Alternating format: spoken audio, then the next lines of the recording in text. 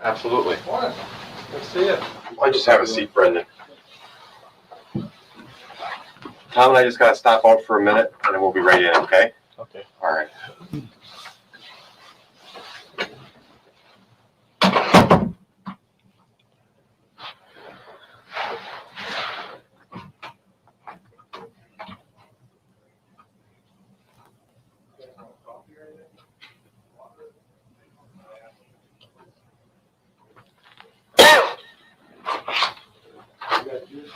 Soda, water, you sure?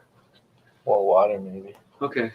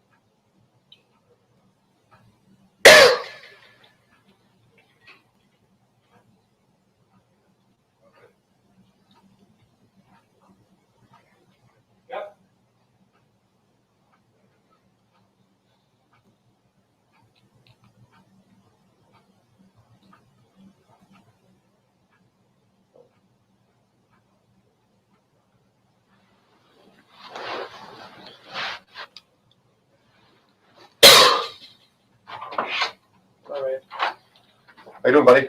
Good. Brendan, here you go. I'm just gonna shut this audio off, okay, because there's audio in the room here, just so Yeah. you know, okay?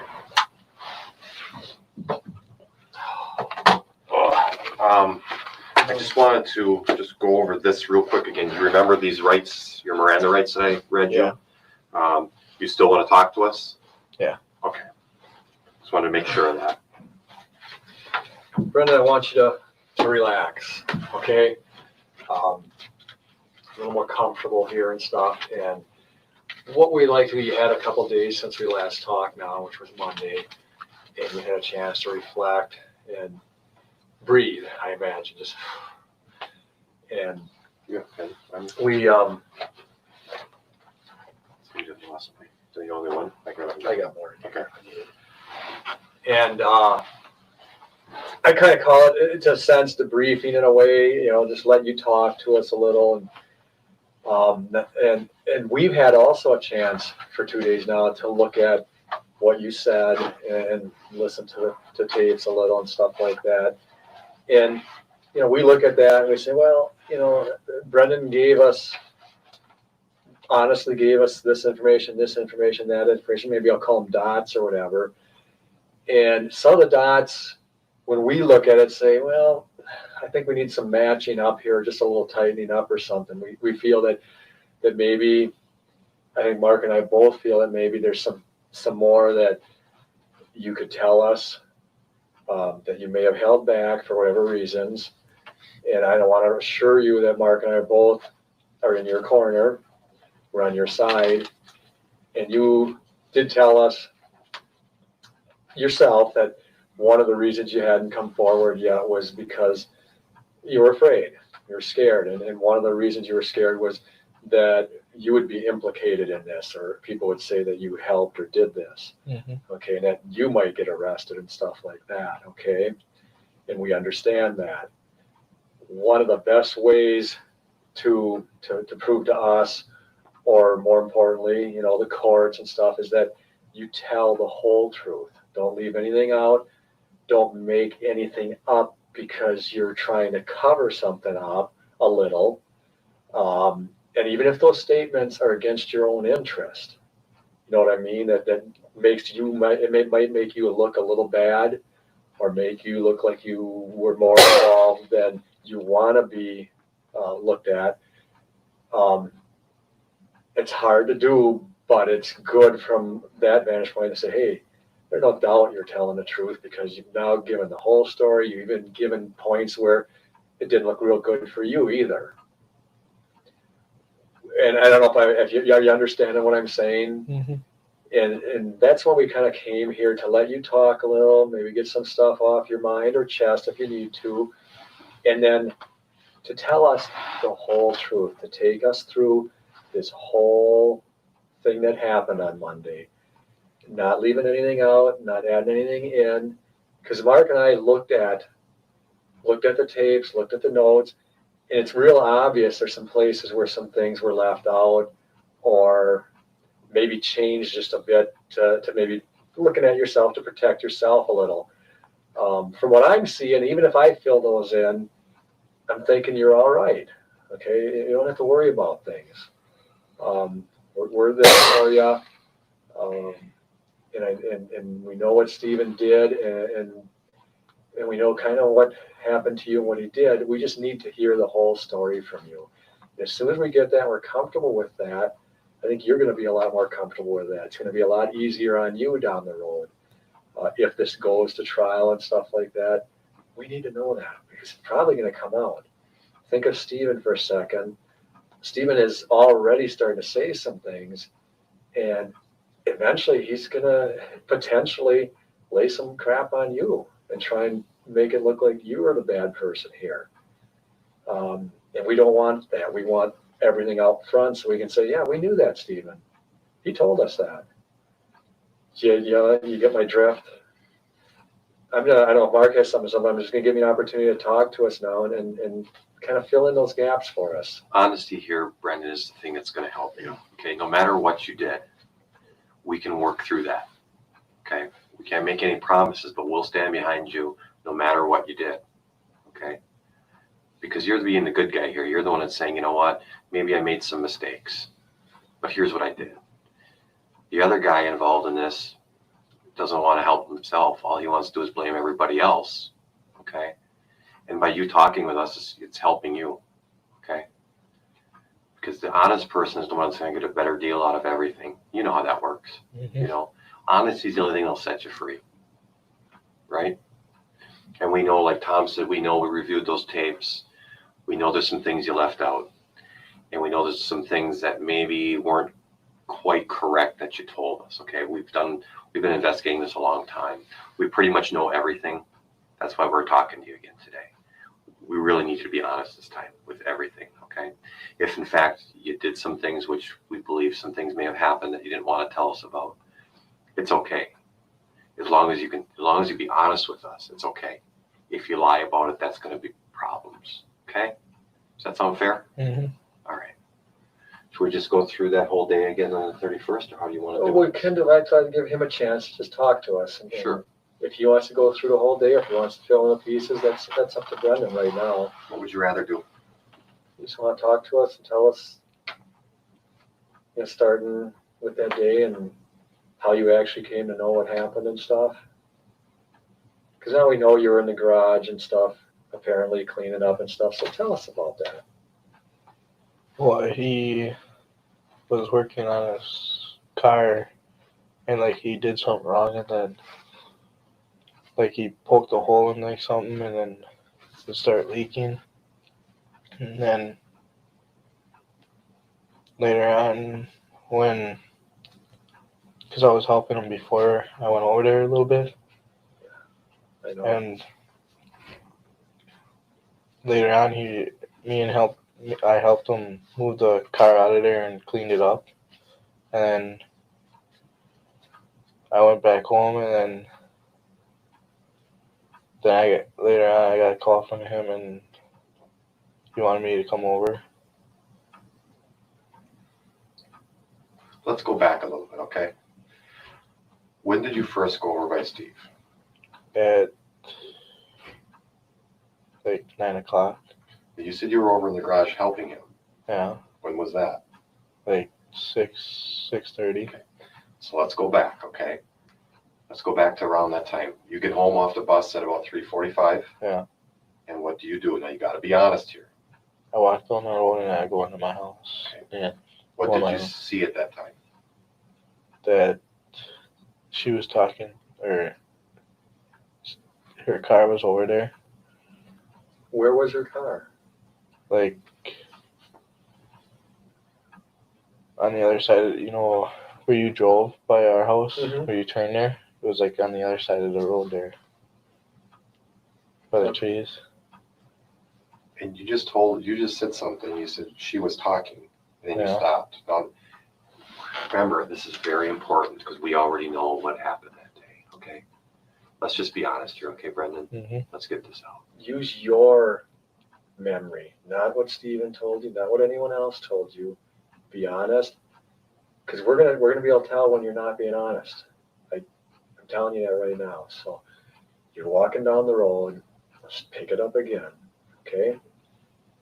I seen him talking to her on his porch and that, and I seen her Jeep there, and I walked in the house. So she's standing, meaning she is Teresa. Mm-hmm. Did you recognize her? Not at first. You just knew it later on when this all came out. Yeah. So she's standing on his porch. Mm-hmm. Did Blaine see that? I don't think. And you're sure you saw that? You sure it wasn't another time or anything like that? It was Halloween this last year. On the front porch area. Yeah. Do you remember what she was wearing? I know it's a long time ago. Don't guess. If you remember, you can say it. I don't remember. Do you remember how he was dressed? I think white shirt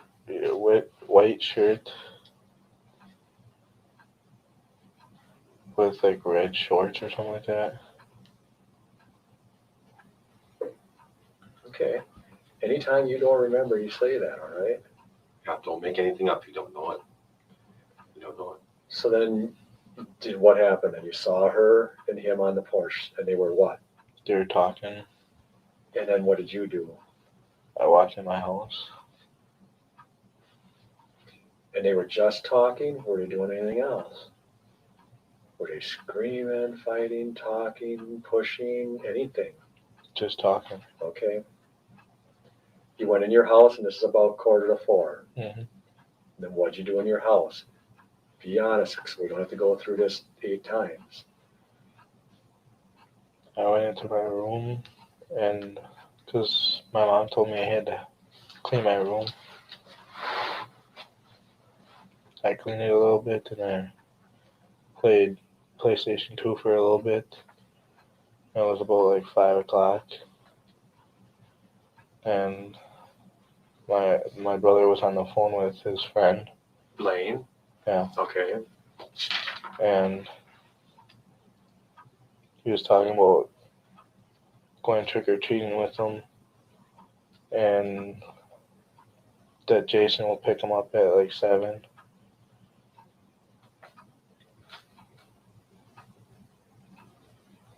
And then I ate, and I went into the living room, and I was eating in the living room and watching TV. then what'd you see? Honest. What? Then what happened? Well, then he called and said that he wanted help on his car. Okay. Did he call you or did he come over? He called me What, on your cell phone or on the on the house phone. He calls your house phone. Yeah. And this is about what time now? About 6:30. Okay. And what does he say to you? He says, "Do you want to help me with to fix the car?" Because he said that if I would help him on his cars, he would help me find a car. Okay. And so I did, and then that's when he cut something, and then it was leaking on the floor. Let's stop right there. So he calls you and asks you for help to fix a car, Mhm. and you go over to his house. Mhm. And where do you go? Into the garage. And what's in the garage? His Monty. His Monty. Where's that Suzuki? On the side. Is the big garage door open? Mhm. So you walk in there, and he said, and this is Halloween. Okay. And what's he doing? He's working on his Monty. What about the fire? Do you mean if it was started or something? No, it wasn't. Okay. We're not going to go any further in this because we need to get the truth out now. We know the fire was going. We know that he had already had his altercation with Teresa. We don't believe there was a Monty in there. I talked to you the other night, and you said nothing about Monty. You said nothing about something getting punctured and leaking out. We talked about cleaning something up in that garage. You told me that you thought, thinking back now that it was blood, it was red in color. You're at your house, 6:30. I'll go that far with you. It might even been earlier. What's going on? Let's take it through honestly now. Come on, Brandon, be honest. I told you before, that's the only thing that's going to help you here. We already know what happened. Okay? If we don't get honesty here, I'm your friend right now. But I gotta believe in you. And if I don't believe in you, I can't go to bat for you. Okay? You're nodding. Tell us what happened. Your mom said you'd be honest with us. And she's behind you 100% no matter what happens Yeah. here. That's what she said. Because she thinks you know more too. We're in your corner. We already know what happened. Now tell us exactly. Don't lie. We can't say it for you, Brendan, okay? Well, that morning he said that he wanted me to come over like at 6:30, and he had the fire started because he wanted to burn some tires, Mm-hmm. and so he had it started, and the Jeep was still in there, Whose Jeep? the Suzuki, It was still in where? in the garage. So Monty's not in there. Whose car was in the garage? Tell me the truth. We already know. Just tell us. It's okay. The truth. It's so easy to tell the truth. It's hard to make things up. Her Jeep. That's right. Her Jeep was in the garage, wasn't it? And you tell me if I'm wrong. When you were at the house, you just went over there because you had talked about it in the morning. Is that correct? Mm-hmm. There was no call from Stephen asking you to come over, was there? And you went over. Was the big door closed? Mm-mm. You're sure about that? Yeah. So the big door is open and her truck is in there when you get over there? Yeah. By her truck, who are we talking about? Well, if I wanted to come over later, No, whose truck Whose was truck? in there? or the truck, Yeah. her Jeep, Who's her? Teresa's, Okay, and that Jeep is a what? Do you remember? like what color? Color or make? Green, like a greenish blue. Okay. Is it drove in or is it backed into the garage? It's backed in. Now, let's be honest. What did he tell you? What did he What show did you you? see and what did he tell you? He showed me the knife and rope. Where was she? Come on, we know this already. Be honest. In the back of the Jeep. She was in the back of the Jeep. Was she alive or dead at that time? Dead. Are you sure? Okay. What did you see in the back? I know this is hard, but what did you see in the back of the Jeep? That she was laying there with like a small blanket over her. Do you remember where her head was? Not really. Did she have clothes on? Yeah. She was clothed. Yeah. Was she tied up already? Or did you help him do that? She was tied up already. Where? Tell me how she was tied up. Like the rope was right here around her body. Are you sure? Did Steve have any blood on him at that time? On his finger. What about on his body, on his clothes? Not that I know of. Where did you see blood? Like right here. Where else in the garage?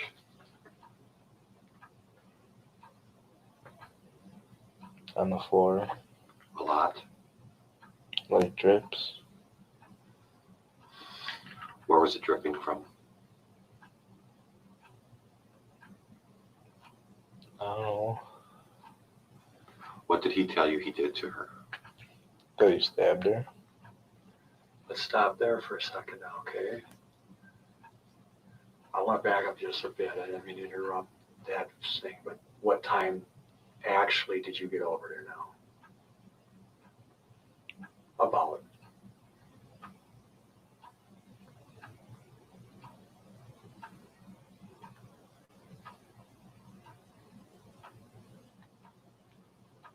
Like 6:45.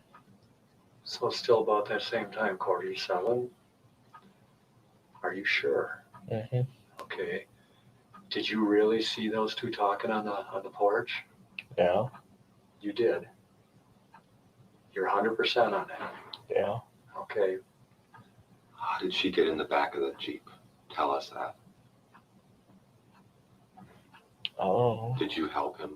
No. Let's be honest here, Brendan. If you helped him, it's okay. Because he was telling you to do it. You didn't do it on your own. I didn't touch her.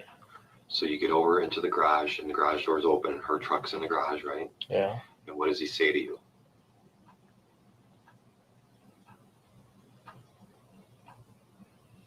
Think about it and be honest.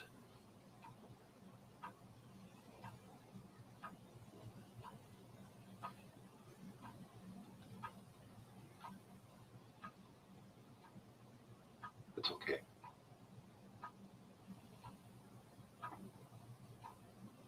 What does he say to you?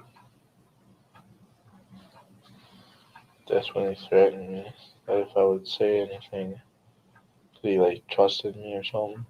Why did he have you come over there?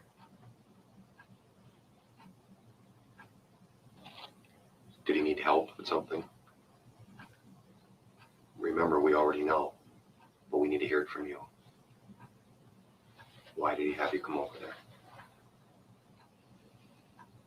He needed help, didn't he?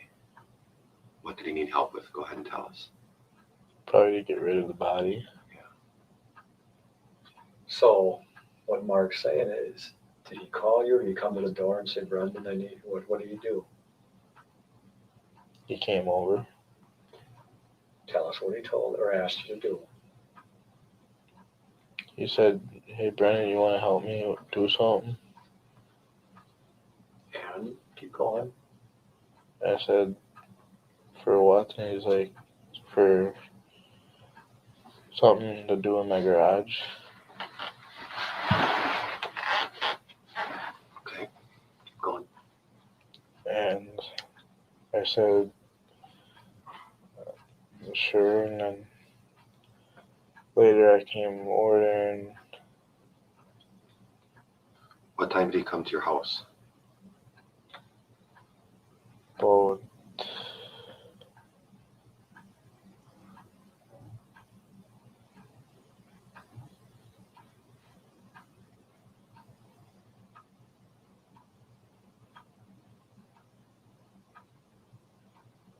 I can't remember. Okay, but he comes to your house and asks you if you want to do something, help him with something. Mm-hmm. Tell me that again. That he wanted me to come over there and help him move something. Okay. Did he tell you what? No. Did you go over right away? No, I waited 10 minutes. Okay, so then you walk over and the garage door is open. Yeah. And what do you see again? Her Jeep. Okay. And you're sure the big garage door is open? You didn't go in the little door? No. So you see her Jeep, and then what happens? Does he what? He opens the back door Okay. And what does he say? and told me to help him. Don't you ask him a question? Who is this or what? Yeah. Okay. Tell me what he said. He said that it's a girl that he was kind of peed off at. Did he say who it was? Teresa Halbach. Why was he peed off at her? I don't know. I think he probably told you. So just be honest. We already know. He's obviously not holding anything back from you. He had you come over to see this.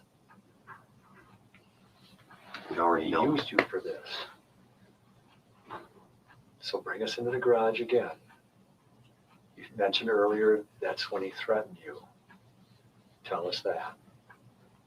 That he threatened me that if I would say anything that he would stab me like he did to her, and that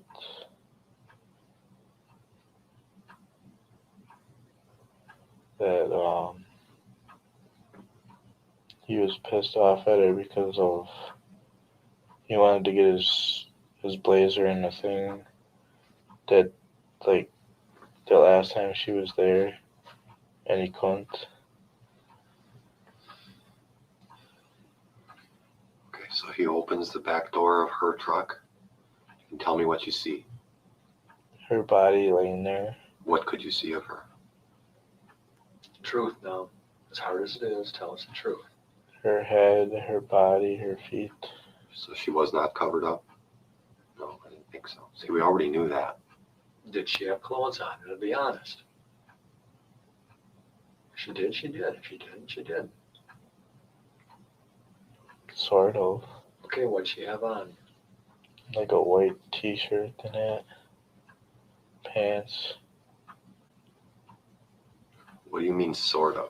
Either she had clothes on or she didn't. It's what, some of it on and some of it off? What? It was like ripped, It was ripped? Where was it ripped? like right here. Was it a t-shirt or a button-up shirt or what kind of shirt? A buttoned up one. What color?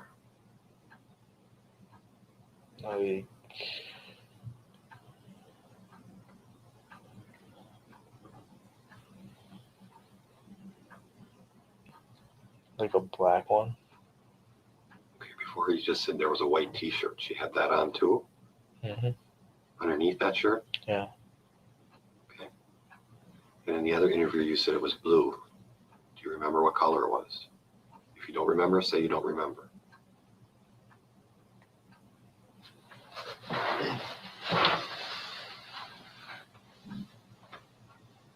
I don't remember. So he threatens you, and what does he say to you?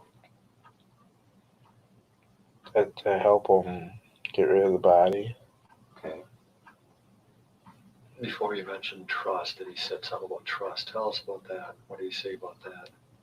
That he really likes me much and that he trusts me that I won't say nothing. So what happens next? That he told me to grab her feet, so I did. And Mm-hmm. so we took her out in the back and put her in the fire pit. Was the fire burning already? Yeah. Tell us, did you carry her out there? Did you use something to get her back there? Well, we lifted her out of the Jeep and put her on like a wheeled thing. What a wheel thing, what's that? Like the things where you get under a car. A creeper? Yeah. And is that creeper always kept in his garage? Well, he was borrowing it from the yard or something like that. What's that creeper say on it? Do you remember? What color is it? Like black and red. Black and red, okay. So you guys lift her out of the truck, Hmm. and you got which part of her again? Her feet, And what is Steve carrying? her head, and her shoulders. And you put her on the creeper? Yeah. Does she have shoes on?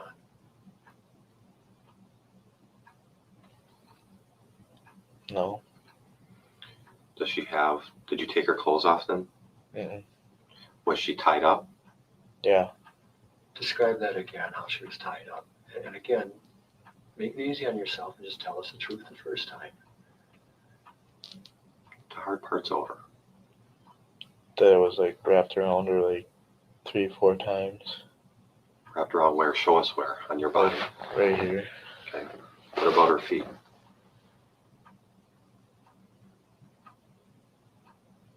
Yeah. Yeah, what? They were tied up. What were they tied up with?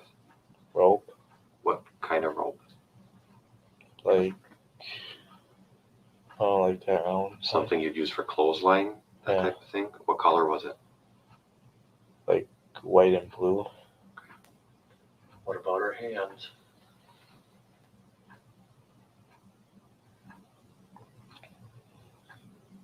I don't remember. Where did you see injuries on her? Her stomach. Her stomach? What did it look like? Like she was stabbed. I don't necessarily, I'm going to tell you, I don't know what it looks like when someone's stabbed. Okay, you got to talk to someone that doesn't realize this. Tell us what you saw. Like it was all bleeding that. Show me where, and on you, that would be. Like right here. How much blood? Was that, show me on you the extent of the stain or the blood that you saw. Like right there. That whole area, was it pretty wet yet or dry? Like damp. Damn. Could you see flesh or just the shirt? A little bit of flesh. How many times did he say he stabbed her? Once. What else did he do to her? We already know, to be honest. We've got enough of her to know some things that happened to her. So tell us the truth.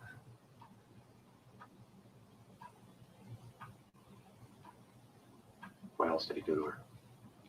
Raped her. Did he tell you that? Tell us about that. And where he did it. I don't know where he did it, but Okay. What did he say he did in his words? What did he tell you? You can swear, you can use any language you want. Tell us exactly what he told you he did to her. that he ripped off her clothes and she refused, and she tried to get away, but he was too strong for her. And he did it, He did what? raped her. What did he say? Did he use those words? Are you sure? Because he's not use the words he uses. Are you? If you're sure, that's okay. Yeah. And where did that happen? I don't know. And she tried to get away, but he was too strong. Yeah. And then what did he do to her?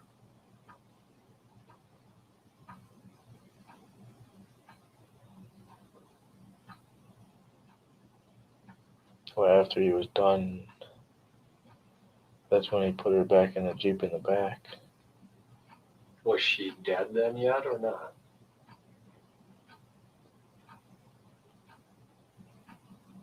Brandon, were you there when this happened? No. Was she dead there then or not? Yeah. How do you know that? I have a feeling I know how you know that. We already know, Brandon. We already know. Come on, be honest with us. Be honest with us. We already know. It's okay. We're going to help you through this, all right? Tell us. How do you know that? I was outside riding my bike. Mm-hmm. I could hear it What could you hear? screaming. Okay. Was the door closed at that time? Mm-hmm. Did he know you were out there? No. What was the screaming like? What was she saying? Like, help me. Did you know what was going on? No. What did you do? Well, I was going up to the driveway and get the mail. What time was that? About 4:30. Is it light out? Yeah. Okay. So you go out on your bike and you hear screaming coming from where? His house. Whose house? Stevens. The house or the garage? The house. From the house. All right. Then what do you do? I just went to go get the mail and went in the house. So you go get the mail, you go in the house, and then what?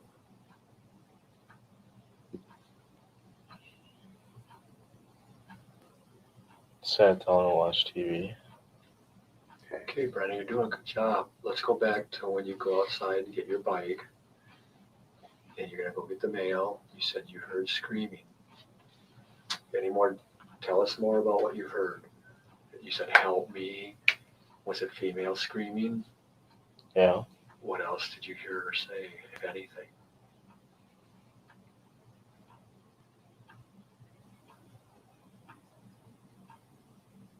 That's all I heard. And is her vehicle still there? Yeah. Where is the vehicle at that time? By the big trees. Did that scare you when you heard that screaming? Sort of. Did you go over to his house then? Mm-mm. Are you sure? Yeah. And you said you rode your bike down to get the mail. You Yeah. came back, and then what'd you do? Honestly.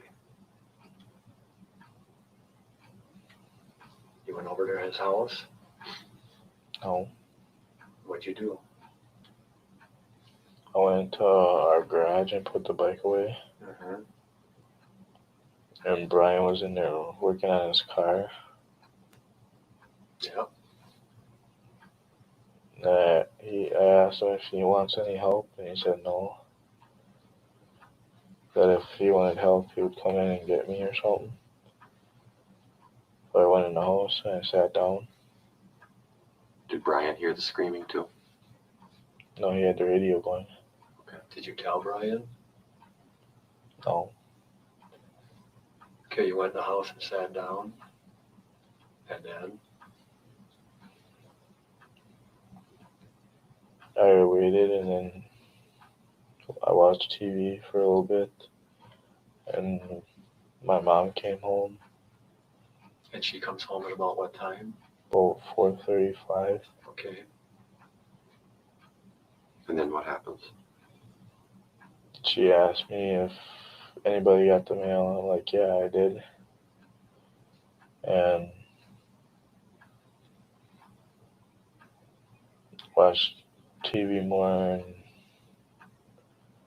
he came over and asked if he wanted help, He came over and asked you what? if I could help him move something. Okay. Okay, let's, to this point now, I think we're pretty close to the truth. How close are we, Brendan? Pretty close. Okay, then give us the little parts that we don't have yet up to that point. Stephen, there's something in there we're missing. You heard her. I have a feeling he saw you, you saw him. Something in here that we're missing. Because, we're not idiots. I don't see him coming over to the house and asking you to help unless he knows you know something. So tell us what you knew, that he knew. It's okay, Brad. We already know. I think you went over to his house. Maybe you asked him to get his mail. Something in here is missing. Well, when I got the mail, there was like a envelope in there with his name on it. All right. Okay, now we're going. But what did you do? I knocked on the door and he answered it. Yeah, and then what? I gave it to him and then I left. Come on now. You just heard screaming over there. You're making this hard on us and yourself. Be honest. You went inside, didn't you? Yeah. You went in the trailer? Mm-hmm. You're nodding. Did he invite you in? Yeah. Okay. And where was she? In his room. Okay. Did you go back there and look? No, Brendan, be honest. I didn't. How do you know she was in his room? The door was open. Could you see her? Yeah. Was she alive? Well, she was handcuffed to the thing, She was handcuffed to what? the bed. Was she naked? Was she alive? Yeah. How do you know? Because she was moving around. Was she making any noise?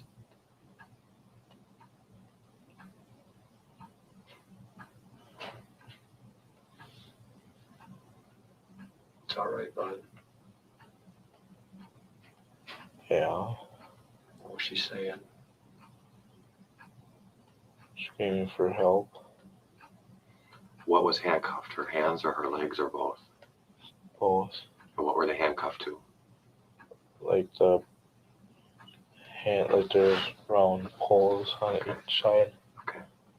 On his bed. And you're getting there, okay? Let's back up again. Did you go get the mail? Yeah. When you went to get the mail with your bike, did you hear something at that time, or did it happen when you came back with the mail?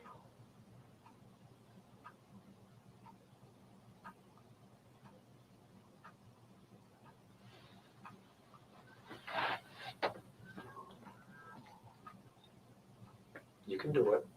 Just tell us the truth. When I came back. I gotta believe this is in your mind right now, like a picture. There's a video in your mind, this whole thing, and you're trying to get it out. And the only way you can get it out is by talking about it right now. So you came back. Did you have a letter for Stephen? Yeah. Did you go to his trailer? Yeah. Did you hear screaming coming from inside the trailer? Yeah. What did you do then? Are you at the door? Where are you? When you first hear the screaming, where are you? Like by the other camper that we passed. Way down there? Mhm. You hear screaming halfway or a quarter way down that frontage road, your driveway road? Yeah. Are you able to make out any of the words? No. Okay. Take me from there and be honest so we don't have to keep backing up here because we know, but we needed your words. I can't say it. I already know. You know we know. Okay? Come on, buddy. Let's get this out, okay? You're coming back with the mail. Take us through it. It's the video in your head. Play it for us. You come back with the mail. What happens?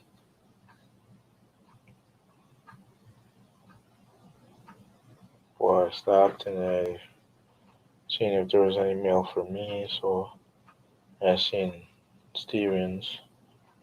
So I went over there right away to bring it over by him. And I knocked like 3 times and then he finally came. Are you hearing anything coming from the other side of the trailer at this time? Yeah. What? The words help me.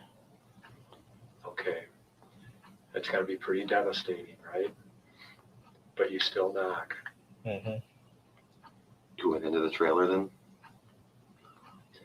You knock and he comes to the door. What's he look like?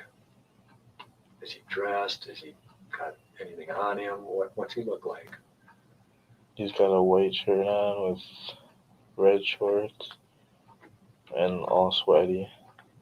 He's all sweaty. Any blood at this time? No. All right. Does he let you in the trailer? He lets me in the kitchen. He what? He walks me into the kitchen. What does he say to you? If I want a soda. Does he know you've heard anything? Is she still saying stuff? Yeah. Then he walks you into the kitchen. Okay, play the video for us, bud. Tell us what's happening.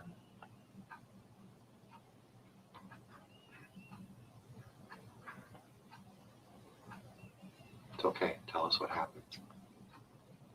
What does he say to you?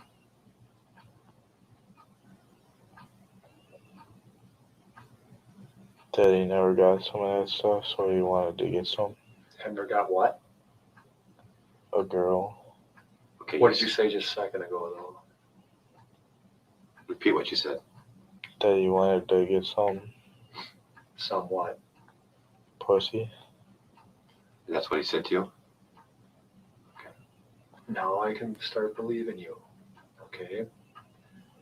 So do you have a soda? Mm-hmm. And then what happens next? I opened it and drank some. What's he saying to you?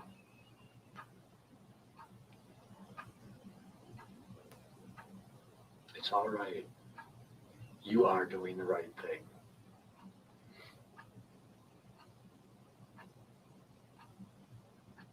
Come on. What's he saying?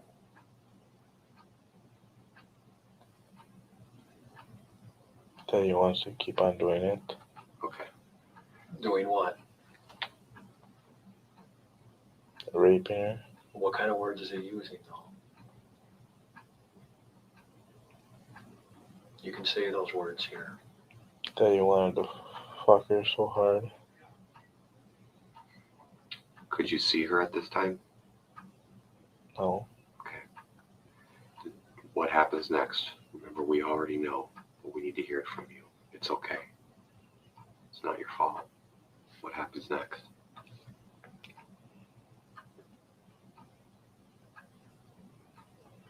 Does he ask you? He does, doesn't he? We know. He asks you, doesn't he? What does he ask you? That if I wanted a girlfriend. Tell us how he said it. That if he wanted me to get some pussy. Okay. And then what happens next? That he said that if I wanted to, I can go get some, but not right now. Come on, be honest. You went back into that room. Don't let us down, Brendan. We know you were back there. Let's get it all out today. This will be all over with. Yes, if you want some, right? That's what you told us. Mm-hmm. If you want some pussy,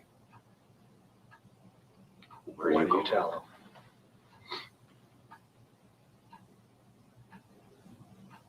I said I wasn't aged, and so he took me back there and showed me some What did he show you? her naked body. Okay. Is she alive? Yeah, Is she talking? yeah. What's she saying?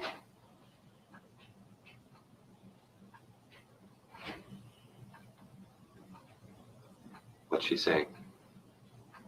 I know it's hard, but you gotta tell us. What did she say? The video will never go away unless you can talk to us about it.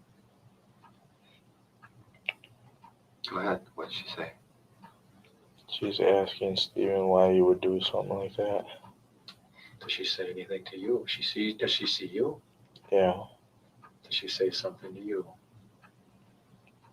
no. Describe again. Were you accurate when you described how she was on the bed? How is she attached? Where is she? Tell us that and be truthful again.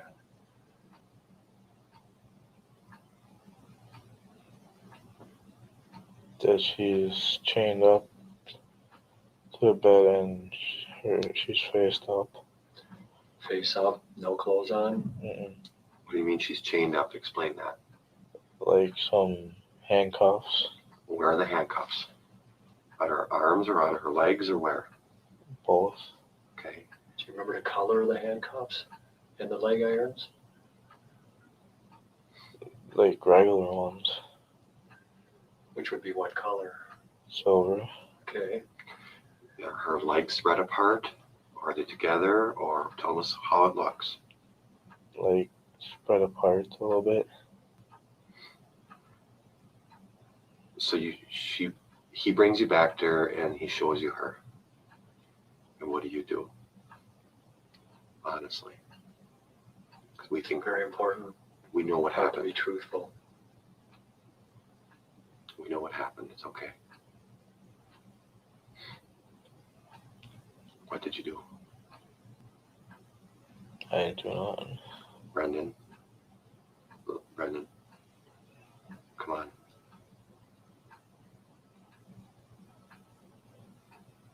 What did you do? What does Steven make you do?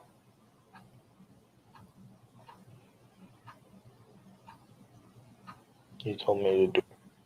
What does that mean to you? To screw her. Did you do that? All right, take a breath, Brad. Take it all. Did he watch? It's okay. Look, Okay. Where is Steve at this time? Why? Where's her clothes at this time? So how'd they get out? clean up the 950. We clean that up and then fire Throw what on the fire? cleaned up. What did the clothes? Mm, Okay, let's go to have her bra and panties too. So you took it outside and threw it on the fire? Pulling it. Was that not true then? In the garage now. What kind of cleaning? What do you do? gas on it so he could get it off. Then he tried painting her and then he ran it like, and it probably got on the floor and it splashed up on my pants or something. How much? Where the Jeep's tire was. So if you had to say some dimensions, like 2 by 2, 2 feet by 2. Cleaned in the garage or just one? 2. If we took you to that garage, would you be able to show us where? Yeah.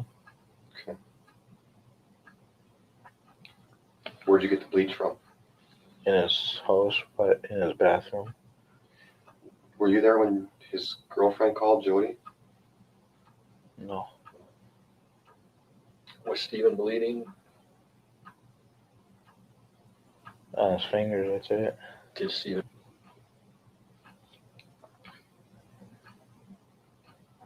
That he was gonna crush it. Sooner, he said the sooner the better.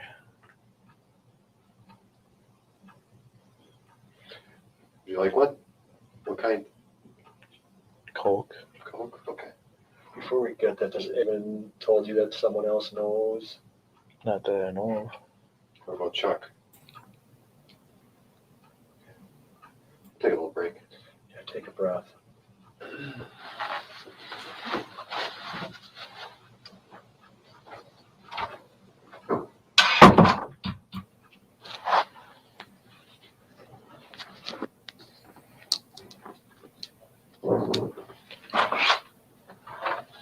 We got some food up here, sandwich or anything you want? Bathroom? Nothing? Just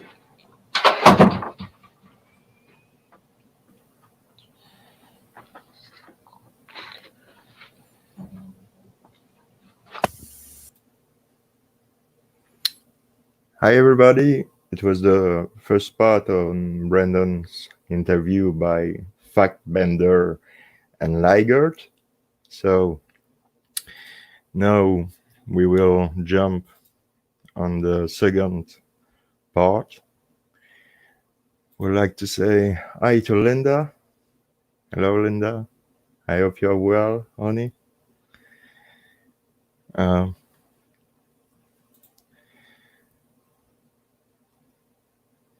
Looking for the part 2. Okay. Got that. Yeah. Yeah, I agree, Linda.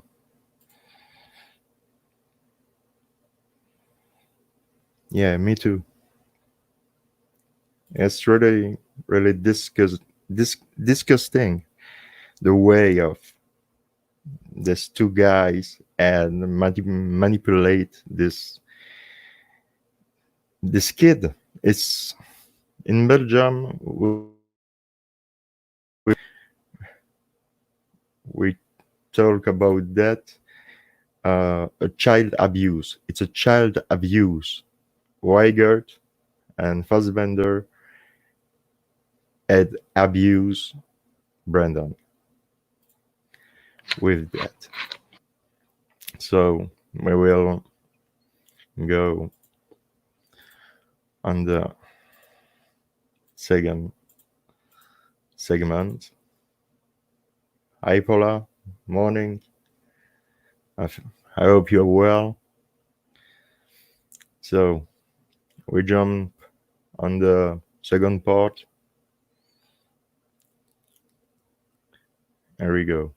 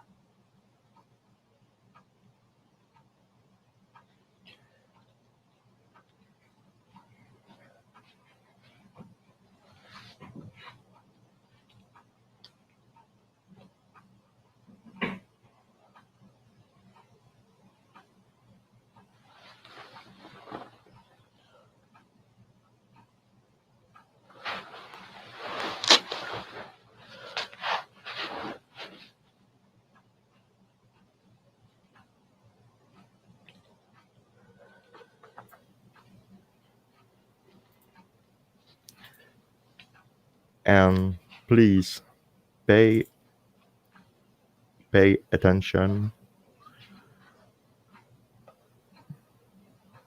what the detective said to Brendan and what Brendan said. Here you go, bud. Thank you.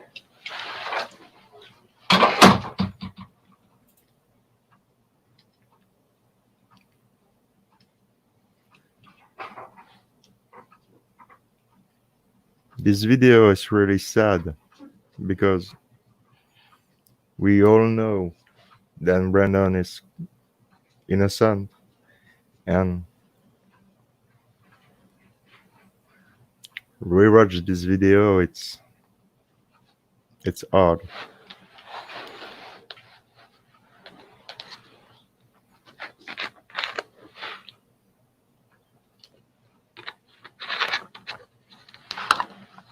But We need to continue to share and talk about, because it's really important.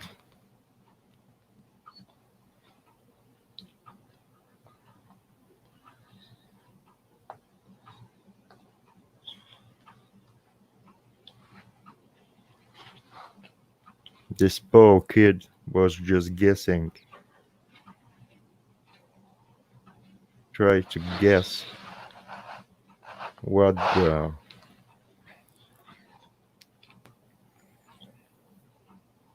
the detective want to do.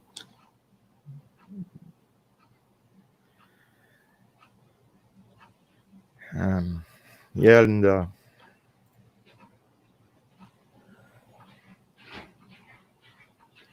You're right, Linda. These two men took that boy's life.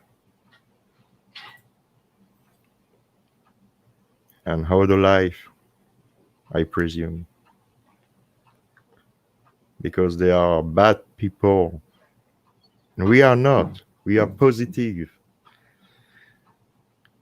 We are, like Brandon and Steven, brave.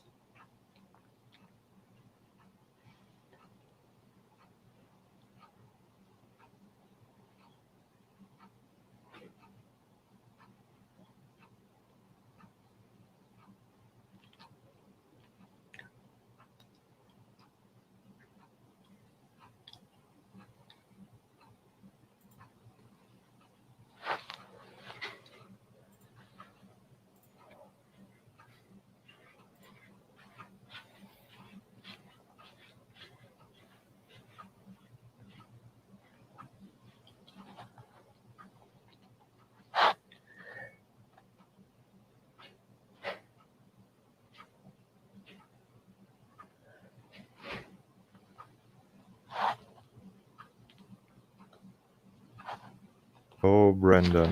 Poor Brandon. My gosh.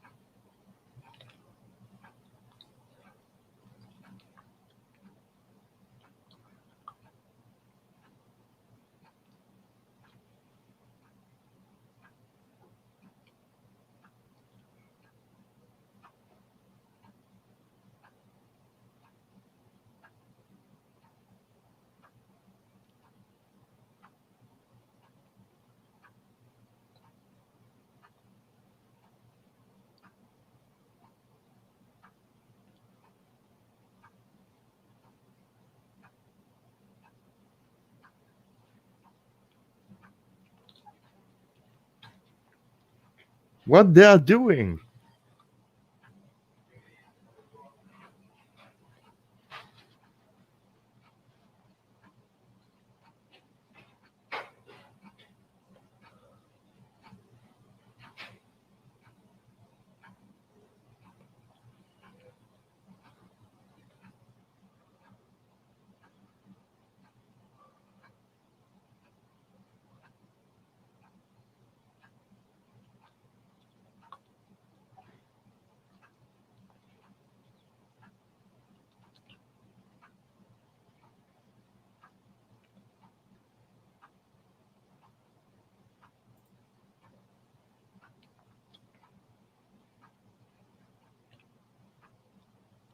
Absolutely.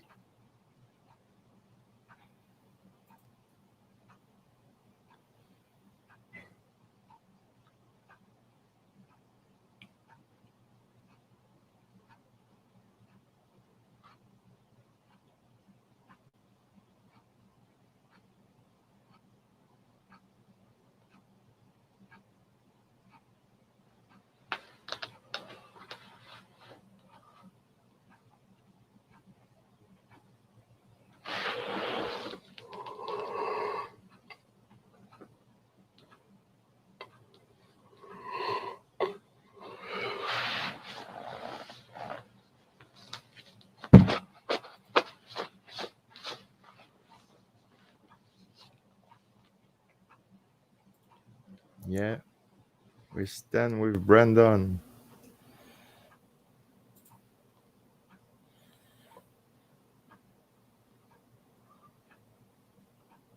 We never give up. We will never give up. Never.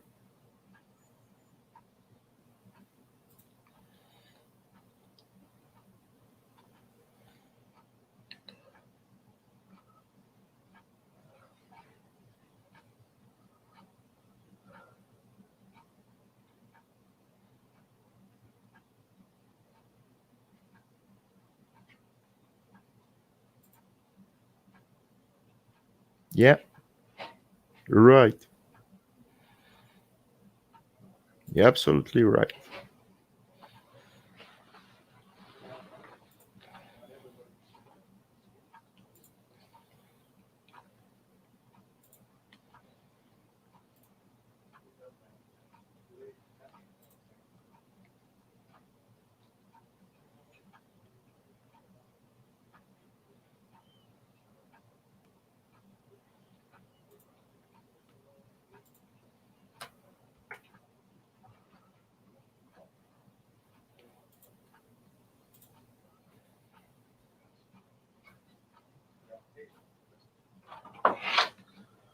Would you like to have a sandwich or anything? You sure? hungry. Okay. If you want something, just let somebody know. Okay.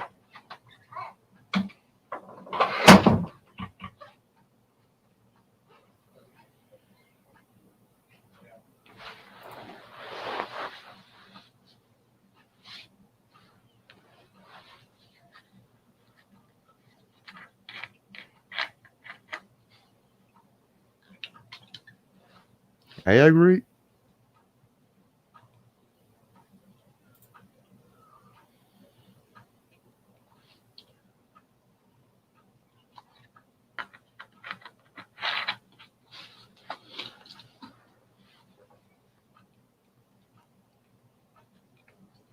Linda, I have sent the link of StreamYard in the Messenger group.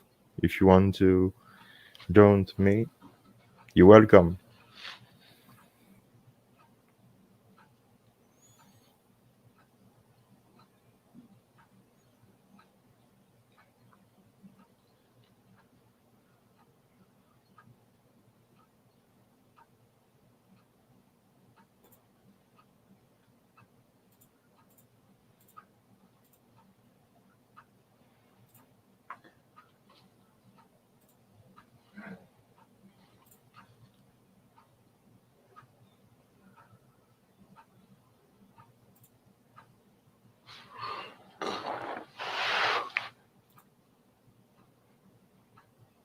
Yes. Yes, Paula, you're right.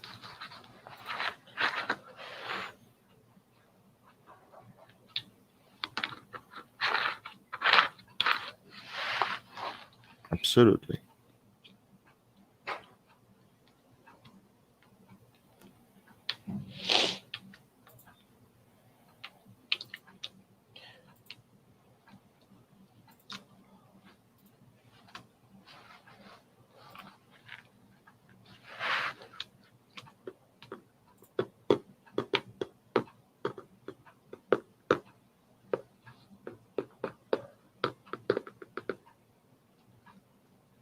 And Brandon is waiting and waiting and waiting.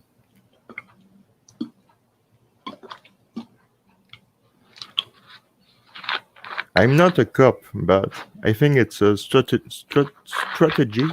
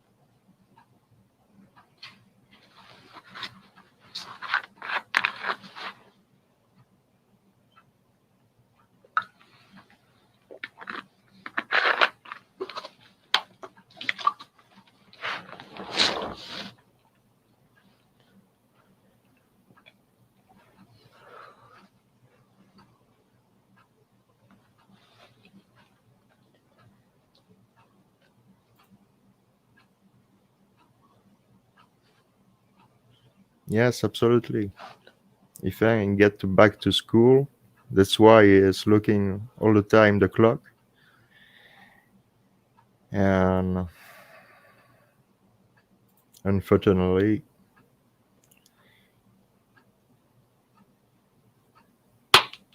he'll never go back to school.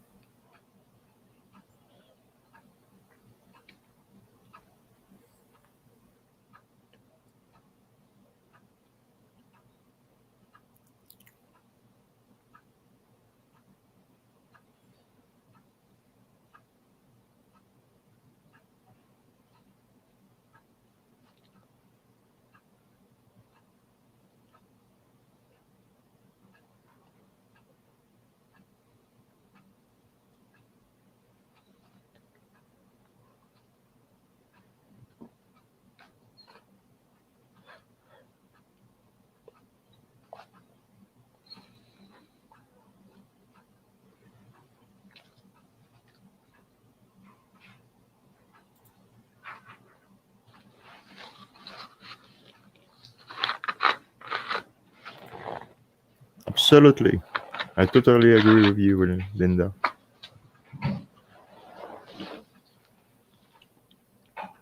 At this point, he wants help, and he wants to help the police in his mind, I think.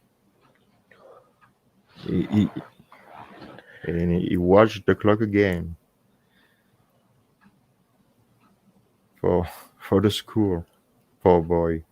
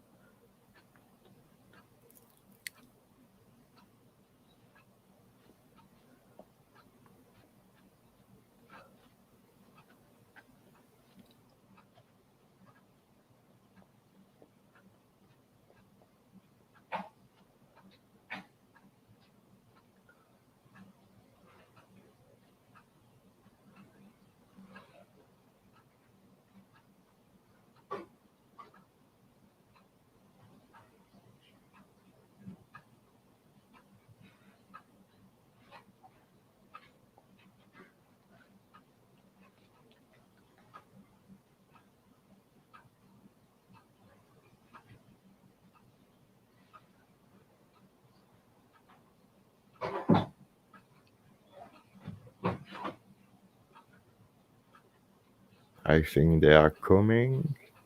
I'm not sure, but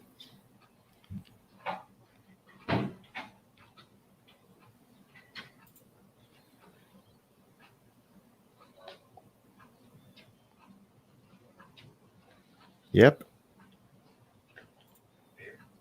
you're right.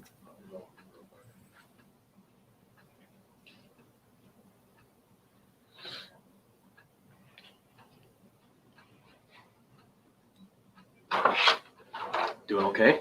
Need anything? Need to go to the bathroom? Mm-mm. You got your soda? Mm-hmm. Want something to eat? You sure? I ain't hungry. Anything at all? Mm-mm. You all right? Okay.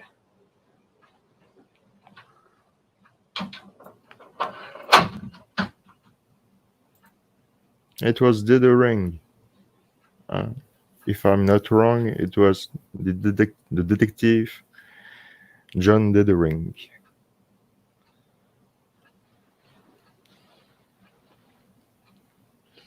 Linda, tell me if I'm wrong, but I think it's Dithering.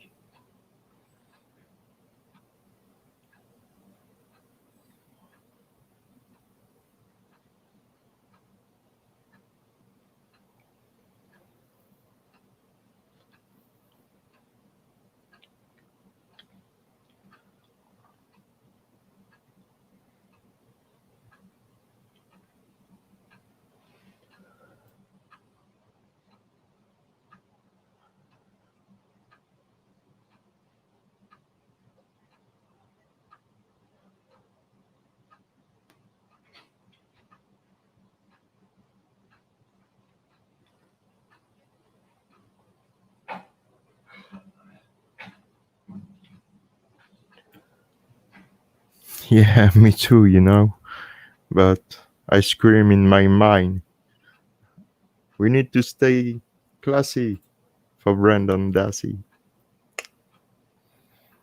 and for Stephen Avery.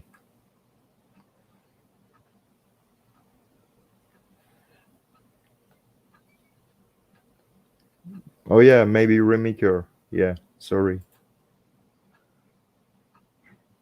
Yeah, it's maybe Remaker. I don't. It's not a big deal.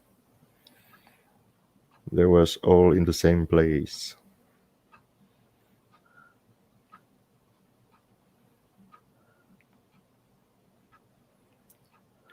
Absolutely, absolutely. Voilà.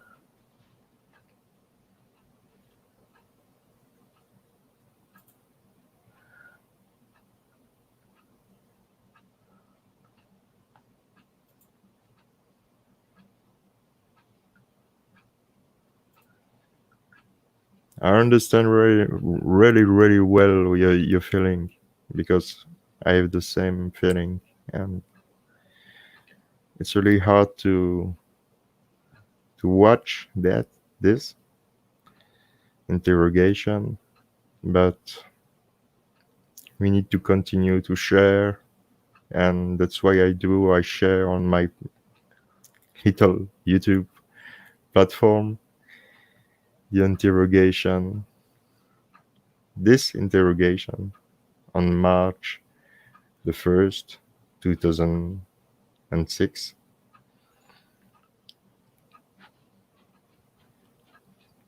It was a crucial day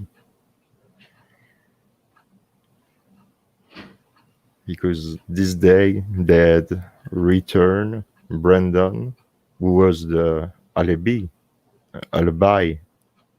from Stephen. They had returned Brandon against Stephen with his coercion, with his declaration, not declaration, but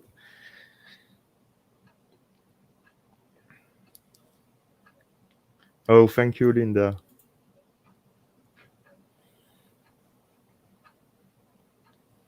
Oh yeah, I am. Oh yeah. For the first second, the first time I've seen making a murderer at the episode 2 or 3. I don't remember. I've said that during the marathon. I was thinking it was a fiction, and a friend of mine too. I have asked a friend of mine to watch Making a Murder, and after the episode 4 or 5, he phoned me. He phoned to me.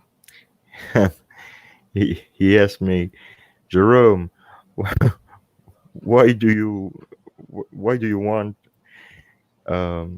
then I watch this fiction?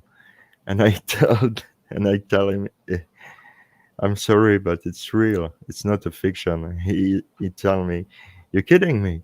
It's not possible. Stuff like that. It's fictional. This is actor playing a role. And I tell him, no, buddy, it's the truth. And it's really sad, really, really sad, and more sad than you think.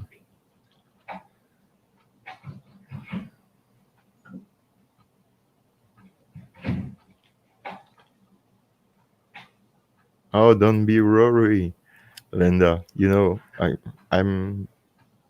live in Belgium. I never practice English, so it's same for me. My English is not good, but it's not the Hey, point. Brendan, need to use the bathroom or anything? You sure? Need anything else? Mm-mm. Sandwich or anything? Did you get your soda? Yeah. Okay. We'll be in about 2 minutes, okay? I got a question though. Sure. How long is this gonna take? It shouldn't take a whole lot longer. Do you think I can get there before 1:29? Probably not. What's at 1:29? Well, I had a project due in 6 hours. Okay. We'll worry about that later, okay? All right. I'll be back in a few minutes, okay? Okay.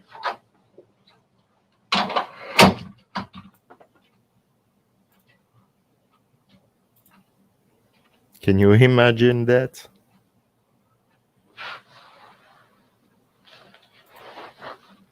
Thank you, Paula. Yeah, thank you. Thank you very much, everybody. You are all great. You are all great supporters of truth and justice, and you want the same thing that we want, than we want. Justice, just that. Justice for Brandon, for Stephen, and Teresa.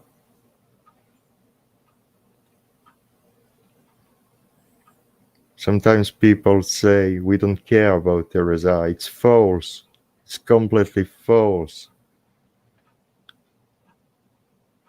We want justice for her.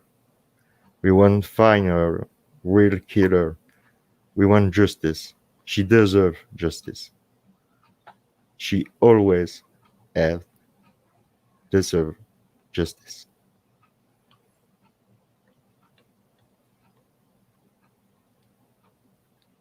And I'm sad for Teresa. I'm sad for Brandon. I'm sad for Stephen. I'm sad for Papa and Mama Avery. I'm sad for all the people. In this case, we have lose so much thing. Their life, their life. It's really a sad story, but it's the real life, and we need to check up and see what happened when two cops try to coerce a kid or frame a kid.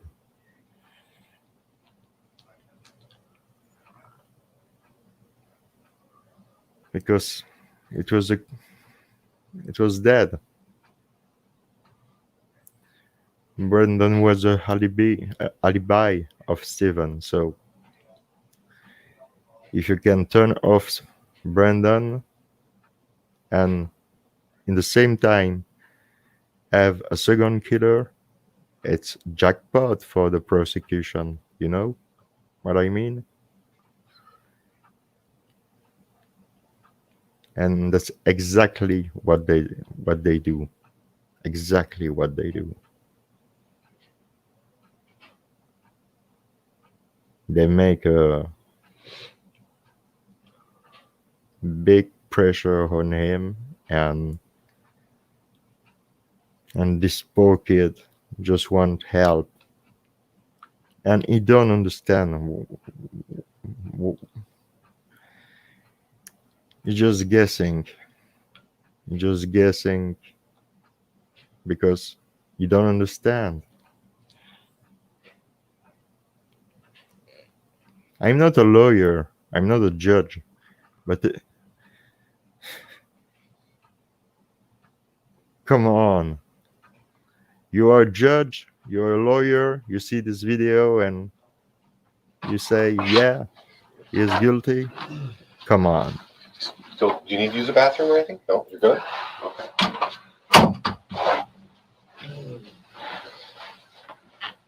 How you feeling, Brendan? Pretty good. Pretty good. Got a lot of stuff off your chest, huh? A lot more stuff, a lot of the truth. What we do when we leave the room, we kind of talk about stuff to make sure that we think we're all on the same page and that we're getting the truth, the whole truth. And we think you're doing pretty good so far, but there's some areas that we have to revisit, okay? And then some other questions. And again, don't make us work so hard for this. Don't make yourself work so hard for it. Let's just get the truth out right away. Because again, we have a pretty good knowledge of what happened there. All right? Mm-hmm. I want to revisit when you got home from school. Okay? You were with Blaine, is that correct? Yeah. Okay. And you said you walked down the road to your house. And you said that you saw Stephen on the porch. Mark and I having a problem with that. Now, I'm not saying that I'm going to put words in your mouth, but we're having a problem with that. Blaine not seeing it, stuff like that, and the time period, because it's 3:45, and we're real familiar with time periods here and when she got there and stuff. Is there something you need to tell us about that? When you got home, what did you see before you went into your house? Did you even go in your house, or did you go over to Stevens? You know, talk to us about what happened there, because the time periods aren't adding up, bud.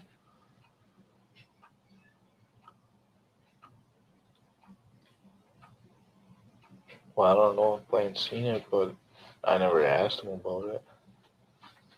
So I don't know if he's seen it or not. Again, whether Blaine saw it or not, the time periods aren't adding up. They're not equaling out. We know when Teresa got there. I guarantee you Teresa's not standing on that porch when you come home from school. I don't see that.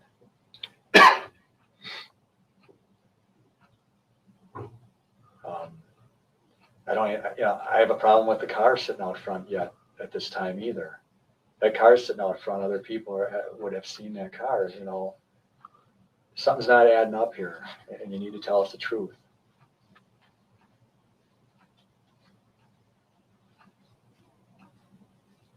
Did this all start right when you came home from school?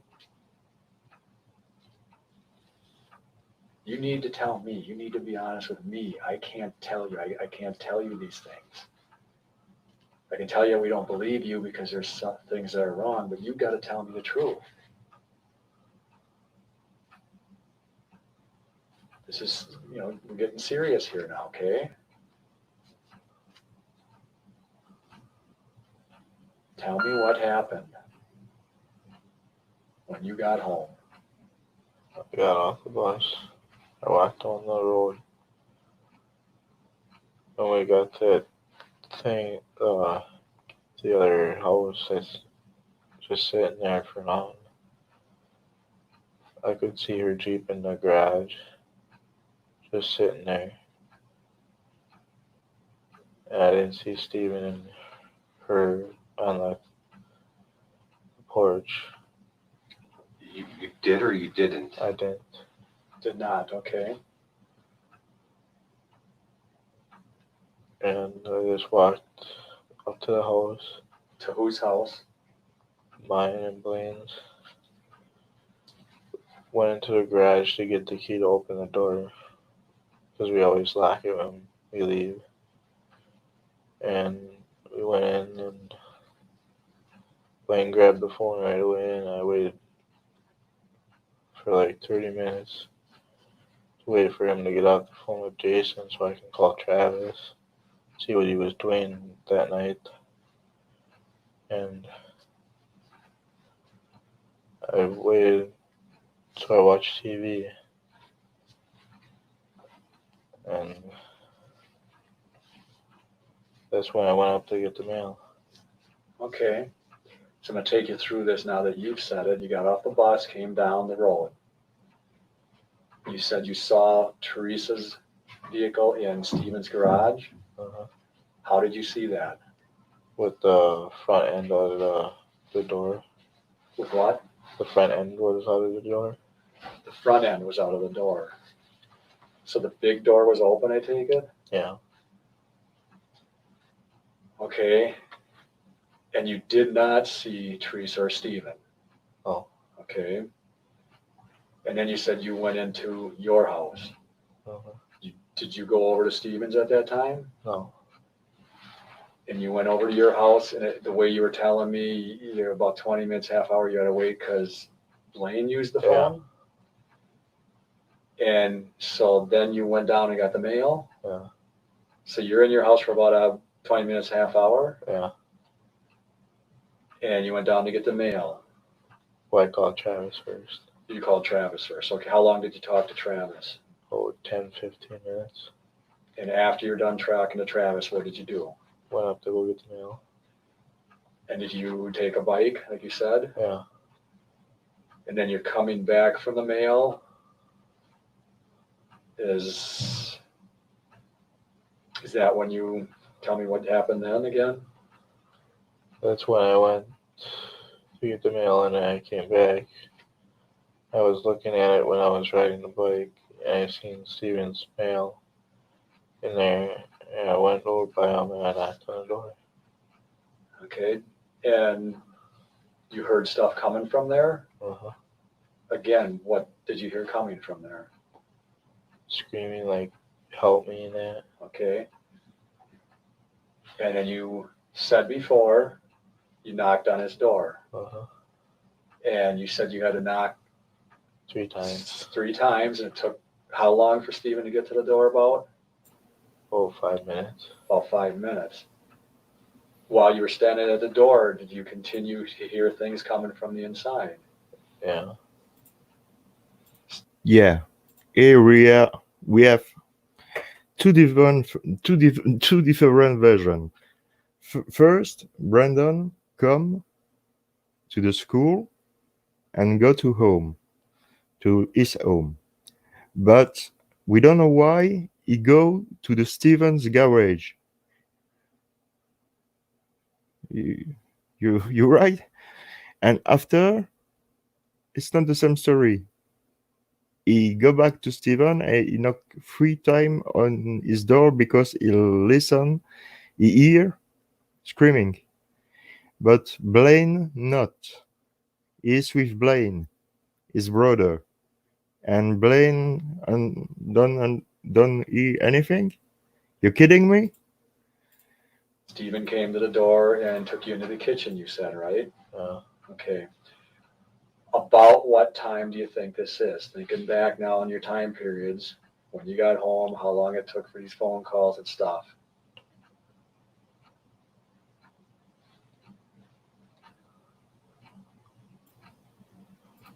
He's guessing. 5:30.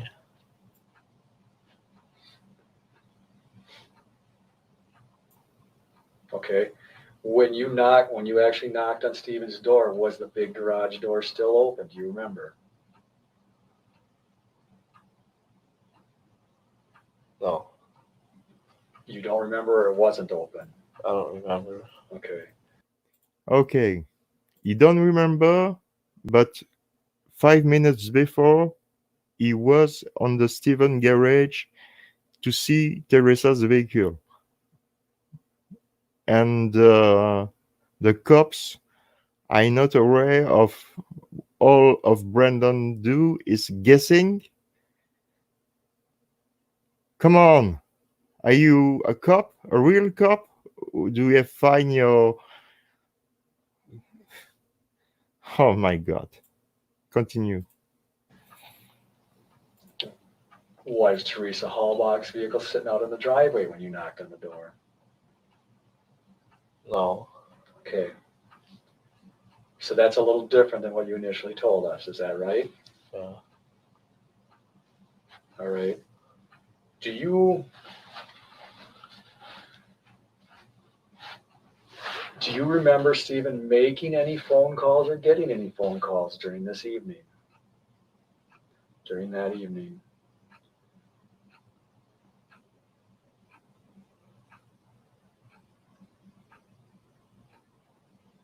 Like 1 or 2 of them He made or he got? he got.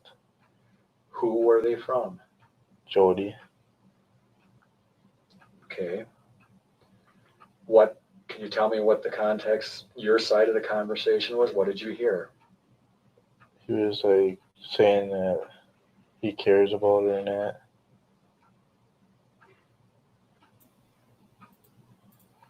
Absolutely, Paula.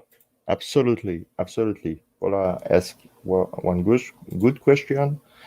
Why should Steven hide the car in the garage and leave the door open? Because, like Ken Crest say, Stephen Avery is a genius one time, and one other time is the most stupid guy in the world. There's the word of Ken Kratz. Craps. Craps? Oh, Kratz. I think it's craps. I don't remember. So you said maybe a couple phone calls. When did the first call happen about? 5:35. About 5:30, is that what you're saying? And what phone did he take that call on? His cell phone. Okay. And then when did the second call happen? About 10 minutes after that. Okay, and then who was that call from, do you think? Jody again. I think so. Okay. That's the truth. Do you recall can prove if, it. With the phone record. Steve called anyone? Mhm. Okay. We talked Monday, we talked a little about some things, a burn barrel out front. Do you remember anything about that burn barrel that's, you might want to be a little more truthful about now? And Brendan start to guessing again. That was full of stuff. Was it burning? Yeah. Did you put some things in that burn barrel that night? No. What happened to Teresa's other personal effects? I mean, a woman usually has a purse, right? Tell us what happened to that. I don't know what happened to it. What happened to her cell phone?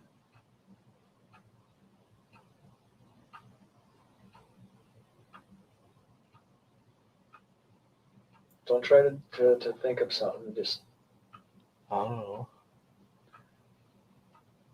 did you see whether a cell phone of hers? No. Do you know whether she had a camera?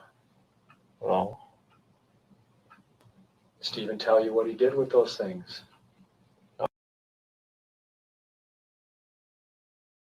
1 minute, 1 second.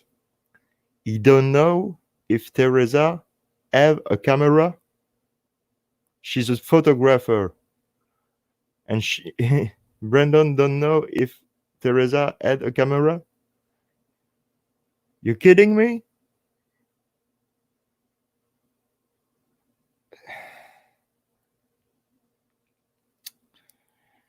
Okay. No.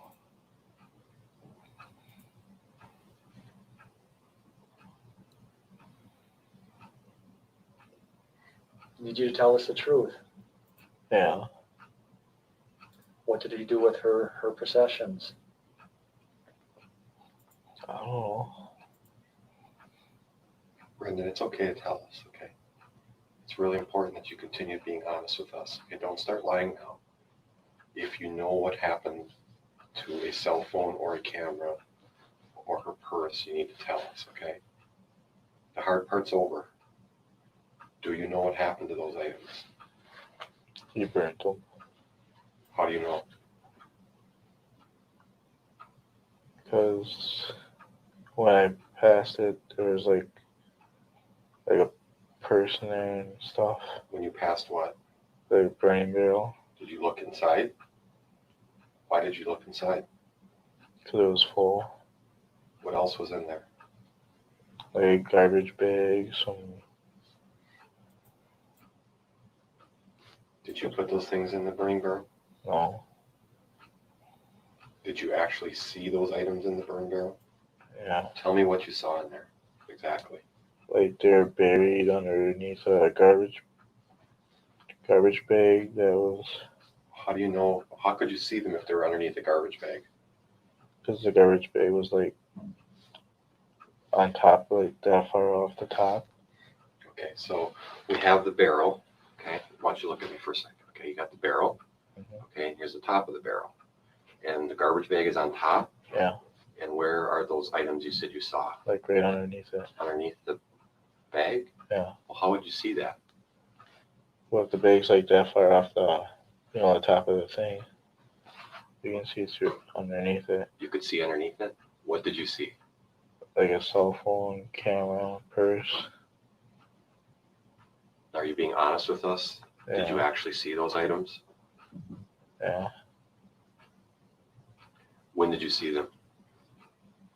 When I came over there with the mail, Before you went into the house or after you went into the house? before I went into the house, Why did you look in there? because it was full, and it usually ain't.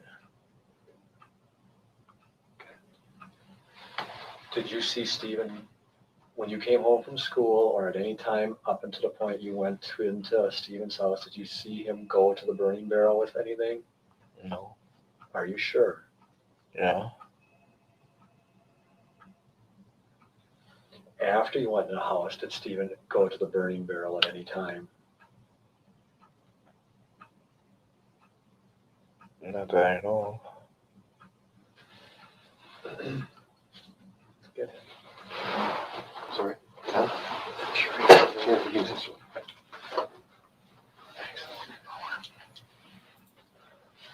I don't know if you agree with me, but it's nonsense. It's nonsense at all. And this cop, there's two beautiful cop, Mr. Fassbender, come from the Department of Justice. So it's like the FBI, I think.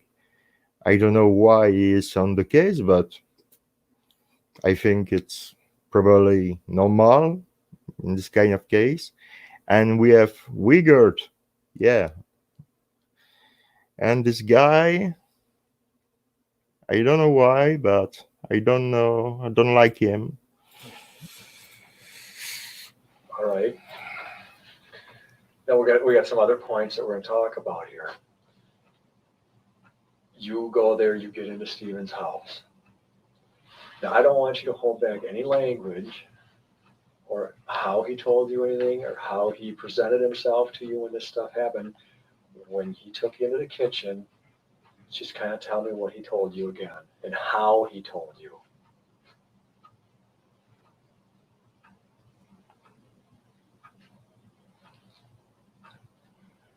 He asked me if I wanted to fuck the girl and if I wanted to try it. I said that I ain't old enough to have a kid yet, so he said, yeah, do you want to try it though? I'm like, not right now. He just kept on egging me on. He is guessing. It's impossible to watch that and don't see that. See this interview and don't see this kid is guessing all the time when you don't know the answer. He guessing because at this time, at the moment on the interview, in this mind, he want to help.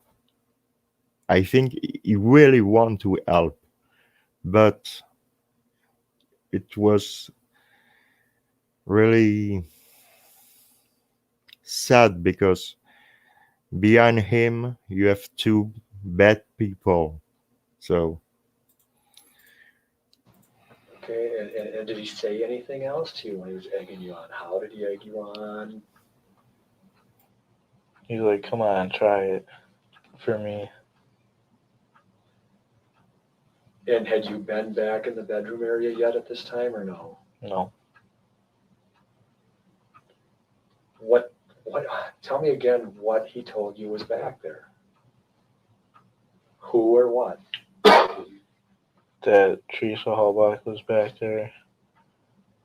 That she was on the bed naked she was chained up to the bed. Could you hear her back there yet? Yeah. And what? can you really believe a story like that? Really?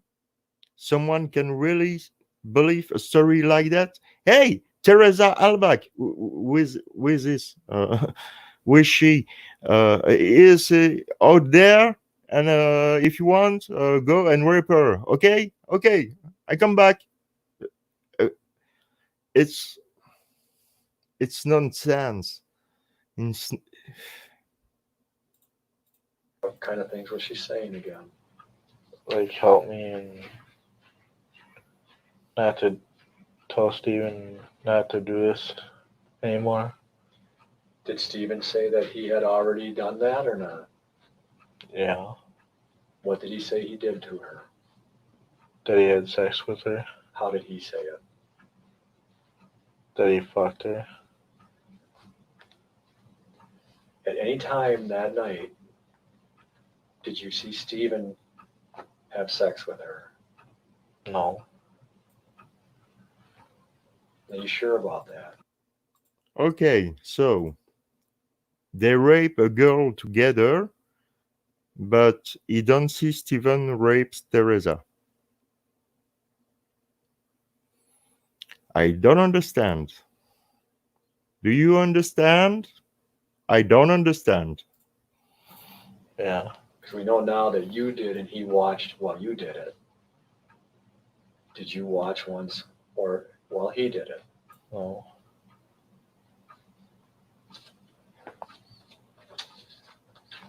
Did he do anything else to her sexually? No. Stick anything in her? Anything like that? No. Okay. You told us about going in there and having sex with her, that she was handcuffed and chained. Okay. Ultimately, and then you said you left the bedroom for a period of time and he talked to you out in the living room, right? Yeah. Again, just to remind us, what kind of things was he saying to you out in the living room? That he was saying that I did a good job, and that he was proud of me. Okay. How long were you in the living room about? About 5 minutes, 5, 10. And then after you're in the living room, where did you go? Back in there. Okay. And tell me and think about the video in your head, okay? You went back in the bedroom and go through what happened again. Okay, we stop here because I think it's Wigert or Fassbender tell to Brendan, I will just put here, listen. Ultimately, and then you said you left the bedroom for a period of time and he talked to you out in the living room, right? Yeah. Again, just to remind us, what kind of things was he saying to you out in the living room? That he was saying that I did a good job, and that he was proud of me. BS. How long were you in the living room about? About 5 minutes, 5, 10. And then after you're in the living room, where did you go? Back in there. Okay. And tell me and think about the video in your head, okay? Think at the video in your hand. Okay? You have heard that like me? Okay. For me, it's a huge red flag. We continue.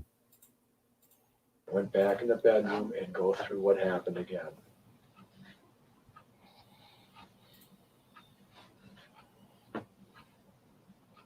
We went in there, we tied her up, and he stabbed her, and he told me to cut her throat and cut her hair off. And then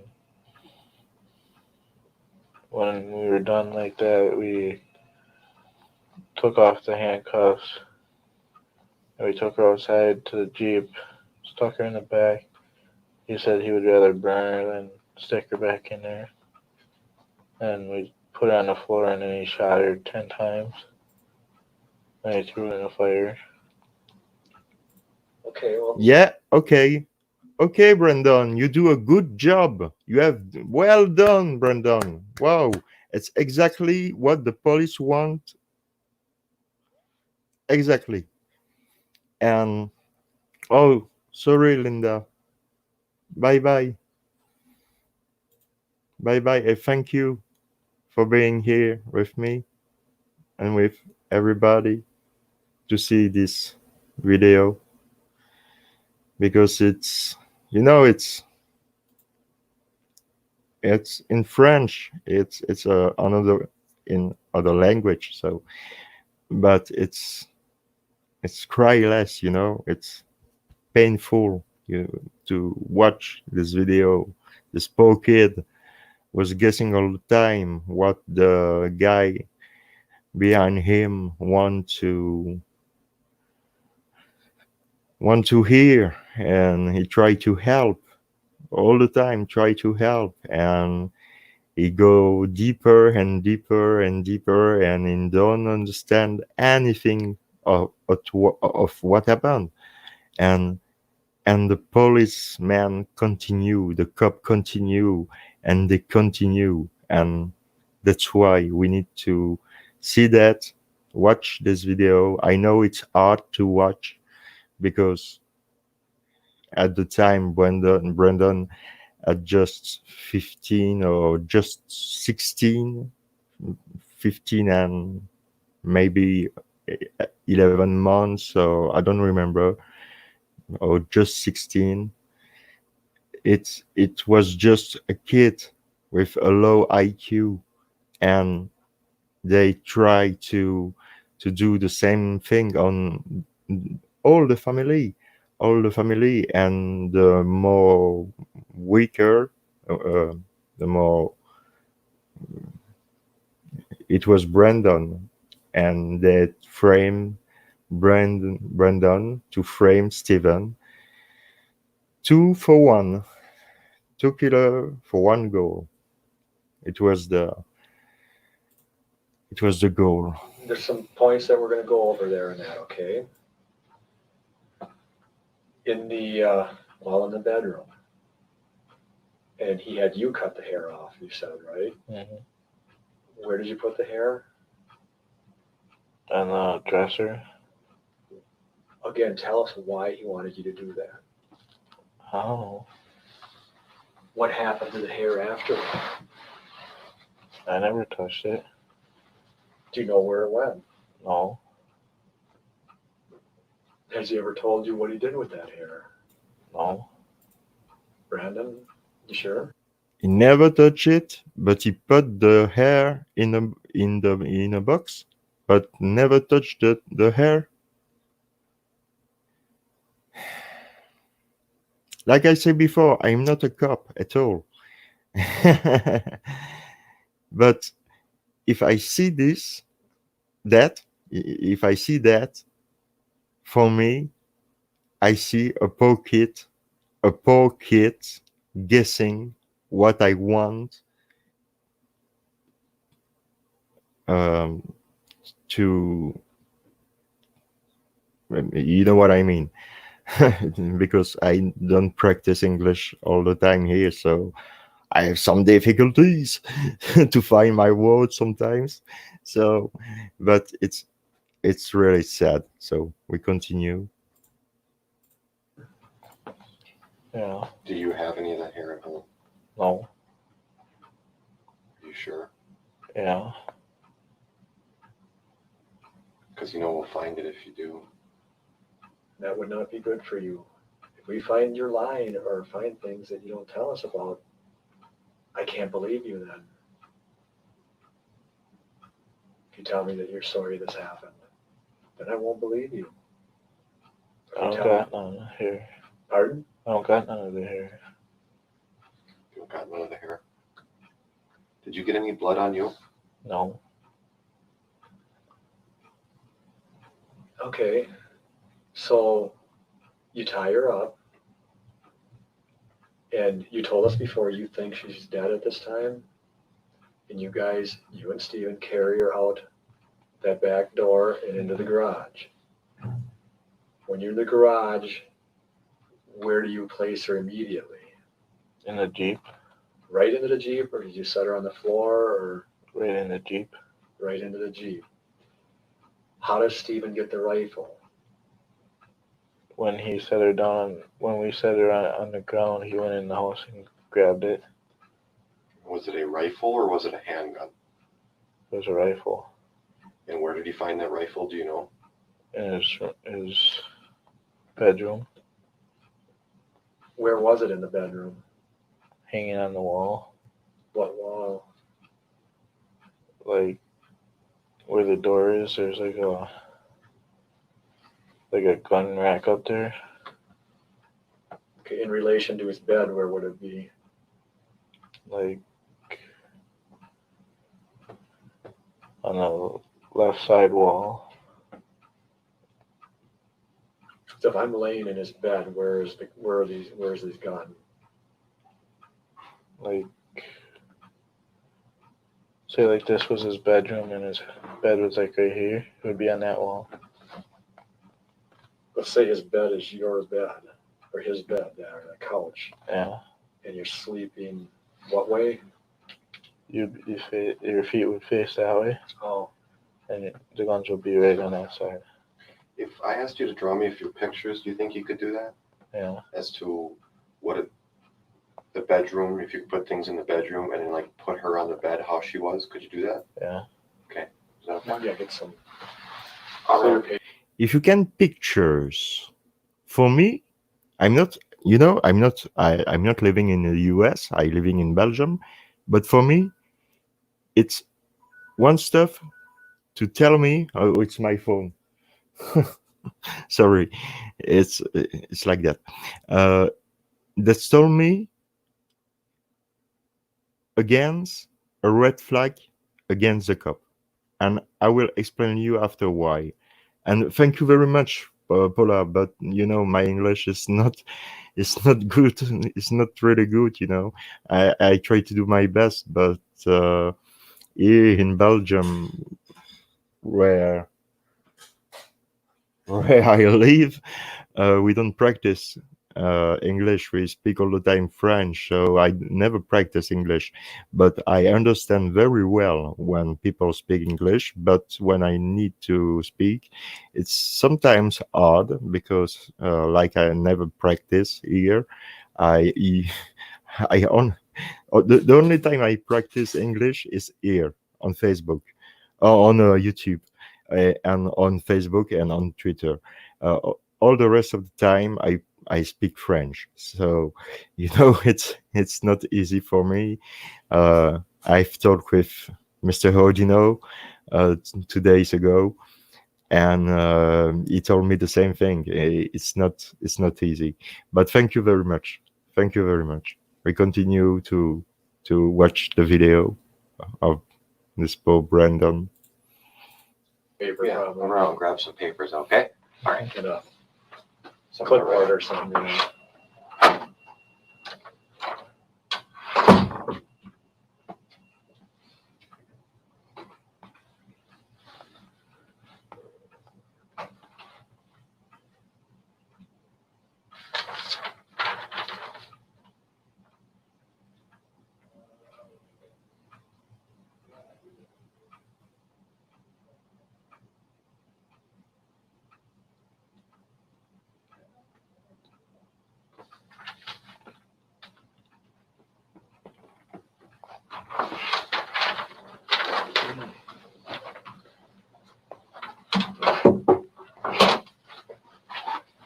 yeah.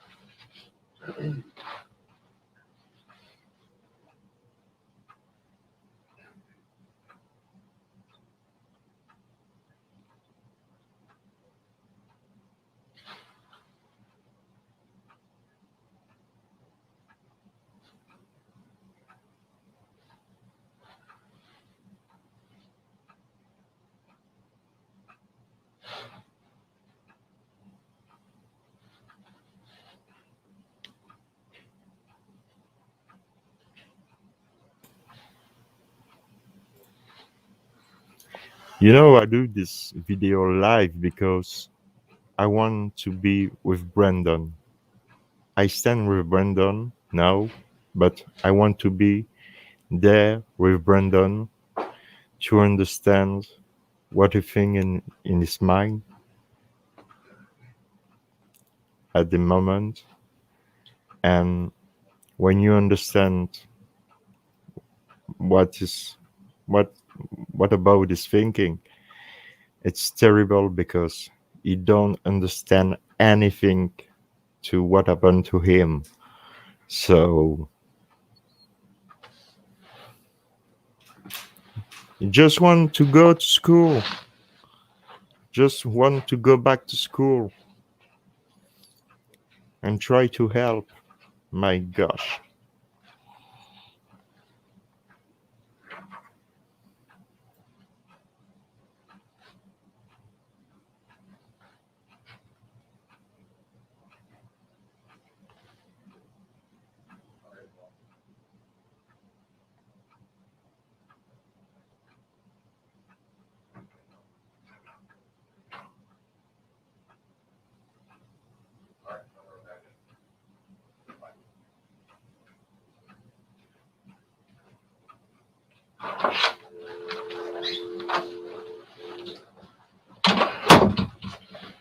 Should we draw some pictures? Is that okay? Or you want some things you We'll want to do talk first? for a bit, Okay. and then we'll get to the pictures. All right. That's all right. That's fine.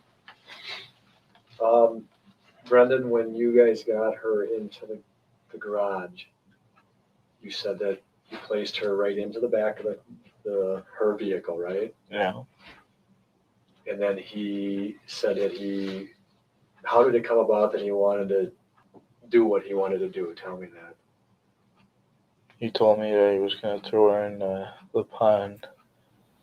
And he said that he would rather burn her because it's a lot faster to get rid of all the evidence.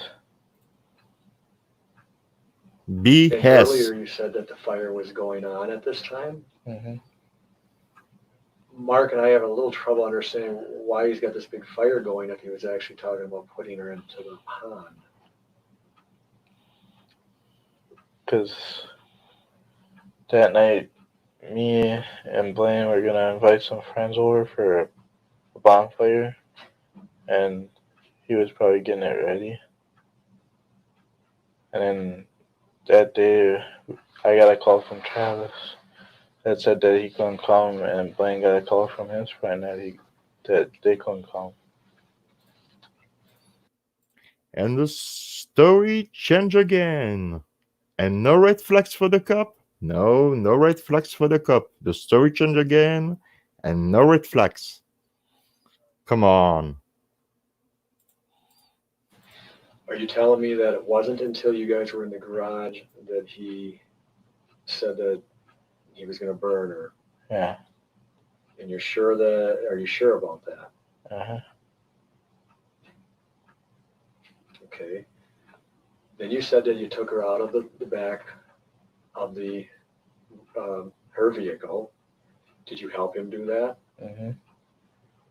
And then you said that he went and got a gun, right? Yeah. And he came back in. What did he do?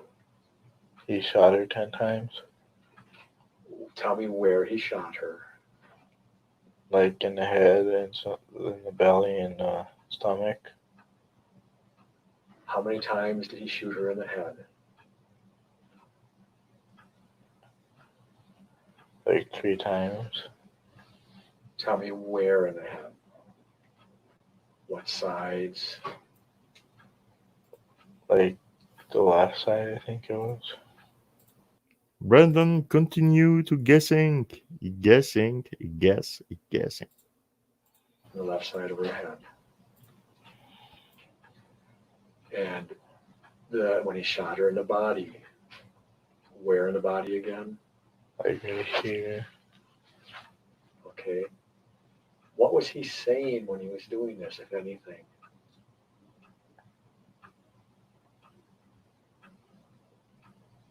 What was his demeanor? Was he calm? What was he doing? He was calm. What was he saying to you? That he was sorry for me to see that stuff. Did he ask you to shoot her too, or did he tell you to shoot her? No. You sure about that? Yeah.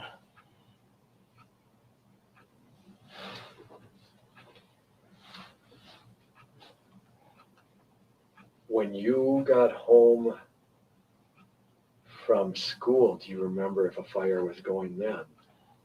I didn't look. When you knocked on the door to go in, was the fire going then? Yeah. Okay. When you knocked on the door to go into Steven's trailer, was it still light out? Yeah. Okay.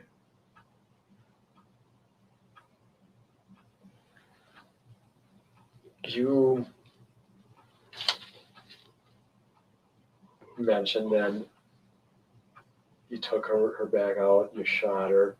Did anything else happen in this garage that is noteworthy? 'Cause remember, we've seen the garage, we've got the evidence from the garage.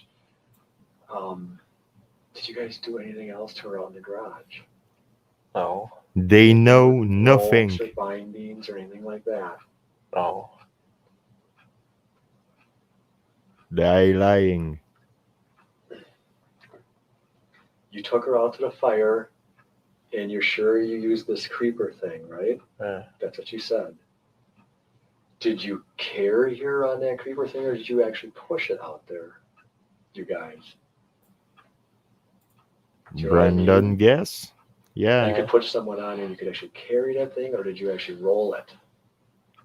We carried it. Do you see that? Brandon continue to guess. He continue to guess all the time. Okay. Kind of, what would that be similar to? And the cops are really happy all the time. Okay, Brandon, you're a good boy. You're a good kid, boy. Oh, you're brave. It's like you are a brave dog. You know, it's disgusting, but it's like that. My God. Kind of like a, do you know what I'm thinking of? Visiting at the ambulance. Yeah. So you carried it like that, Yeah. and was she still unclothed at that time? Yeah. Okay. What time was that? Oh, 5:30. Was it light out or dark out? Light.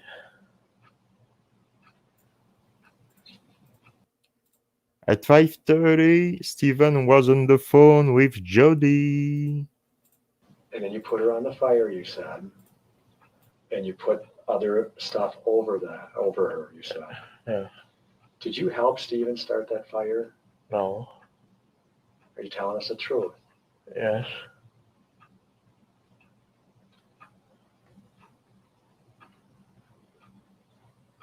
Is it at this time that, what do you do after you put her on the fire? We put the tires on there and the branches. Where'd that stuff come from? He had it there already. He did. Okay, now the fire's going, she's on there, tell me what you're doing now, or what you guys do. It's only 5:30 right now, what are you guys doing? After we put the tires and the branches on, we went to the house and went in there for a little bit. And we went out, and he was going to take the Jeep down in the pit. So he did. And that's when we covered it with branches in the hood. Okay, Brandon, it's a fact. Okay, we agree with you. It's a fact. You tell that, so it's true. Okay, we take that. Oh my God. Come on. Wake up. Wake up. Did you guys go out by the fire some more that night? No. Where did this car seat come from?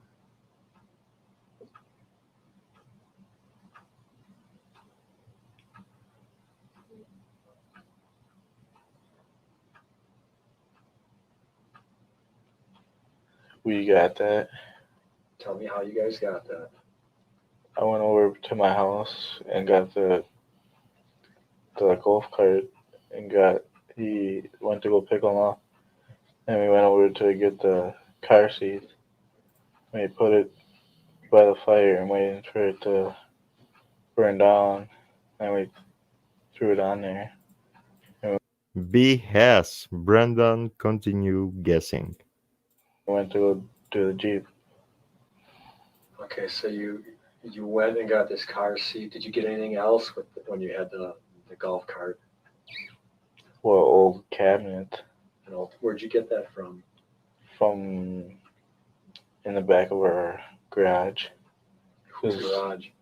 ours, because we were using it to put in the garage. Anything else that you went and gathered up with the golf cart?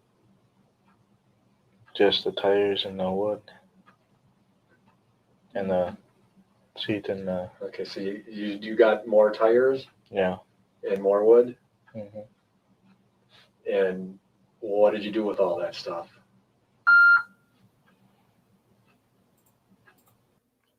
Why they ask him this question?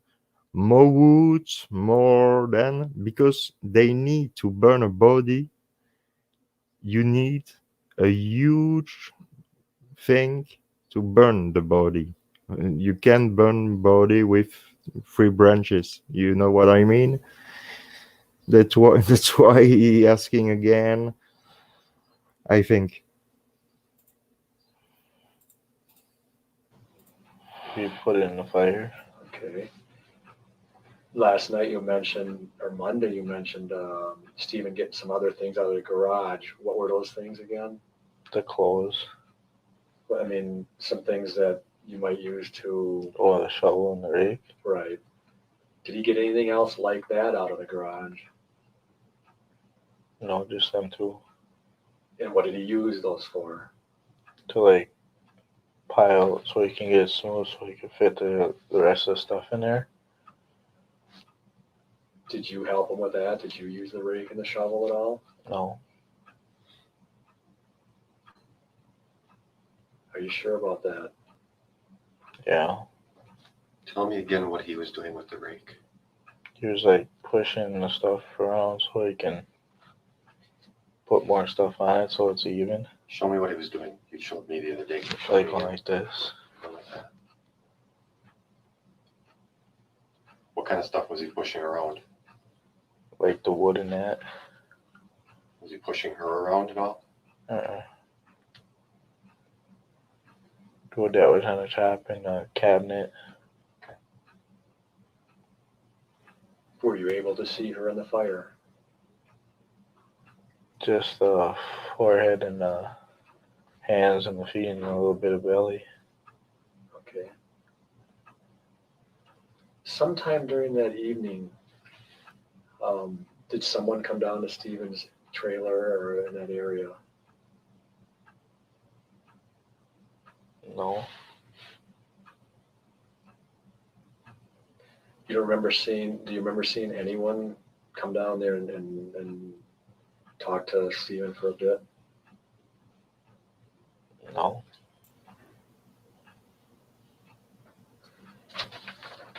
Do you know if anyone else saw anything? No.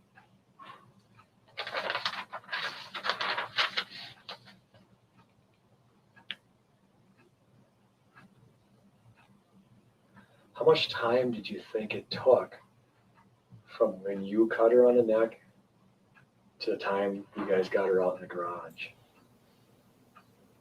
About 10 minutes. It's completely impossible. Completely. After fire was she was put in the fire, what time did you go home to your place that night? For Fassbender, at this time, they put Teresa in the fire. It's a fact. This is not a question. It's a fact. And this is not a fact. We don't. I'm not a guy, who think Teresa is still alive. No. Sadly, I think she's dead, and she was killed, but not by Stephen Avery or Brendan Dassey, by someone else. But we don't know for sure when she was killed and where and by who. We don't know. We absolutely don't know. So we continue. About 9:30. Did you come back out at all that night? Uh-uh. Was Steven out there when you went home? Yeah. Because he said he was going to watch the fire until it burnt down a little bit more. What did you guys? So it's not a huge red flag for the cops there because Brandon just tell Stephen with Stephen were with Barbara, with Ma is Barbara. So if Stephen is in behind a fire with Barbara saw the body of Teresa in the fire, and the cop don't. It's not a huge red flag for the cop. No. Do with Teresa's body after that? After it was burned? I don't know. I didn't do nothing with it. Did Steven do anything with it? Yeah, but I don't know what. What do you mean by yes, but you don't know what? Like he tried to bury it or something. How do you do that? With the shovel. Did he take some of her body out of that fire pit? Yeah. He did. Tell me how he did that. Like when the bones were left behind, he would like try to take the shovel and try to break the bones apart, and he would bury them like right by the fire almost. Stephen do all this thing and nobody see him do that.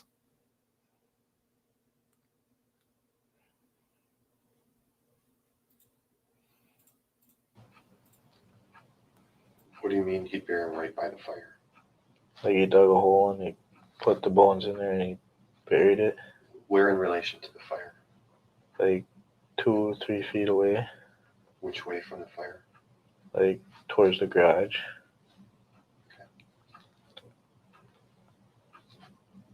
Did you see him do that? I just heard that. Heard it from? Who? Him. Oh. So he told you that he used the shovel to break up bones Yeah. and then buried some of the bones? Did he take some of her bones anywhere else? On the other side of the, like that, there was like in the back of the yard, there was like this steep hill there, like in the pit. Or maybe in this room with a key. I don't know. There was some there that he threw there. Okay, in a little bit, we're gonna have you draw some sketches and stuff, and we're gonna want to see these places. How do you know that there were some bones there? He told me that he threw some there. Did he tell you how he did that?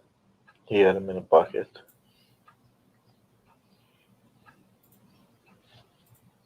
Yes, it's sure Stephen tell everything. Yeah. It's logic. It's completely logical story. No. It's a fairy tale. And Brandon is guessing all the time when the cop are asking him question. It's a fairy tale construct by the cops or by crats or craps. I don't remember it's if crats or craps because he say a lot of craps. I don't remember. So go ahead. And what I'm understanding is then in the back of both your yards or his yards, down toward into the pit over that area, In like Redon's pit. over Don's pit, not into your the salvage yard area. You think you'll be able to show us that? Yeah.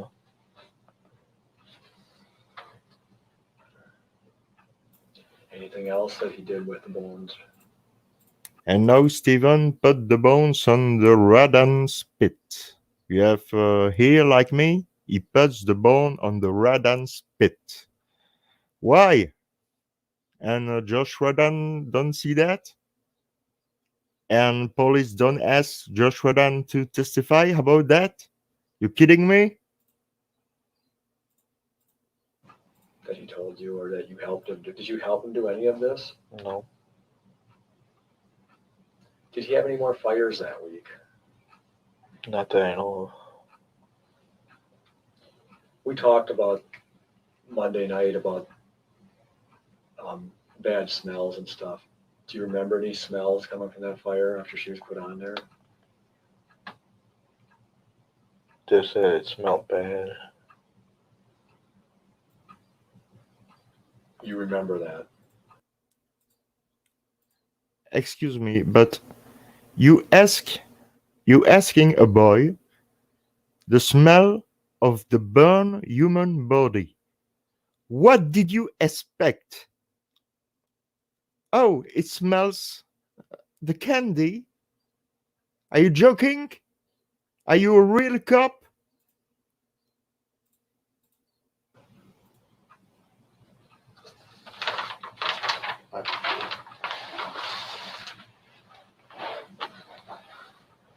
Did Steve call Chuck that night? Do you recall? I don't know. Did Steve make any other phone calls? I know I asked you this once before, but No. or tell you about making any other phone calls. Just said someone called him. Okay. So at this time, Brandon don't remember that Stephen had recalled Teresa at 4 p.m. and 20, I think. He's with him, but he don't remember that. After he have do all the thing with all the stuff with Teresa, and for the cop, it's not a huge red flag. What was Steve wearing when you first got to his house? A white shirt and red shorts. You told us before that Jody called a couple times, right? Mm-hmm. What were you doing when Jody called? Sitting on the couch watching TV. What was Steve doing? Sitting on the computer chair. Was that before or after you had sex with Teresa? After. Was Teresa still alive when Jody called? No. No. So Jody calls, you had already killed Teresa. Is that correct? Yeah. Do you remember what time Jody called about? Mm-mm. Okay, so now let me the time to share with you, and I will to find. So let me the time to find the video, the phone calls.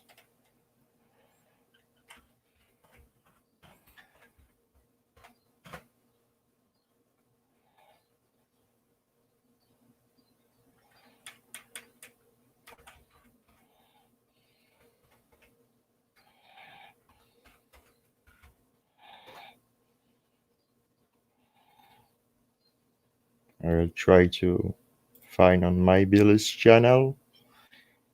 If you don't know my Billy, it's a great guy, a great channel. Subscribe to this channel. It's a huge information, a lot of details.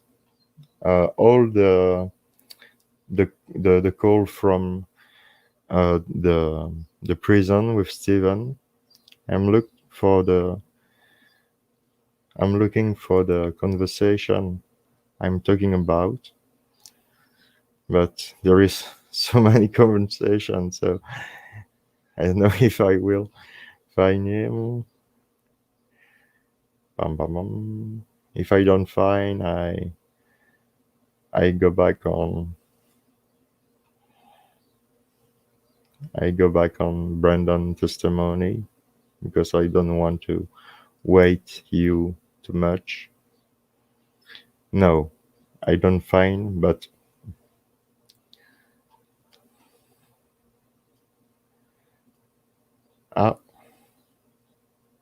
maybe 31. Yep, I got it. There we go. It's on my Billy's channel. Okay, guys. So I will share with you the phone call. So Brennan had told to Wiggott and Fassbender, Steven was with no shirt, okay, full of sweat, okay, but now is a white shirt with a red short, okay, and Teresa is dead. Teresa is dead in the bed, or she's on the garage. I don't know. This is a fairy tale, so we will listen now the phone call of Jody and Steven. Okay? So, yeah, this is it. And here we go. This call is subject to monitoring and recording. Thank you for using Evercom. Hello? What you doing, honey? Nothing. Why? What's there to do? I don't know. I just wrote the JA and the cook. Huh? I just wrote to the JA and the cook. For what? Give us fucking cakes and shit. Give you cakes? Yeah. For what? Desserts. We get fruit morning, noon, and night. Every fucking day. It's starting to piss me off. Yeah? So I wrote them and asked them to bring us our fucking real desserts back. Oh. Yeah. It's a good idea. And I'm gonna fucking snap on somebody here. Oh, yeah? Oh. But you don't seem to understand that. Yeah? Oh. I see. Mm. What are you doing? Am I doing? A little bit of cleaning. I talked to your lawyer. Yeah? Yeah. What do you say?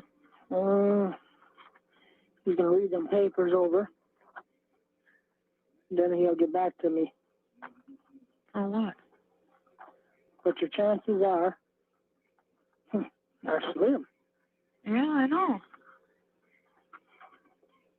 Yeah. So, I'm on the phone. I ain't doing it.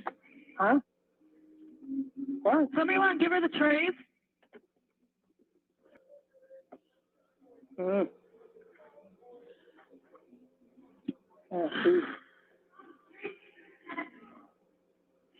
Yeah. Yeah, I know. Mm. So I know I won't be getting out. Well,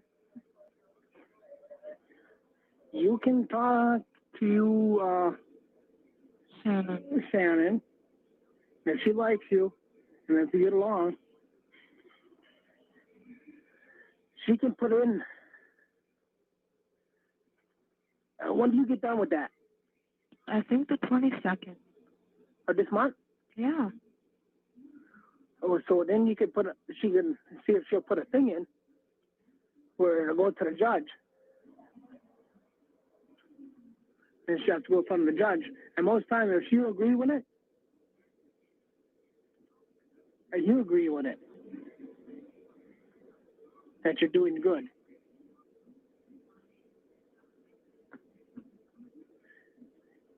Otherwise, that appeal can take a year. But I don't know. I'm thinking about I'll sell my snowmobile Why? and then I'll hire a lawyer and see if we can get this case thrown out. Was that like you selling your truck? I really don't want to go that far. You wouldn't. I won't. What's the point I'm making? You wouldn't. The point is, if I have to, I will. Oh, I got a receipt for my aspirin. My bill is up to $1,152.54.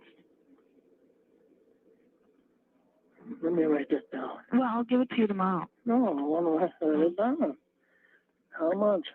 1,152 152 and 54 cents. and 54 cents. I'll give you this tomorrow too. And We are all agree at this time. The prosecution said and believe Stephen had raped and killed Teresa with Brandon, and she is aware to pay bill for GD. Tatam. This is crazy. This is really crazy, guy. paper I got last night. But I'm gonna see too. Heather and Tracy both owe bills here too. Yeah.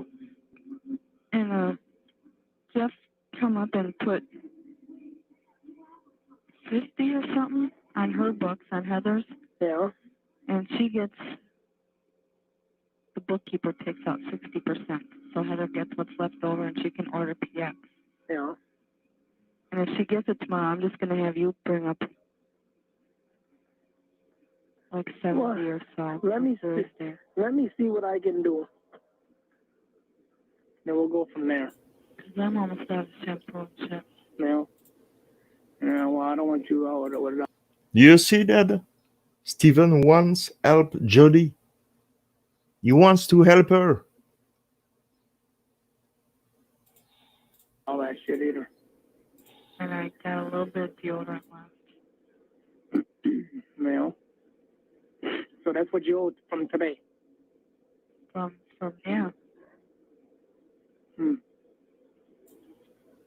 Okay. Did you ask him about that bill? Huh? I suppose you didn't talk to my lawyer about that 3,000, huh? Oh, no. Oh well. No. Don't worry about it until later. Well, I ain't worried about that right now. I don't think Shannon will go for it. I don't know. Well, if you get along with her real good, she might. You know? But I got a hunch she don't care for the county anyway. Yeah. But you never know. Yeah. I figure I'd call now because I don't know if I'm going to take a shower tonight or not. Well. I got fucking cramps really bad. I don't know. Can you believe or imagine 1 second in your mind this guy there had killed one person, rape, kill, and maybe burn one person, and talk like that? No. I can't believe that. Oh. Yeah, I'm broken. You're broken? Yeah. No baby? No. No baby. You know I want a motherfucking baby. Well? So you better Can't do nothing in here. Well, you better do something about it. You gotta make up your mind what you want. Steven wants a baby. Steven wants a baby. Do you think a killer just after rape and kill somebody wants a baby? Come on! What I want. Yeah, so I'm really sick of fucking hearing you can have anybody else you want. If I hear it again, that's it. Shut up. No. Shut up. You'll read it and I'll let Shut up. I want you. Well, then stop talking to me like that. You know, well, quit pissing me off. I don't deserve it. You piss me off too, but I don't say shit like that just to hurt you. You know? Well, shit comes out what a person don't mean. No. Yeah. You know, Steven was really in love with Jody at this time. He was not joking with that. He was speaking with his heart. You know?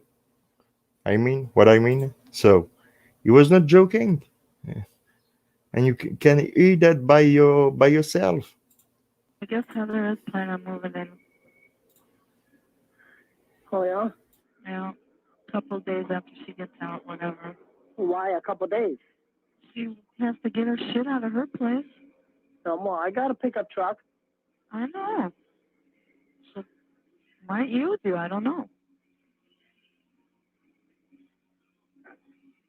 But she's gonna follow the rules. I know. If you don't go through her room like you did Jenny's. Yeah, as long as she got no drugs, no nothing. You don't go through her room like you did Jenny's. Shut up.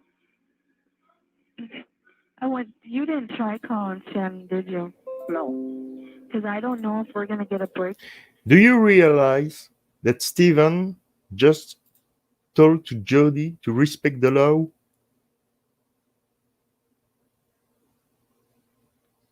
And do you think 1 second in your mind this is possible? Steven had killed Teresa and told just after like that?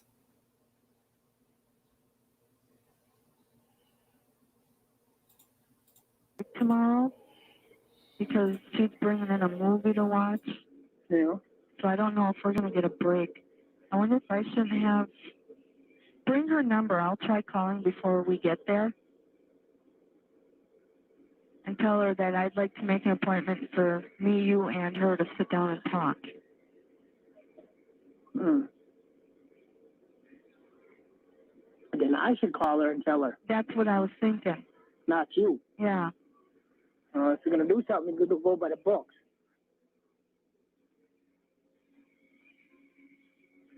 So she can make it for tomorrow after that, but she'd have to call here and tell them that I'm with her and I'd be late.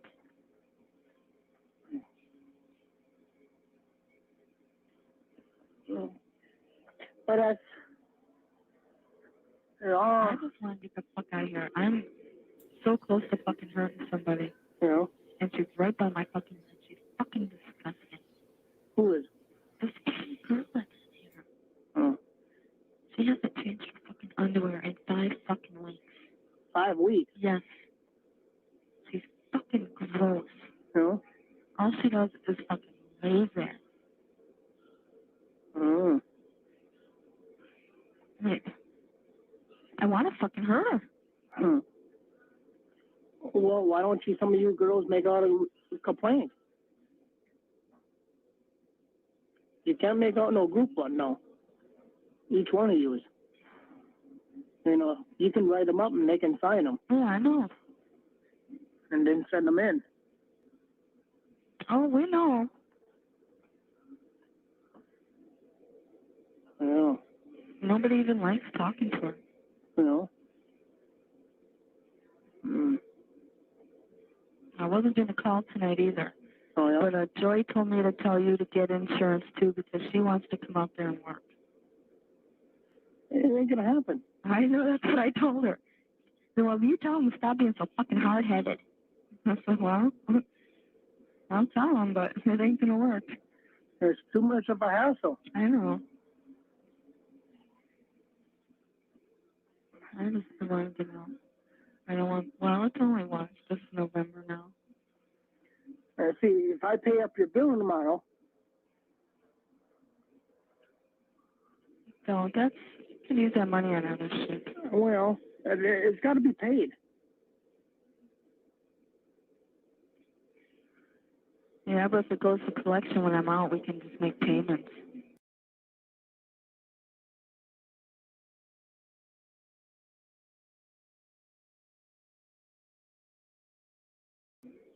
You know, I don't like to have bills over my head. Well, there's something I want. Oh, sorry, I was mute. I was saying, um, you see, Steven try again to help Jody. Do you think a killer think like that and act like that? No, I don't think so at all. It's only $20. That's why I ain't asking for them shirts no more. I'd rather have something else. And I want it from you, not your mom.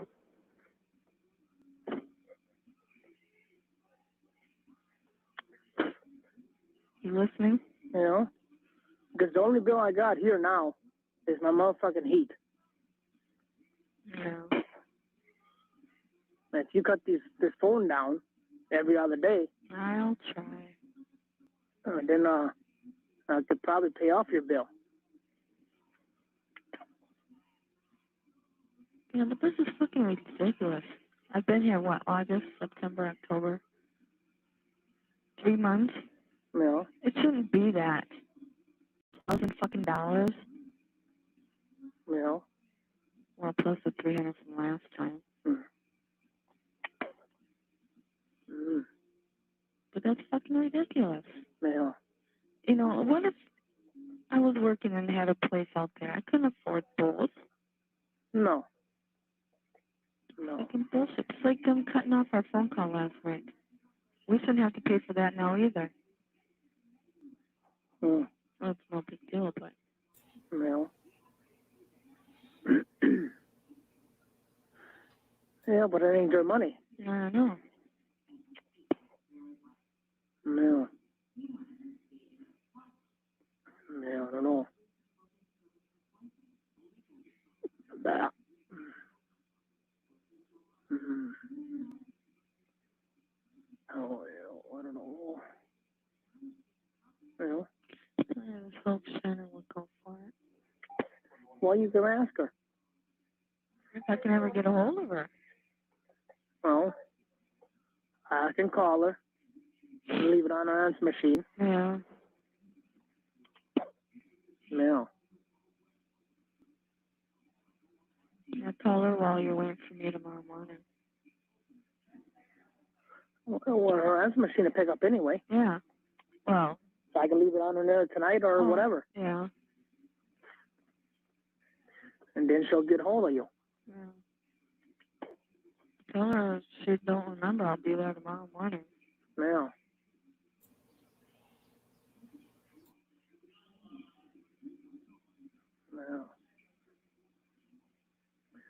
Yeah, but now do you see what he was saying? To wait till this was over? Oh yeah, that's true. You're a probation officer, though. Yeah. And that would be better. Yeah. Because then You have 1 minute left. Because then you can go to the judge and you got something to stand on. Yeah. Yeah. You know, it's like you could keep on going. That's what I was thinking too. Because I can talk to her and have her re-sign me up. Oh yeah. Yeah. But if you can get out earlier, just because of it, then yeah. Yeah. Yeah. You have 30 seconds left. Well, nothing else. Give me a call at 9 or whatever. Are you sure? Otherwise, call me. Yeah, I'm sure. All right. 9:30 or whatever. All right. Yeah. I love you. You. Yeah. I really do. Me too. Yeah, you better. I do. That's all I want is you. Yeah. Yeah. And I'll wait. You fucking better. I will. Don't worry about it. Thank you for using Evercom. Like I said before, Stephen was at the time really, really in love with Jodie. He was really in love. So now we go back up on Brandon's interview because that's why I've made this point, this jump. I try to do my best. I swear.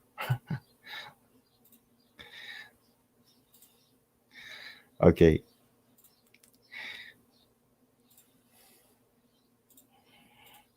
What was Steve doing? Sitting on the computer chair. Was that before or after you had sex with Teresa? After. Was Teresa still alive when Jody called? No. No. So Jody calls, you had already killed Teresa. Is that correct? Yeah. Do you remember what time Jody called about? Mm-mm. Why did you guys cut her hair? I don't know. Did Steve ever say why he wanted you to do that? No. Do you know if he kept any of it? I don't know. Where was her underwear? I don't know. Brendan, it's important. You've been honest so far. You need to be honest all the way through here, okay? I don't know where they are. You don't know where. You don't know anything. Brendan, excuse me. Brendo don't know anything. He's guessing all the time. Can you see this poor kid? This? Like that? He's guessing. He's guessing because he don't know what happened. He don't know what happened to him. The underwear. And if you have it, if you do, it's okay. We understand that. I don't got it. Did Steve have it? I don't know. Do you think he might have kept it? Yeah. Why do you think that? Did he tell you that? No.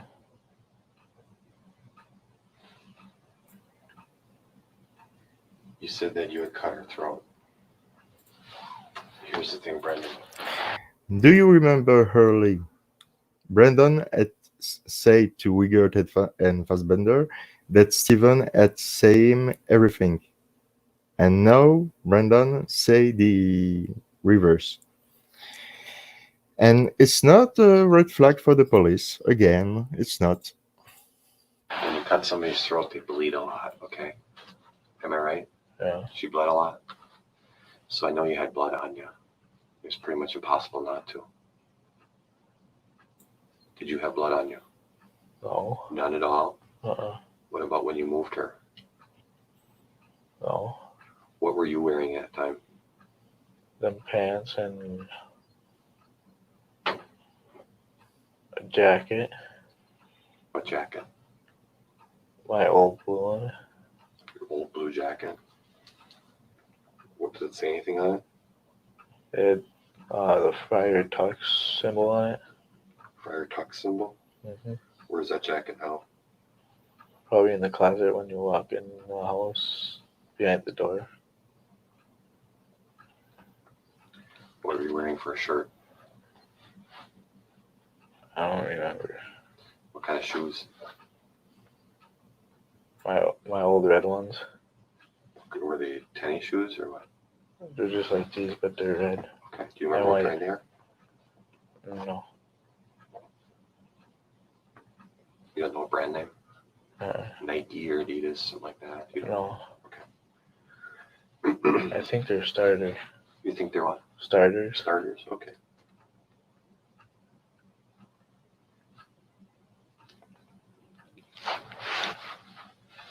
When this is all going on, did Steve say anything about Teresa? No. You told us 2 days ago that Steve was angry. Was that true? No. So Steve was not angry? So why do you think he did this to Teresa? Maybe because he wanted to go back to jail. Did he ever tell you that? No, that's what I was thinking. Steven had killed Teresa because he wanted to go back to jail. That's what Brandon is guessing. And you are a cop come from the Department of Justice, and you believe this? You believe that? You believe that's this story? You kidding me? It's it's sad, but it's a kind funny because when you see that, you tell us it's impossible. It's not true, but it's true, and it's the worst part. Because maybe he liked it in there, and the real world was probably too noisy for him, or too big for him or something. In the garage, in Steve's garage, there were some wires hanging from the rafters. You remember those? Yeah, Did you guys use those for anything? no, Are you being honest with me now? yeah, It's very important to be honest here. Did you ever use those for anything? no, Did you use anything else on Teresa other than rope? no. When we got say to Brendan, be frank, tell us the truth. He tells Brendan, tell us what we want to hear.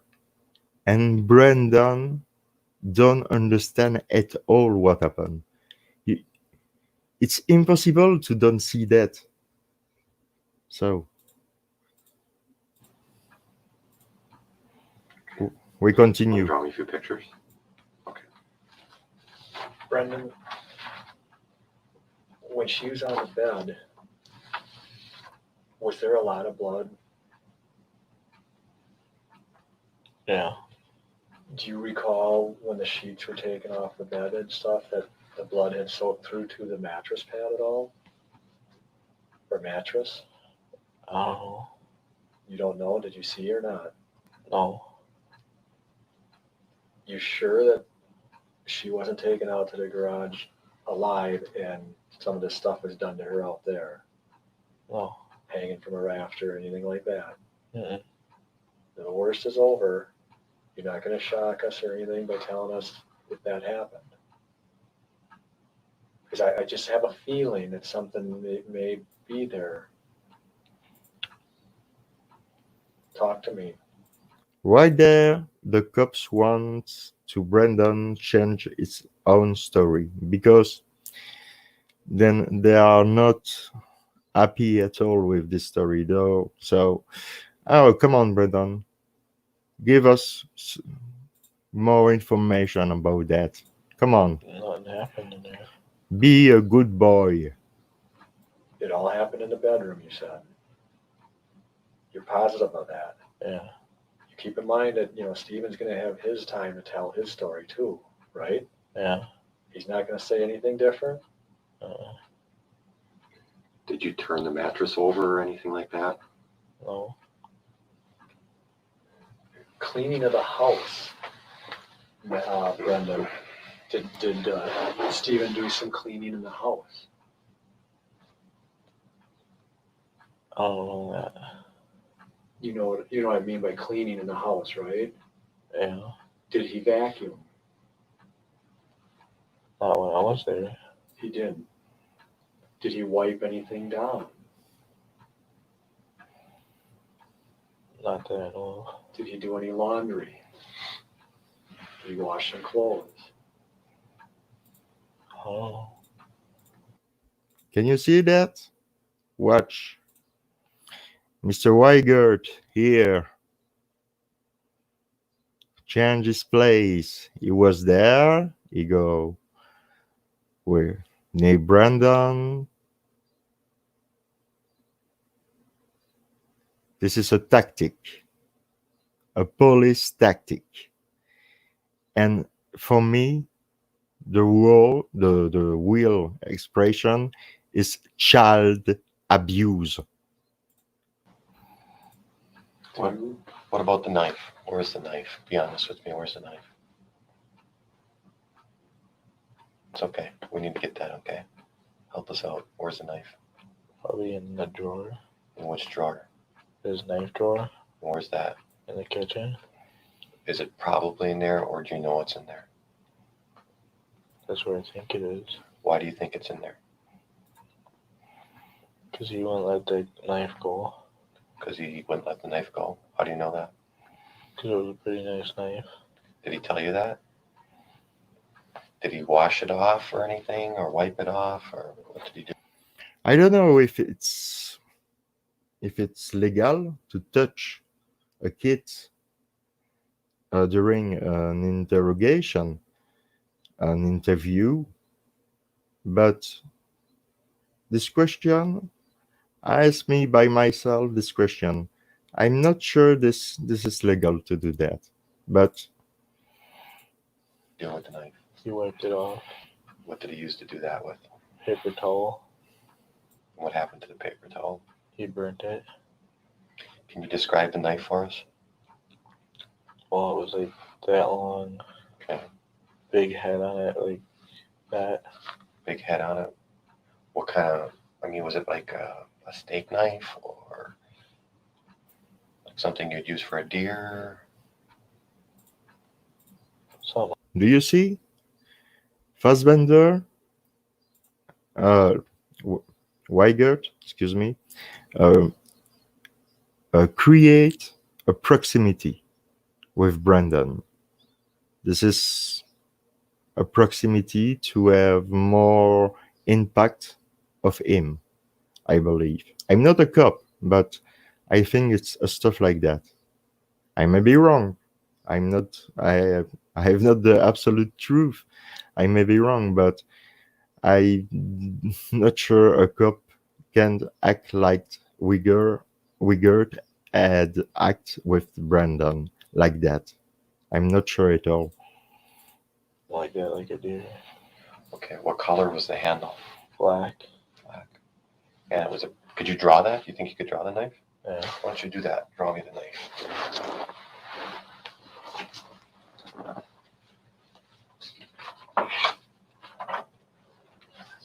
Thank you.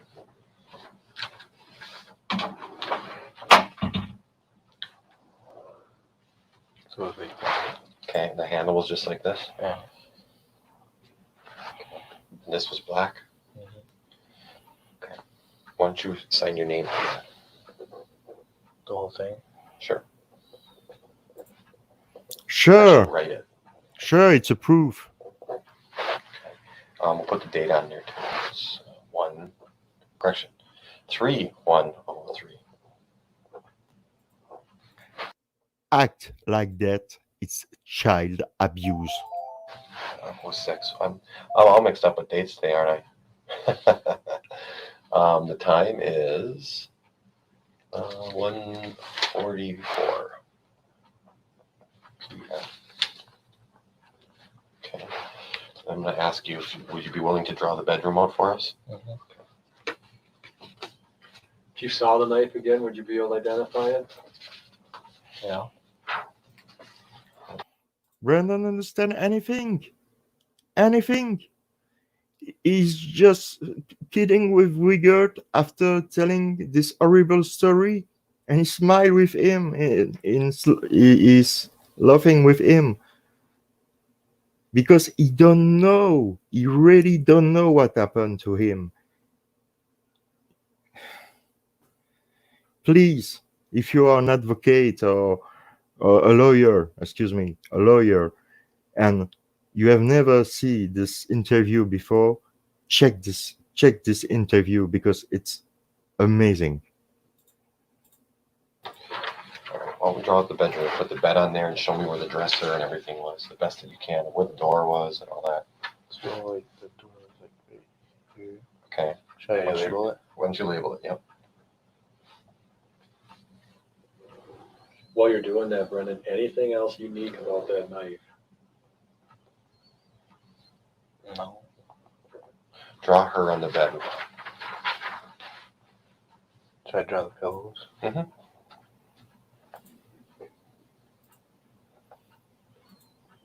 Tell me if I'm wrong, but here Wigert tell Brandon what to do. Brandon don't act by himself. Wigert, yes, Wigert tell Brandon what to do.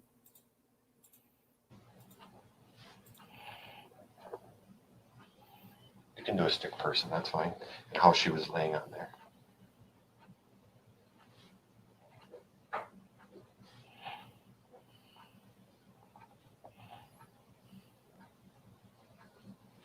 Okay. And where were the handcuffs? Like, like, like that. Okay. And there are some leg cuffs too, you said? Yeah.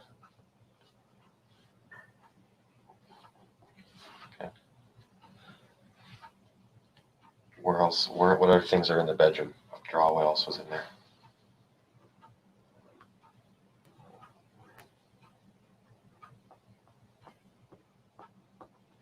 Okay.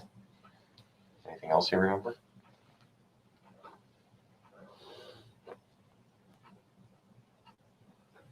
That's a closet, and that's a dresser. Okay. Anything else? And like the gun holder thing was like right here on the wall. Okay. Why don't you label that? Gun rack, maybe, or How do you spell that? R-A-C-K. Okay. Anything else? Where was the key? Where did you put the key? Or where did Steven put the key? In the middle of the drawer. Okay. Why don't you put the key there? Anything else you remember in there? Well, I think there was like a nightstand right there. So Okay, why don't you draw that in? with a lamp on it. Why don't you label that?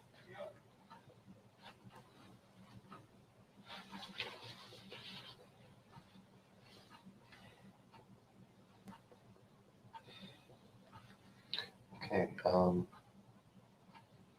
anything else? Where'd you put her hair? Like right here. Okay, why don't you label that? How much hair do you think you cut off of her? Oh, 3 inches. 3 inches? What part of her hair? The back. Brandon continued to guessing. He continued to guessing. He guessed, and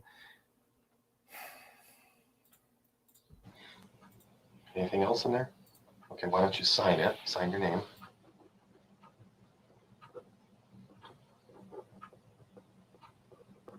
And we'll date it and time it again.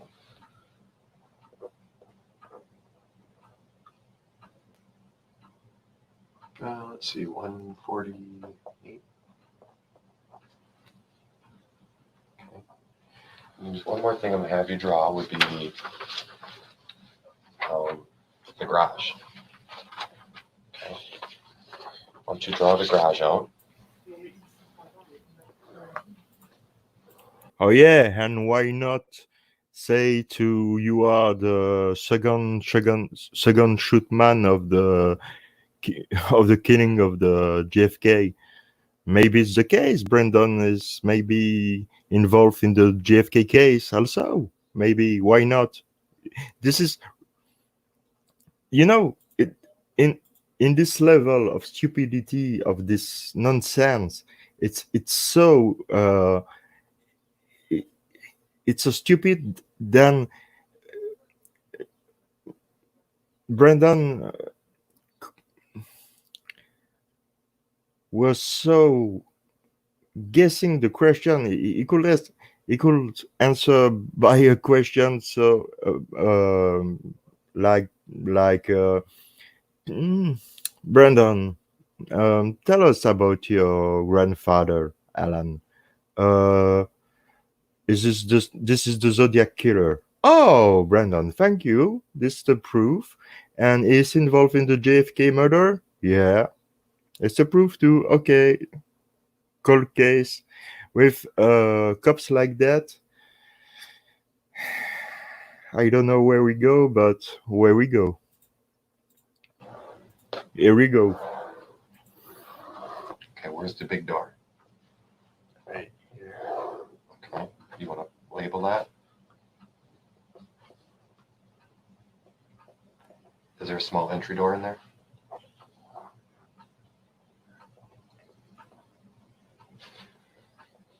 Okay, where was her truck parked? Like that area. Okay. And it was sticking out the door, you said? When you brought her outside, which door did you bring her through? Right here, you see, okay. Okay. And you said you put her in the truck first, is that correct? And then what did you do after that? We set her down like right here. Why don't you draw her body and then where you set her down?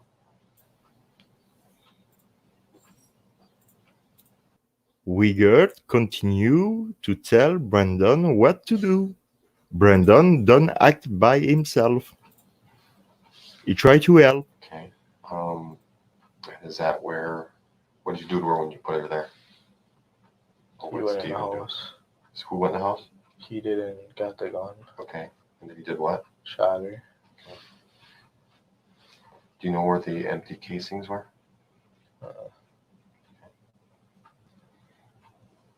Why don't you label some other things in there? Like, what else was in that garage?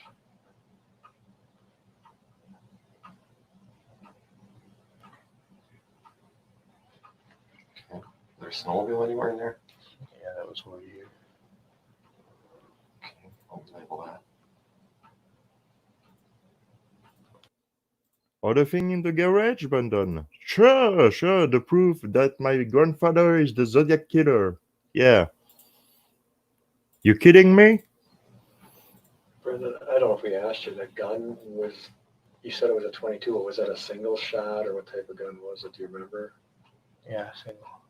It's a single shot, not a semi-automatic? Why don't you draw where the blood stains would have been? Like right here. About, And what did those blood stains come from? Like when she was laying there, or when she was laying there. do you know, when he shot her, you said how many times? 10. Do you know, did he hit her every time? I don't know. Did he hit anything else in the garage at all? Where was he standing when he shot her? Right here. Then you put an X there and put his initials there. We got continue to tell Brandon what to do. And a question, where is the blood? Where is all the blood? Because there is a lot of blood in this story, and in the pants of Brandon, because Brandon tell Wigert and Fassbender, I have the same pant of this day, so this pen here, and there is a lot of blood. Oh yeah, watch. There is a lot of blood on these jeans. There is no blood at all. They have made predevment. So I don't remember the word in English. Excuse me. They have made testing on Brandon and Steven's clothes, and nothing, no blood, nothing from Teresa, absolutely nothing. So when you hear a story like that, you need to prove what the guy tell you. You need to coerce, you need to join to prove that it's true. And they are not waiting at all, because we are on the 1st March, and after this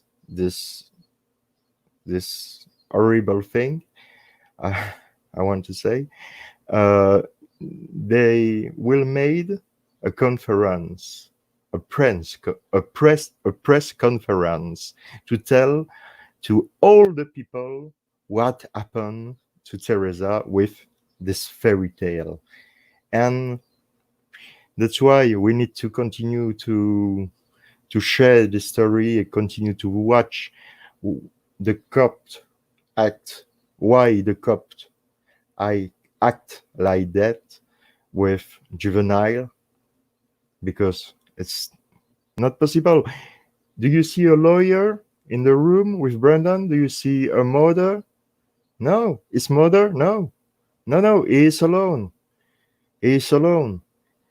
And all the time the cops ask him a question. He don't know, or he guessing. He guessing, or he don't know. And it's all the time like that. All the time. And where were you standing? Right over here. Okay, put your initials there. Was there blood anywhere else? No. What about behind the vehicle or anything like that? No? No. All right, why don't you sign it?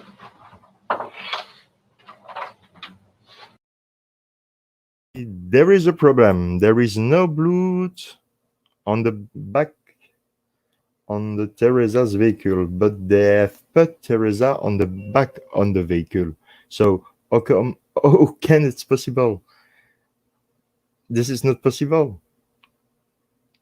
If you hear that, you say if you have put the body of the victim in the back of the car with all the blood of this blood, of all this blood, there is blood. And Brandon just say, no, there is no blood. And we could say, okay. Okay.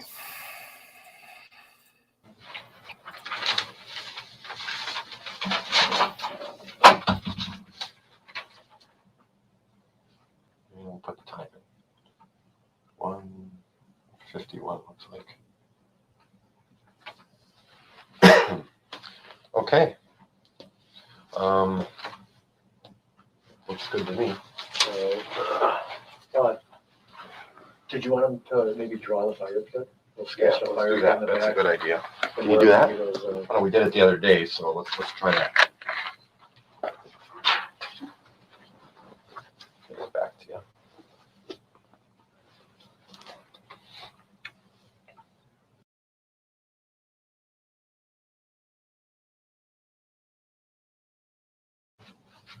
So like, should I draw like the garage right there a little bit? Just put a little bit of the garage in. Excuse me. I was again mute. I was saying, yes, Brandon, continue to tell us your fairy tale. Continue to guessing. It's perfect for us and for Mr. Pagel and for Remaker and for Mr. and Mrs. and everybody in the family.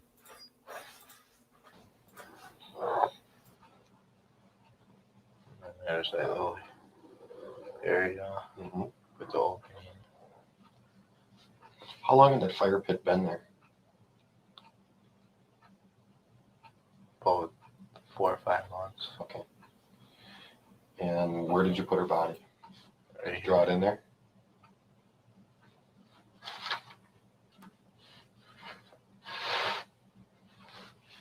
Okay.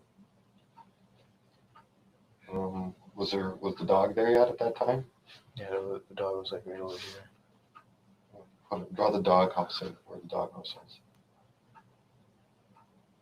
You can label that too. And why don't you label? Let's continue again. I don't know if it's legal, but Brandon don't act by his will, by his own self. We gird tell him what to do. Check. Label what that was.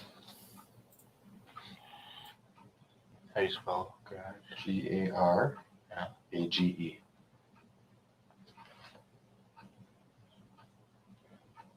Okay. Where'd you get the brush from? From the field. Okay. You said that he had taken some bones and put them in a 5-gallon pail and he dumped them. Yeah. Where would that be? Which way? Probably his house would like be a little bit right here. Mm-hmm. It would be like over here somewhere. Okay. Did you actually see him do that? How do you know he did that? He told me that he put them in a pocket and he threw them over there.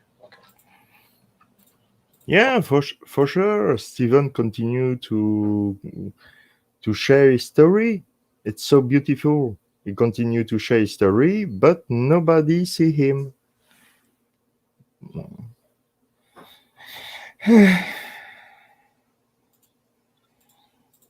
Okay. Anything else you want to add in there? Okay. Why don't you sign that?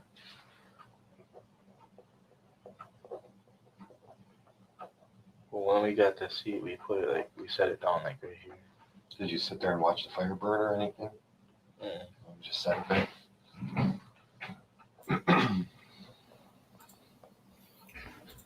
Brandon was not watching the fire. Uh-huh. 53. Yeah, that's pretty good.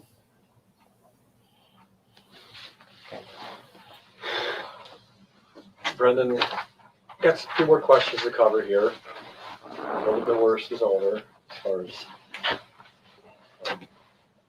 the questions. Can you describe Steven's house for me? Like color and stuff like that? It's like a red. And the top is like silver. And the bottom is like cement. Okay. And where's his house located in relation to, say, your house? Like how far away from ours? How far away, what direction, if you know? I don't know what direction, but it's about like about 350 feet away. Okay. If you come out your front door that you can't get into now because it's not. Brandon, like I said before, was just 15 at the time and with a low IQ. You can see that. And to experiment that cop don't see that? Come on. Show him. What direction would be left, right, straight, back? Left. To the left. Okay. And then his garage, how would you describe his garage? The same red and the top was black. Okay, and how many garage doors are on it?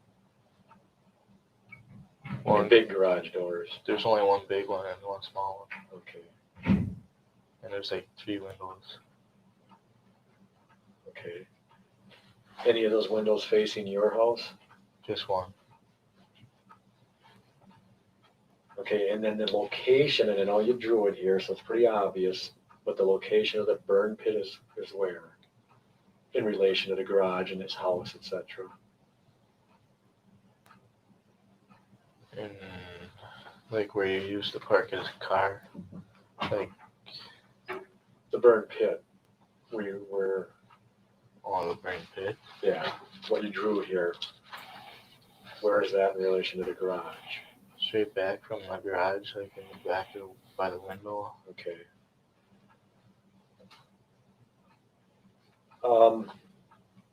We've got the gun. Now, is there any reason that you're I'm sure at this time even Wigert and Fassbender don't understand anything. But they agree because this is great for us. You know what I mean? DNA or fingerprints would be on that gun? I never touched it. Can you tell me why, if Teresa was dead when she was in the garage, why you would shoot or why you would shoot a dead body? I don't know. Probably to make sure she's dead or something. Did he say anything why he shot her? No. Steven starts to be silent. He talk about a lot of things, but on that, nothing. Why? It's strange now. Why don't ask the question? I don't understand. You are a cop or you are a girl?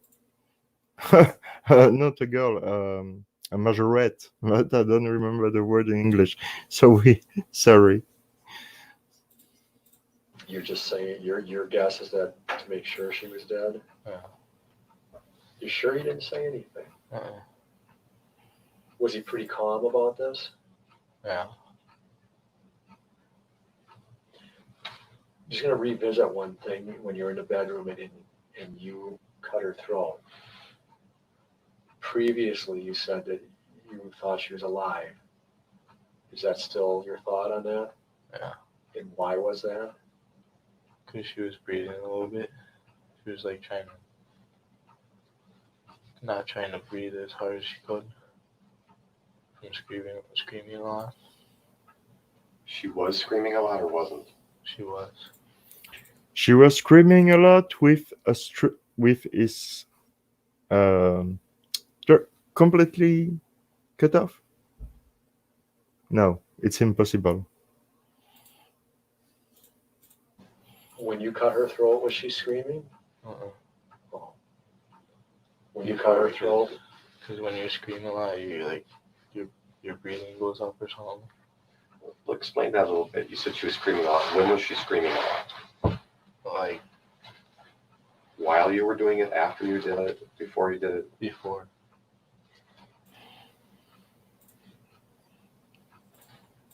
And nobody hears nothing.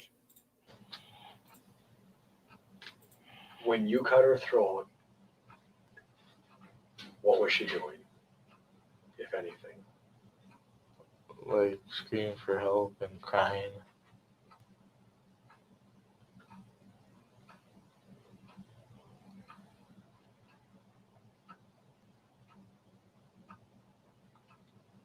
I want to get that straight. She was screaming for help and crying when you cut her throat. Yeah.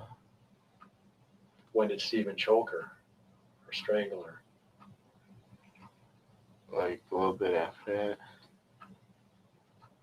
Well, let's just go back a little bit, okay? Tell us what exactly happened to her, what order it happened in. You said there were basically three things prior to you guys shooting her. Explain those in the order that it happened. Starting with when we got in the room. Yeah, what you guys did to her. He had sex with her. Okay. Then he stabbed her. And who stabbed her? He did. Who's he? Steven. Okay. And then what? Then I cut her throat. Okay. And he choked her and I cut off her hair. Do you hear the change in the voice of Wigert? The change of the tone of voice of Wigert? It's another tactic, I think. So he choked her after you cut her throat. Mhm. You gotta show me, like, on your throat where you cut her. Like right here. How deep? Just as long as the knife went through. With your fingers, show me how deep you went into her throat. I'll go like that much. I mean, like this, like that, like that, Oh. like that. Like that. About that far. When Steven stabbed her, tell me again where he stabbed her. Like right here. How far did the knife go? Again, with your hands if you can. About like that. And then tell me how he choked her. Where was he when he choked her? On the side of the bed. On the side of the bed? With your hands, show me what. Pretend that her neck is there, whatever. Show me how you did it. Like this. How long? About 2-3 minutes. He must have had a lot of blood on his hands then, huh? How did he get that off his hands? Washing it off. Where? in the sink, Which sink? in the bathroom. Did he wipe any blood up with anything? Just that paper towel that he dried his hands with.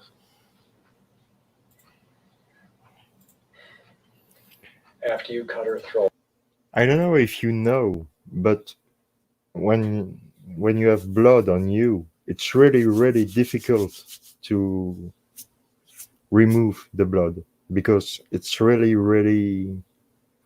you know.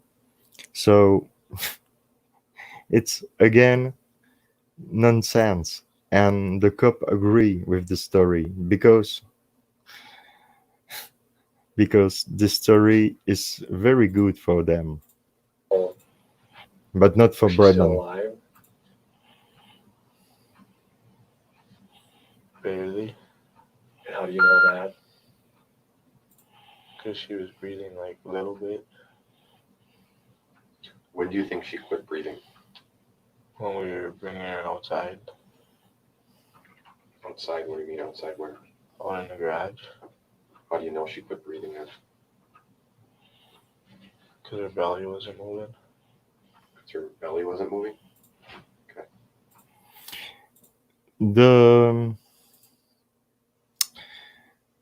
The frequency of the question are really quick. You have seen that? It's really quick.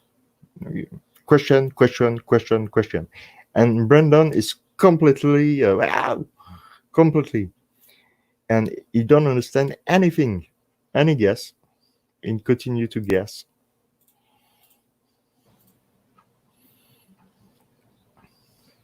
You talked about getting a car seat in a cabinet. Whose idea was that? Is When you went and got it and put it by the fire, did you throw it on the fire when it was time to throw it on the fire? with he helped Pardon? he helped me throw it on there. The car seat? Uh-huh. Who threw the cabinet on the fire? He did. Did you throw anything on the fire? Just that wood that we found. In the salvage yard, there is a skidster. You know what that is? To flat tires out. Not the crusher, but a Oh. skidster. It's like a little tractor thing that has a bucket or forks on the front of it. Oh yeah. You know what that is? Yeah.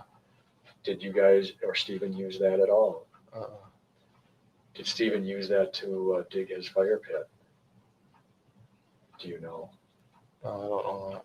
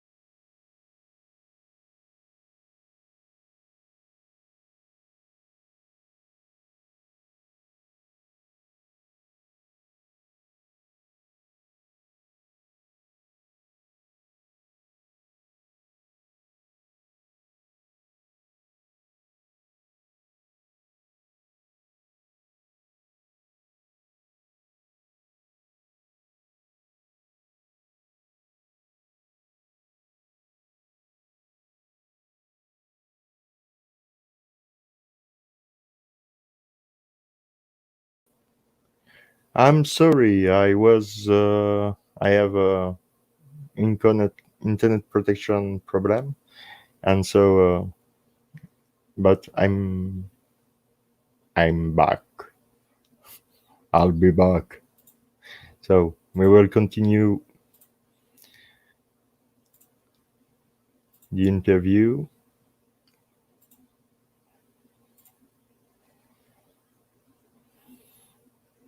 Steven acting when you got up north?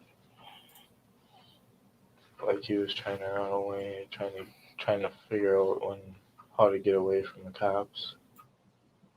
Did he ever ask you to go with him? No, Did he ever make any threats to you? no.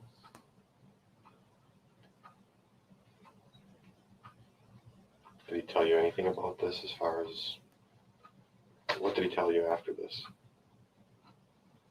He didn't tell me nothing. He was just trying to leave. And Grandpa said that if you're gonna try to leave, then it means you did it.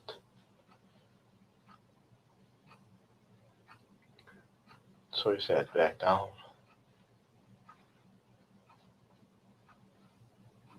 Anyone else in the family up north say anything to him like that or about that type of stuff? Uh-uh. You said,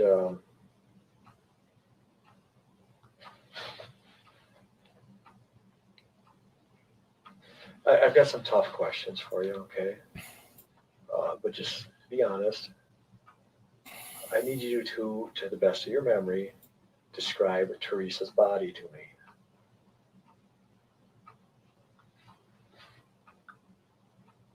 Like before we put her in there, in the fire. Yes, when Like, she was alive. Did she have any scars, marks, tattoos, stuff like that you can remember? So now, Brandon, we will continue to guessing, and guessing. I don't remember any tattoos. Any scars you remember? Not that I've seen. Did she have pubic hair? Yeah. Do you remember what color her hair was? Brown.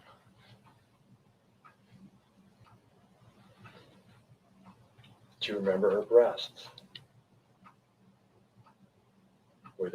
Did she have big breasts, small breasts?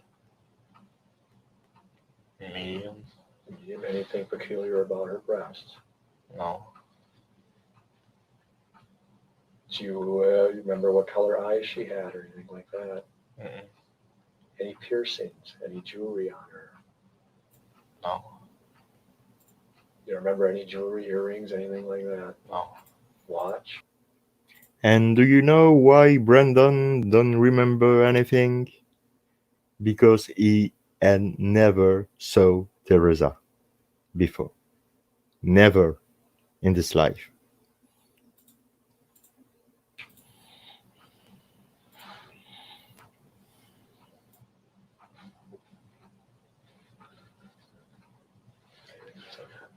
None of that.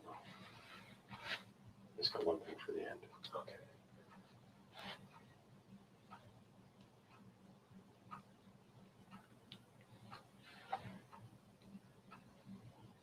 We know that Teresa had a tattoo on her stomach. Do you remember that? Uh-uh. Do you disagree with me when I say that? No, but I don't know what it was. Okay.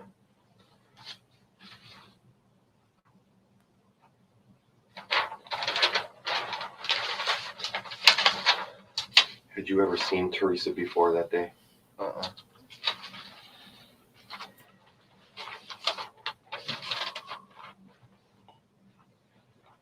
I just got my ending, which is probably maybe similar. I don't know. Probably. Brendan, how do you feel about this now? Really sad Tell me why you feel really sad. that I helped them and I shouldn't have. And sorry for her family that she lost her daughter. How does Steven feel about this after? Do you know? Mm-mm.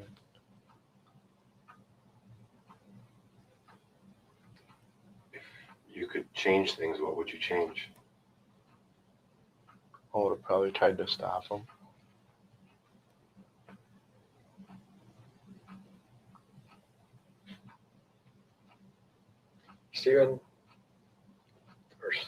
Brendan, look at me. Well, why did you do this? Why did you do your part of it? I don't know. You just call him now, Steven. It's just was just a sweep tongue. No, there was thinking about Steven, to frame Steven. Giving you an opportunity to tell me why you did this. Use Brandon to frame Steven.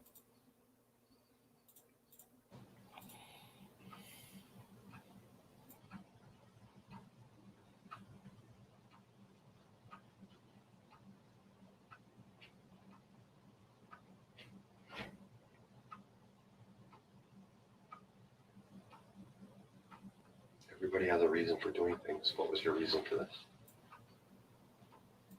I wanted to see how it felt. Yeah, we got there. See, Brandon can answer his question. So he give him a stuff to have a start of of answer. You know what I mean? It's a tactic. It's technique, tactic, police technique. I don't know. It's sad. It's really sad. See how what felt. Sex.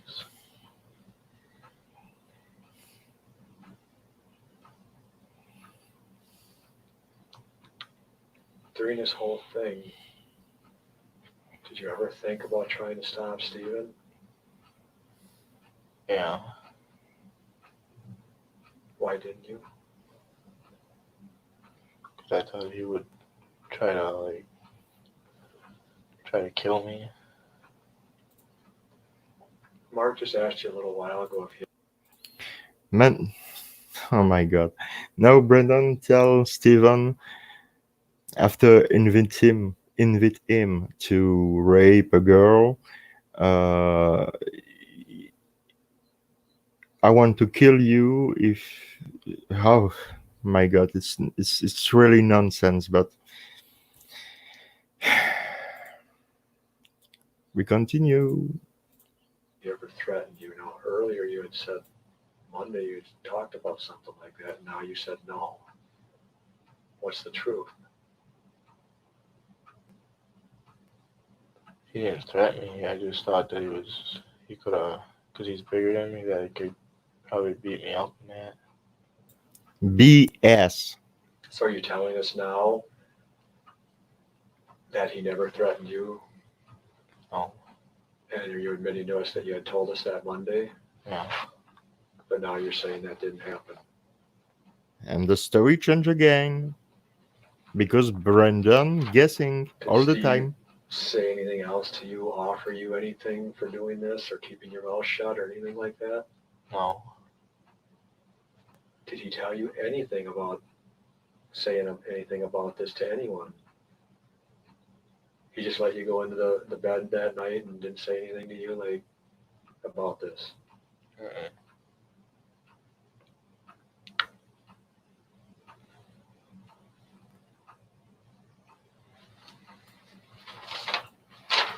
So, take a moment. Just one moment. Steven afraid menace. No, I don't remember the word.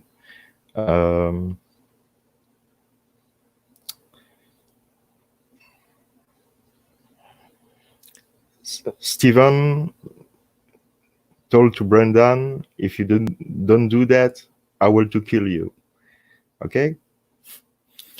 And after, they are best friend in the world.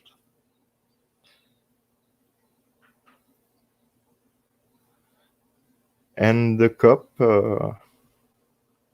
believed that. Yes, why not? You ever think about calling the police? Sometime. Yeah. Do you ever think about us coming over to talk with you? Did you worry about that at all? Yeah.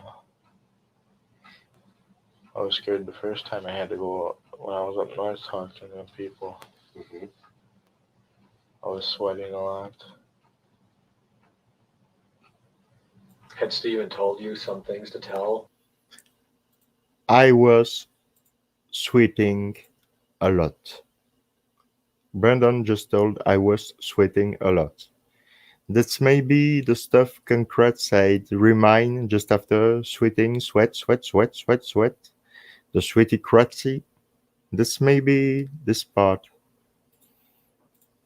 To say to the police? He just told me not to say anything that this lawyer said not to say anything.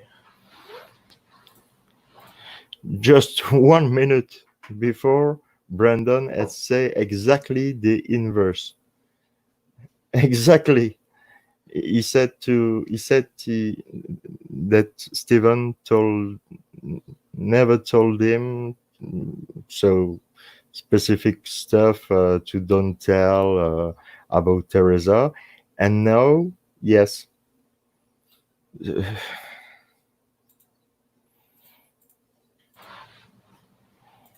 Steven tells us that you did all of this, that it was you that started it and that killed her and stuff, is that true? No.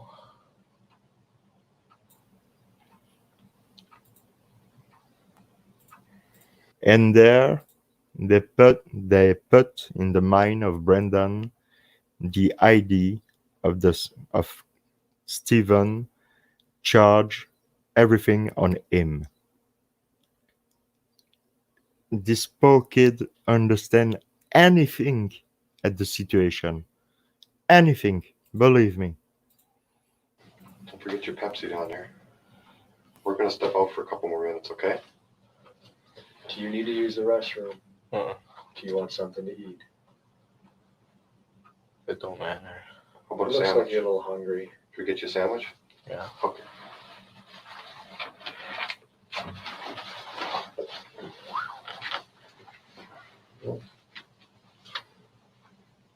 Set numbers I wrote down. Is that yours? Yeah.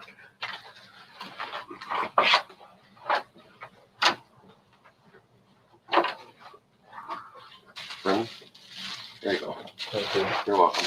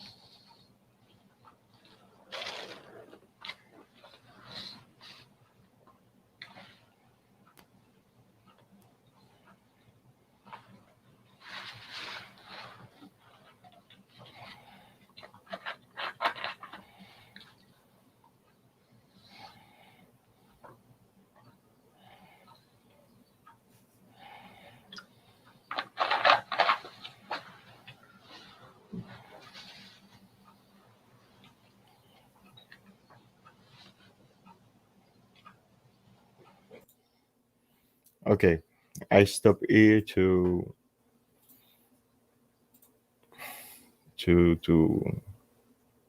because we will go jump on the third section. So it's the more difficult part to watch, I think, but we need to continue to share the story, to talk about. We need to. I stay with like the banner here, the banner here. I stand with Brandon Dassey, but I stand with Stephen Avery too, and I want justice for Teresa. marry Albach because she never deserve it. And she deserves justice. She really deserves justice.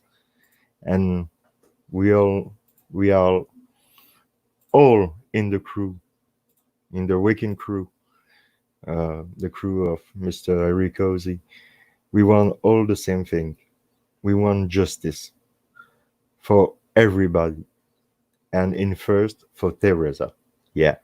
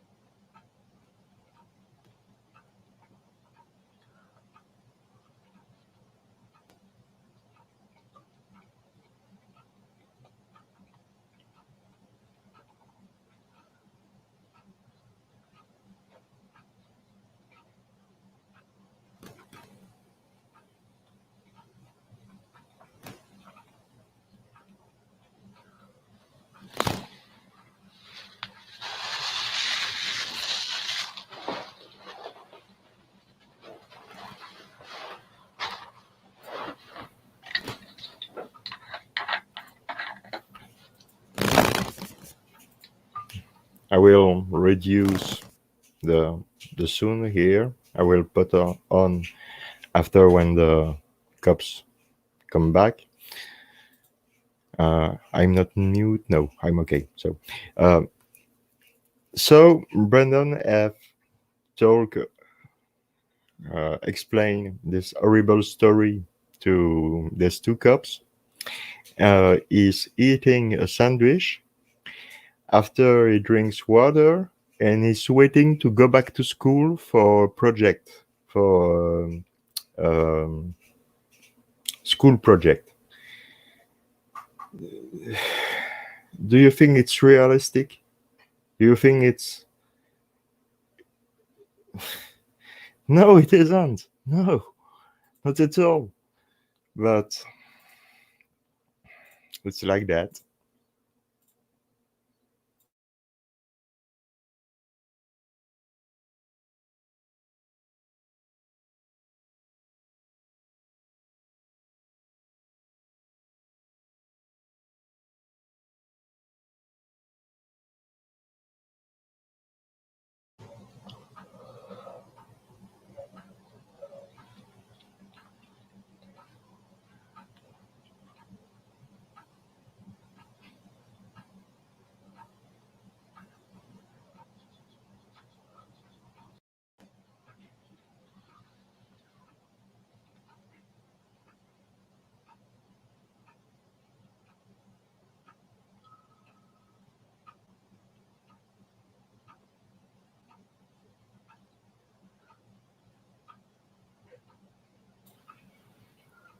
Sometimes I'm jump sequence because Brandon is just waiting and it's not interesting.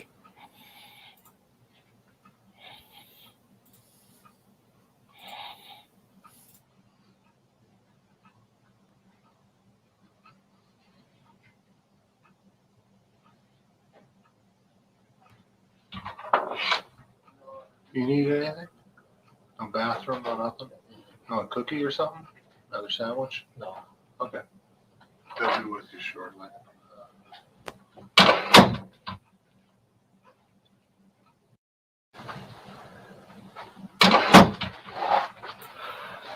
Brendan, Okay, they come back. what do you think's gonna happen? What do you think should happen right now? Oh. You know, obviously, that we're police officers, okay? And because of what you told us, Oh, you are police officer now. You are not like a father for him. Everything changed in Manitowoc, Wisconsin. we're gonna have to arrest you. Did you kind of figure that was coming? For what you did we can't let you go right now. The law will not let us. And so you're not gonna be able to go home tonight. All right? Does my mom know? Your mom knows. Your mom is here, okay? Would you like to talk to her? Yeah. Do you have it before we bring her in? Do you have any other questions right now? You do understand that you're under arrest now? So could I call my girlfriend and tell her that I couldn't come today? We'll give you an opportunity to do that. Okay? Brendan wants to speak to his girlfriend. He don't understand anything to what happened. Anything.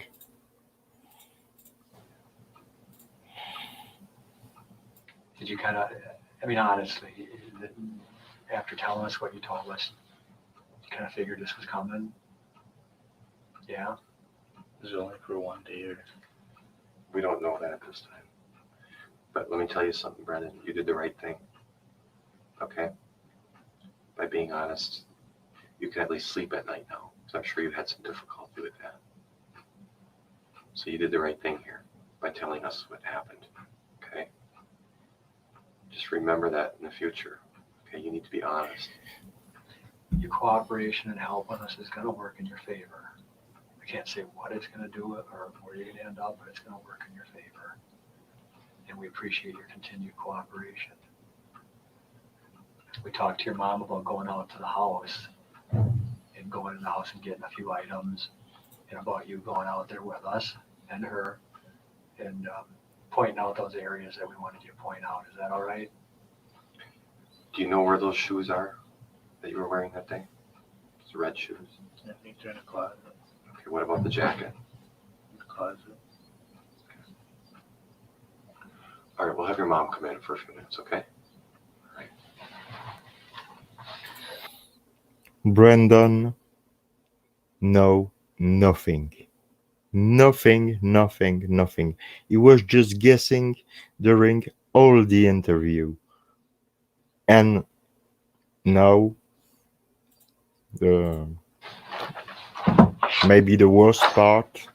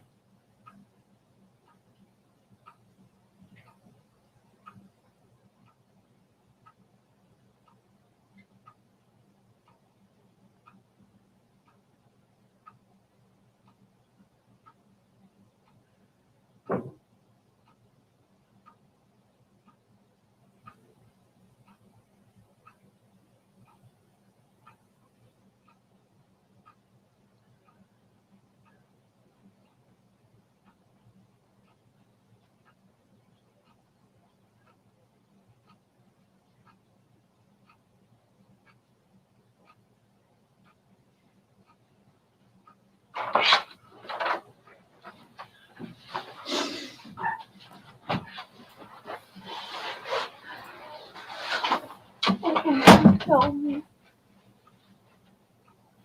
Huh?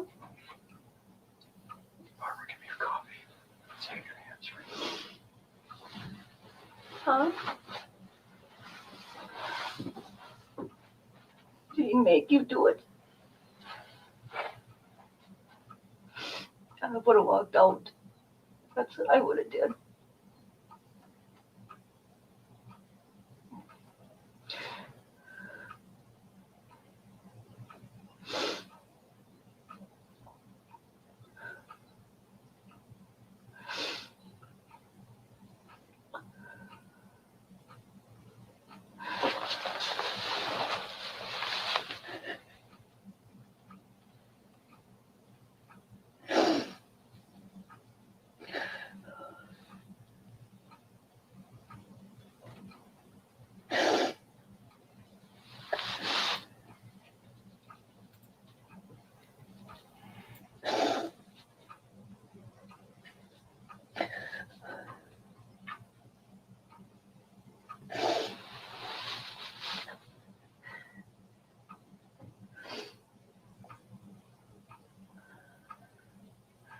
Why didn't you just tell him no?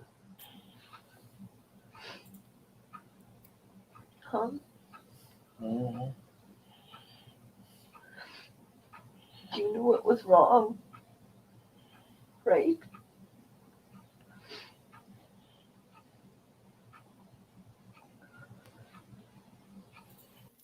He cannot answer to this question because he doesn't do nothing. So he can answer. It's not possible to answer.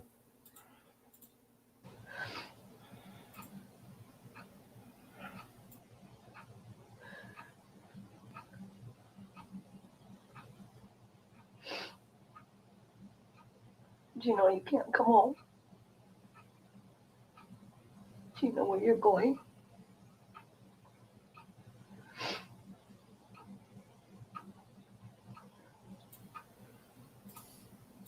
No, Barbara. Brandon understand anything at this point. He don't understand anything.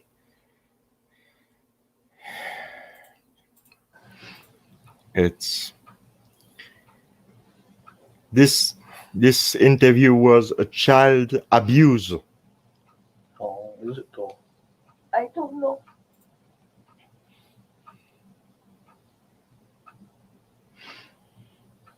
I do not know.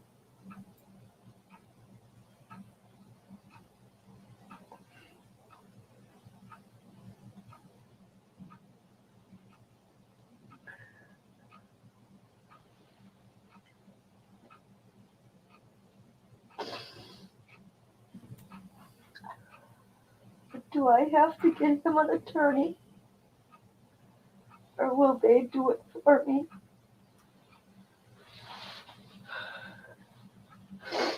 The court will assign one for him, or the state will pay for his attorney if you can't pay for it. But obviously you have a right at any time to try and get him one or get him one. Yeah, don't worry, Barbara. Everything is ready. We are really ready to frame your boy, frame your brother, and we are really ready to hide the truth on the world.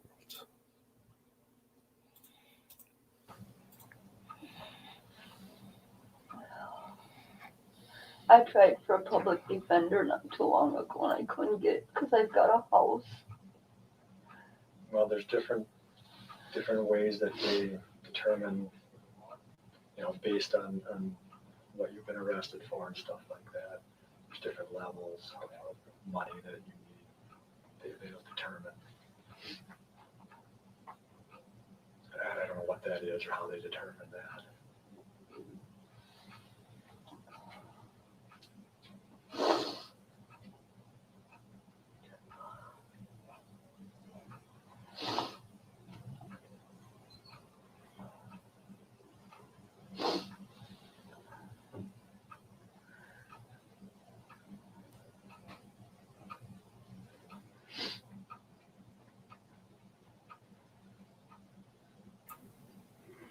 If you can be okay. Are you sure? Hmm?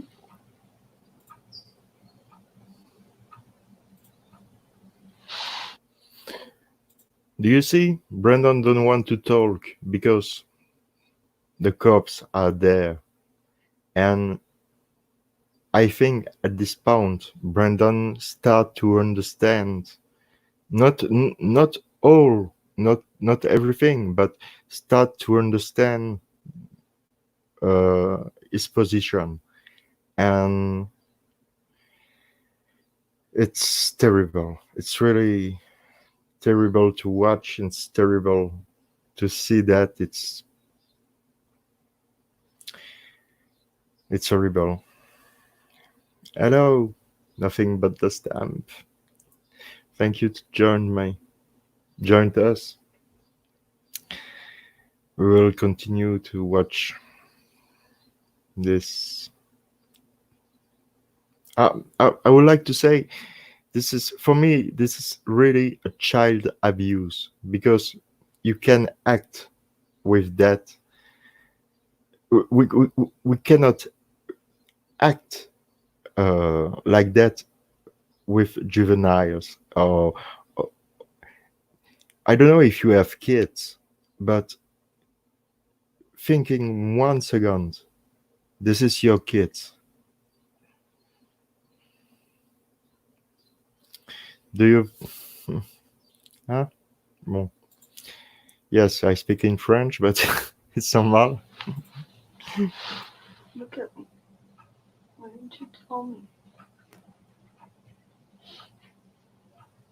Stuff like that is not no secret. I don't care if he told you, if he said to keep it a secret, it's still not a secret.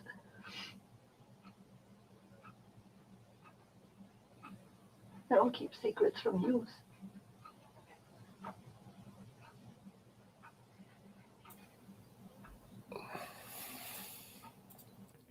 I don't know why Barbara tell that to Brendan, because Brendan had said that Stephen had given no advice about speaking to what happened to Teresa. So I imagine, I don't know, but I imagine when Wigert and Fassbender tell to Brendan, your mother is here, Brendan. Do you want to see her? And Brendan say yes, and Barbara comes quickly. I think she was under a glass. I don't know the word in English. A black glass, where you can see people, but you can see people. A black glass, or I don't know the word in English, and I think she was under this glass watching this interview. So I don't know why she act like that, because after she will ask to Fassbender and Rigert if they have made pressure of him, of Brendan, and she knows they made huge pressure of all the families. All it's on the phone calls you can hear on My Billy's channel or on Full Place channels, Greech channels.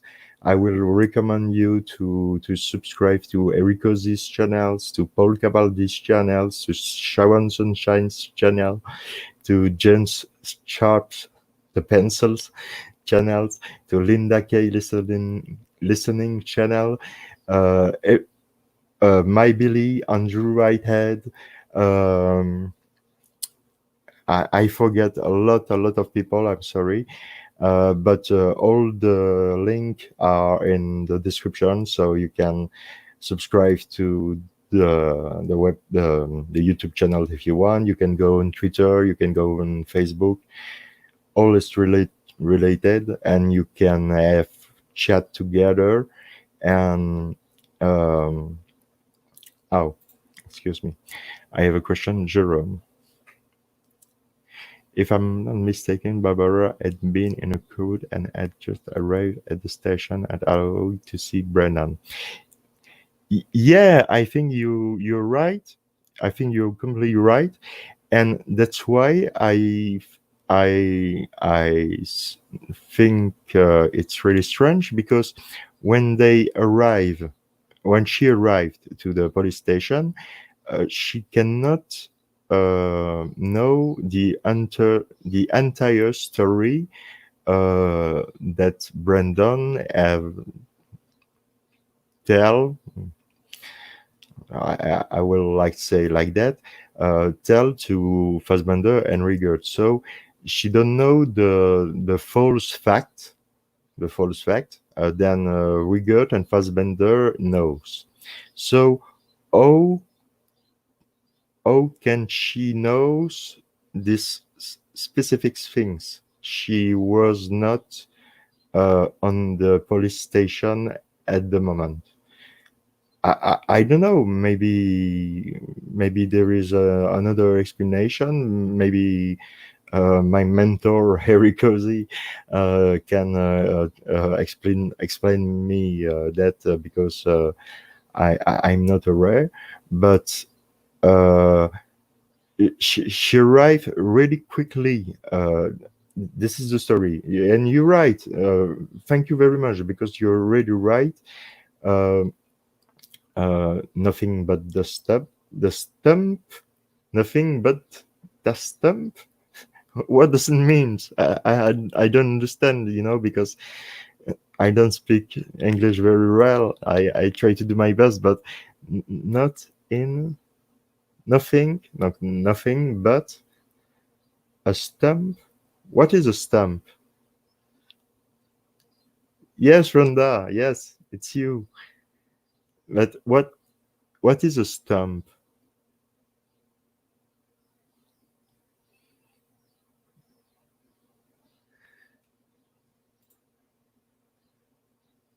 The stump at Cuss Road. Okay, I know what you mean. Okay. So thank you very much. We will continue to watch the video. Do I?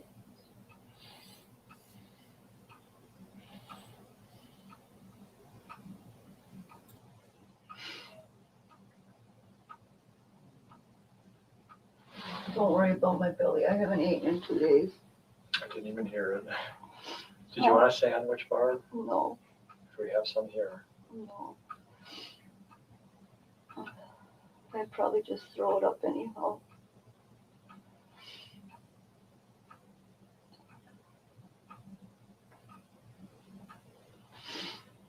Am I gonna be able to see him later on?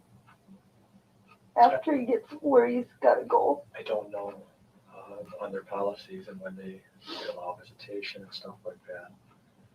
And we could talk with Mark. If he's gonna know Sheboygan's policies or whatever. With juveniles, it's probably a good chance, but I just don't want to say right now.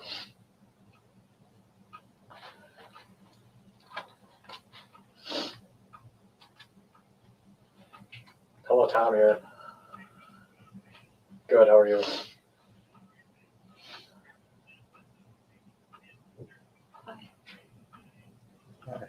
Huh? For tomorrow? What? I said, why? Okay.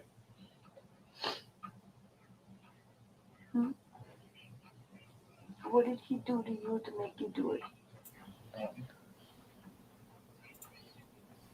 Did he force All you right, to do it? if we go in tomorrow and I think we need someone, I'll call you, all right? Huh?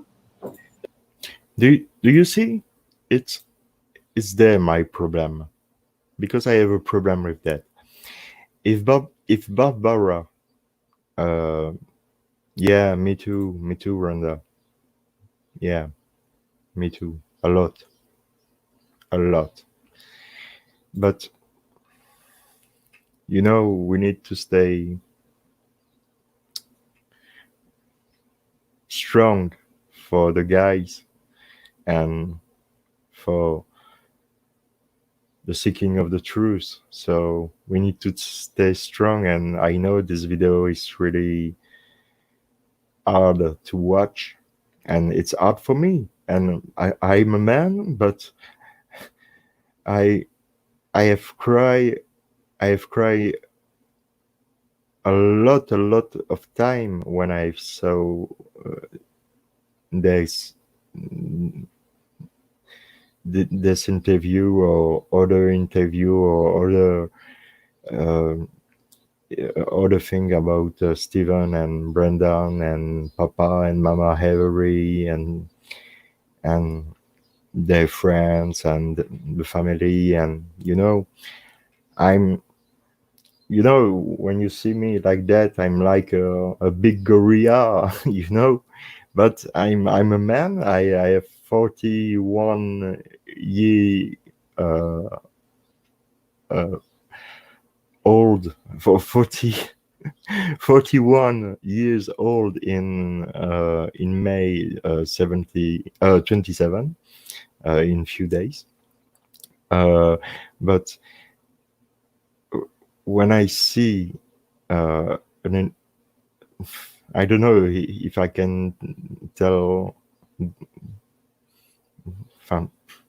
say that interview. This is not an interview. This is a child abuse. If the world cannot see that, because I live in Belgium, and in Belgium we have a lot of background with child abuse, with a lot of story, a lot of disgusting story. Excuse me for my English, but like I said before, I never practice English, never. The only time I practice English, it's here on YouTube or on Twitter or on Facebook, because here in Belgium, on the south of the country where I live, nobody practice English. Everybody speak French. So all the time with my wife, with my friends, with my with everybody, I speak French. I never speak English, and I have learned English at school when I was 15, and I have 41 in 20 days. So I understand really well English, but when I need to speak English, sometimes it's difficult because I don't find my word, and I don't find a way to explain really what I want to say. And it's not easy, and that's why I'm I'm checking for I'm looking for a person who can help me on the channel to translate with me the French, English, French, to help me, because it's not easy at all. And I started this channel 1 year ago because I speak with Eric Cozy, and Eric Cozy, it was the purpose of Eric Cozy, of the crew grow up, and the crew grow and grow and grow and grow every day, and it's very beautiful because we are here for all the same thing. We want justice for Teresa Marie Albach. We want justice for Mr. Stephen Avery. We want justice for Mr. Brandon Dassey. Period. And now we will continue to watch this child abuse video. All right, thanks. Bye. Huh? You don't want to. What? You don't want to.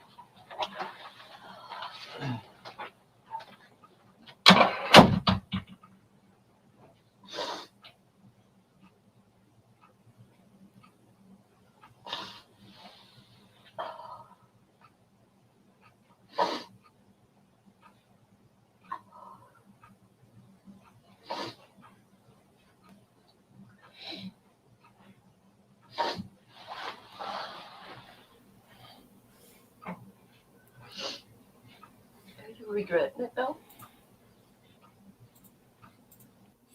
Are you regret? She asking this question because she's she know what he said.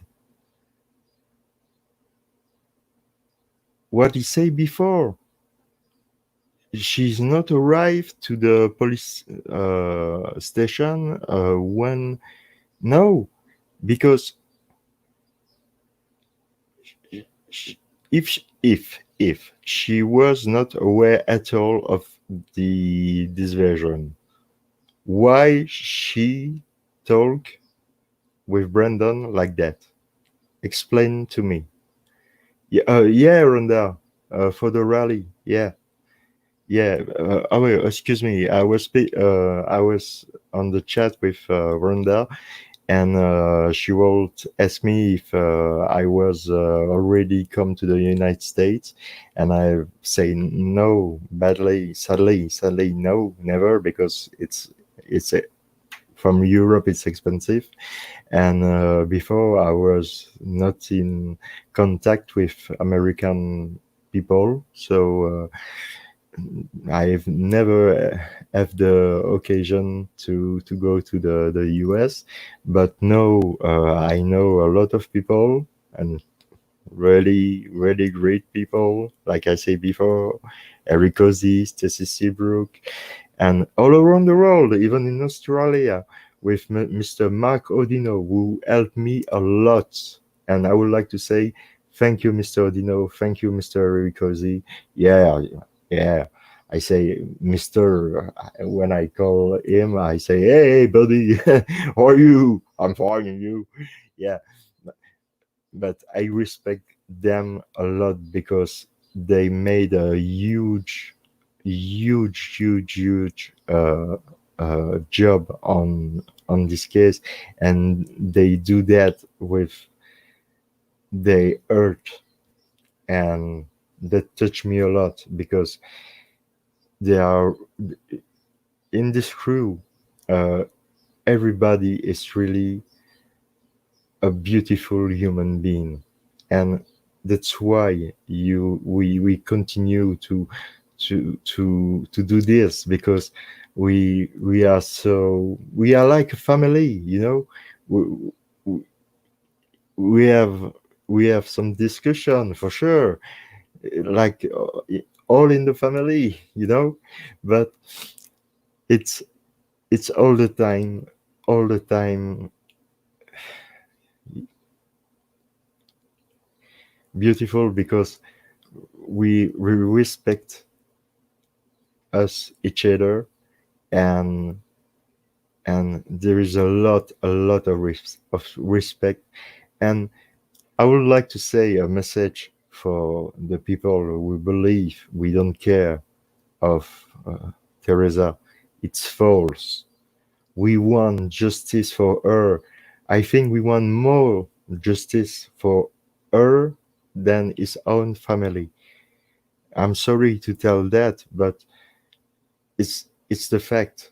This is a fact.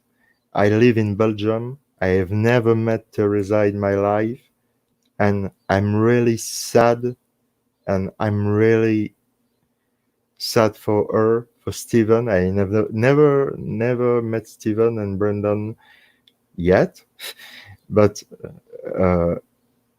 before I have never met them, and I'm really sad for them. And I live in Belgium, to the other side of the world.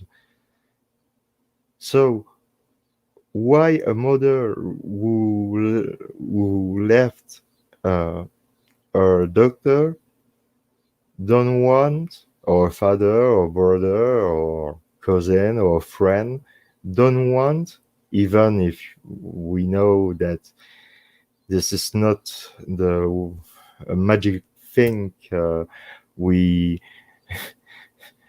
can raise you raise no raise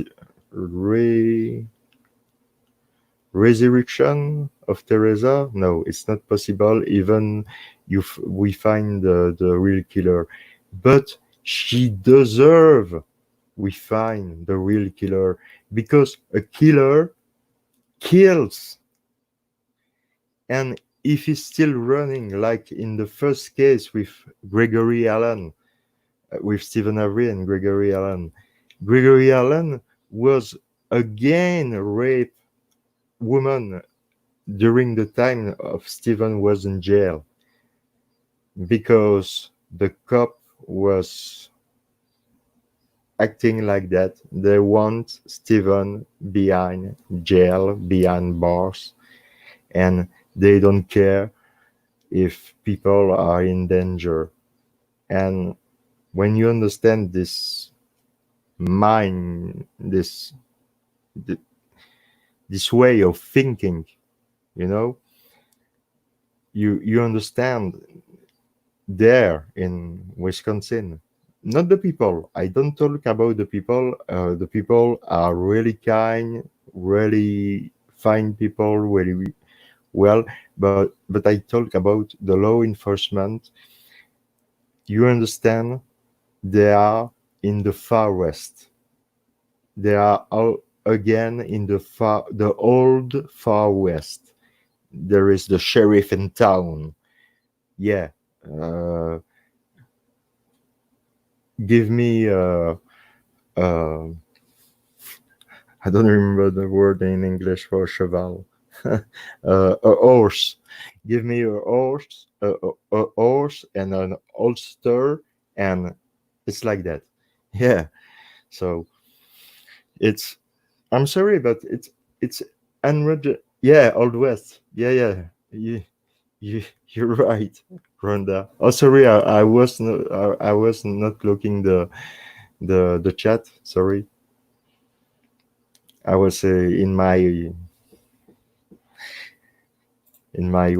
stuff, because I'm really rage with this video, with this interview, with this child abuse in live.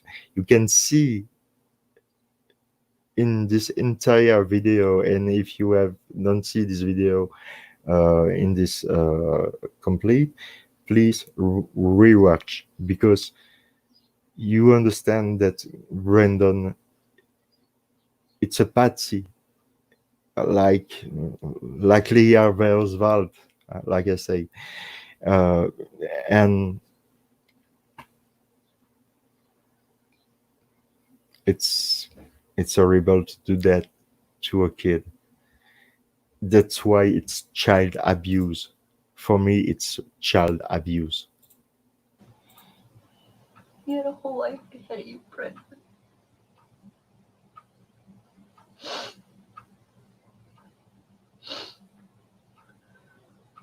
Just because he's so demanding doesn't mean you gotta do the stuff he says.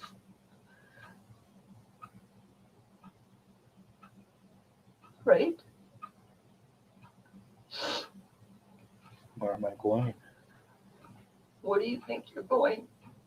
I don't know. You're going to juvie. That's where you're going.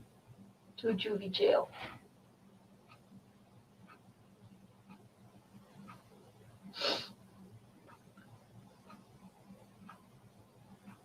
About 45 minutes away.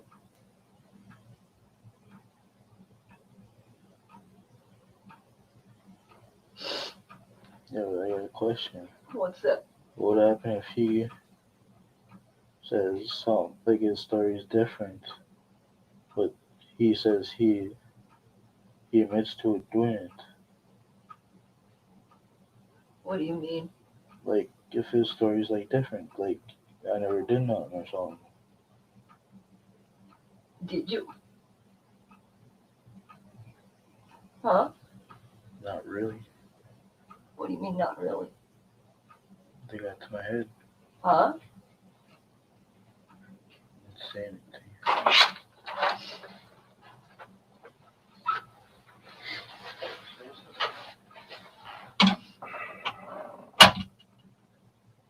What do you mean by that?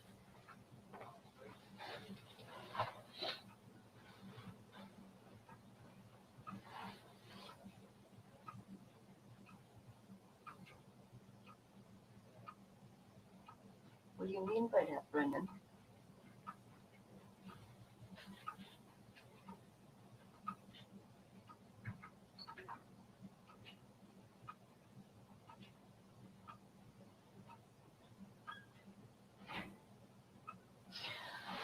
have a question for you, Stu. Is there any way that I can talk to him? Not him, the other one. As in Steve, you mean? Yes. The only way we could have you talk to him is if he calls you, or if it's, you go there for visiting. I won't go there to visit. Okay. That's the only way. I have no other way of, I can't hook you up to him or anything like that. I'm not allowed to do that. If he calls you, okay, you can do what you want. Or if you go there for visiting, that's up to you.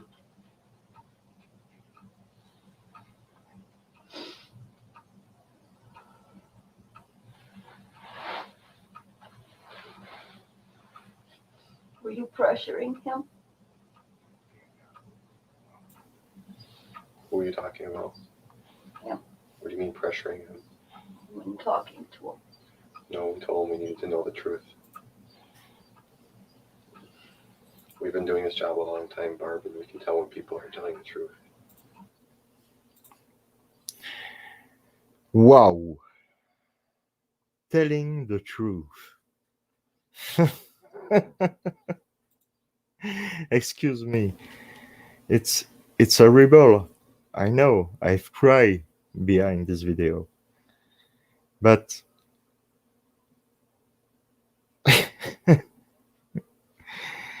can you imagine that it's real? It's not a joke at all. This thing can happen to your boy, to your kids, because the legal system don't work. If it's not for making how you say that, publicity, but I would like to recommend you to read a book, because I buy 2 books. This one is Illusion of Justice from Jerome Buting. Jerome, it's a nice name, no? It's in English, so it's for me it's most difficult to read because everything is in English. I don't know if you see.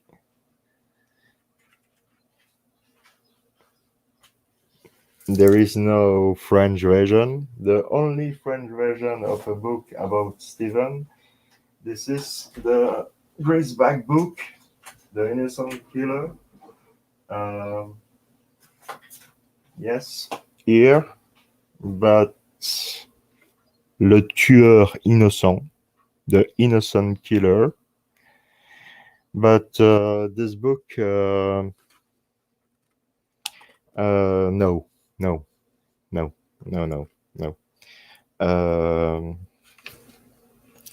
I don't want to be respectful against Mr. Grisback, but I think he's really misinformed. You know what I mean? Because when you are a prosecutor or a lawyer, and you know your work, you know what you do, and you see that, and you claim, and you agree with the prosecution, there is a problem. So, but it was not the point. We'll continue the video with Brendan. And in my opinion, he'd never be able to live with himself if he didn't tell somebody. There's no way he couldn't live with that. Nobody could live with that.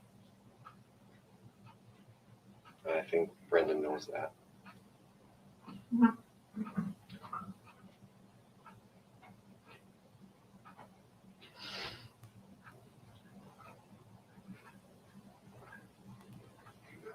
Brendan, need you to use the bathroom or anything?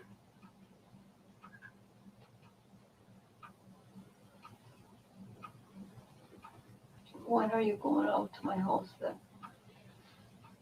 As soon as we can leave here, we'll go out there.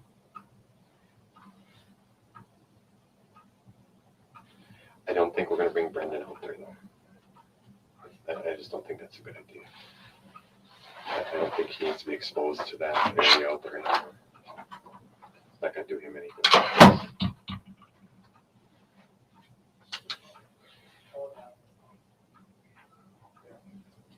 So what you're saying is if when he gets out, it wouldn't be a good idea for him to be there at all. You know, I can't tell you where for you guys to live, but what do you think? Do you think it's a good idea for him to be next for this stuff? I don't want to be there, but I can't afford another place. I know. I mean, that $80,000 I owe yet. I understand. It's a shitty spot to be in. I don't understand. I don't understand why she don't want to be there.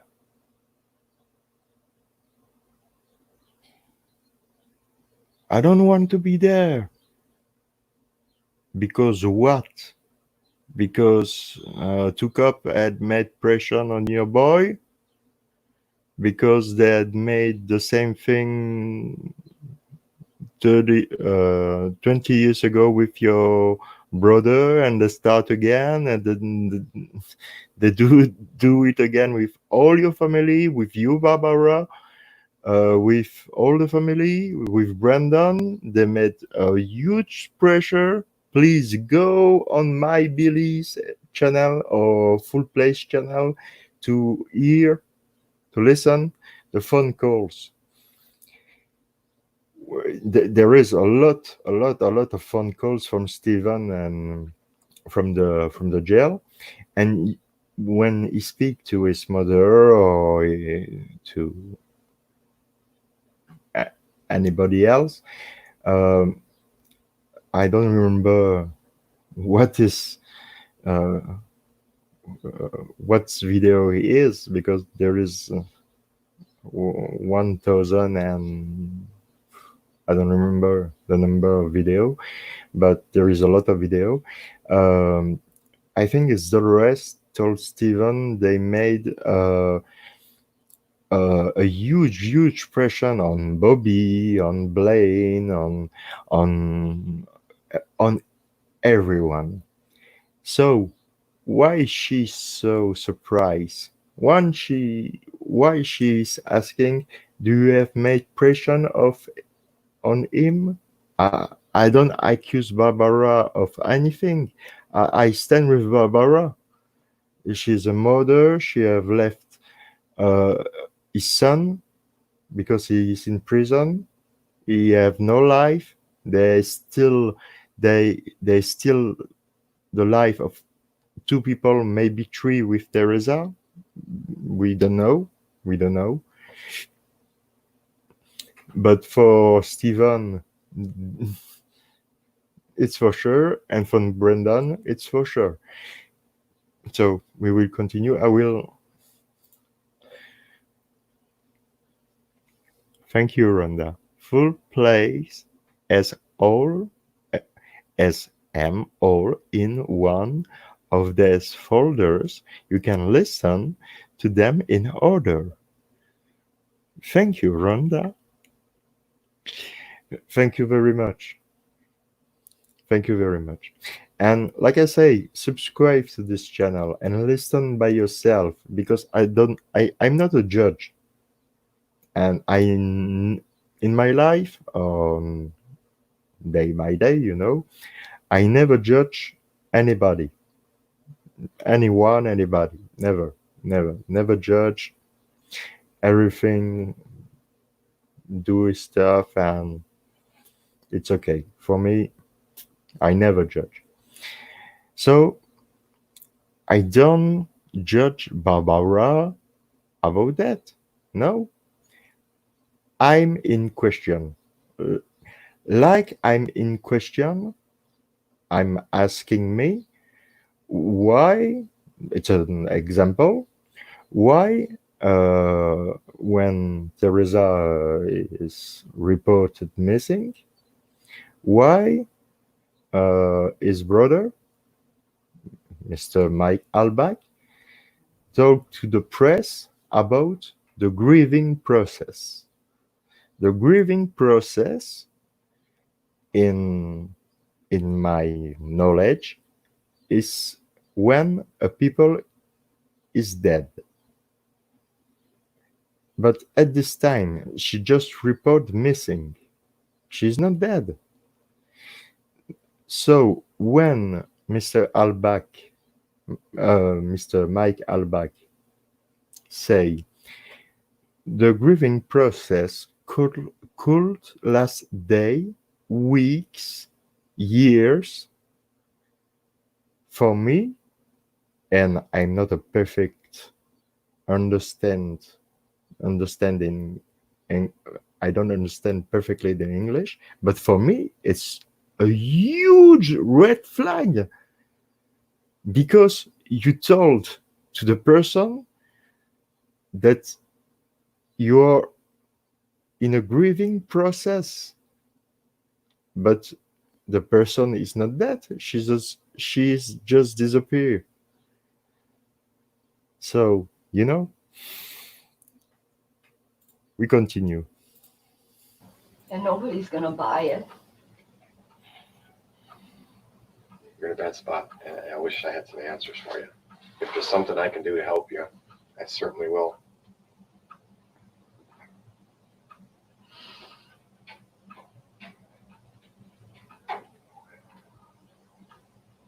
Maybe you should look into moving the house. Can't afford it. Well, who knows? You don't even know what it'll cost. Depends on where you. It's quite a bit.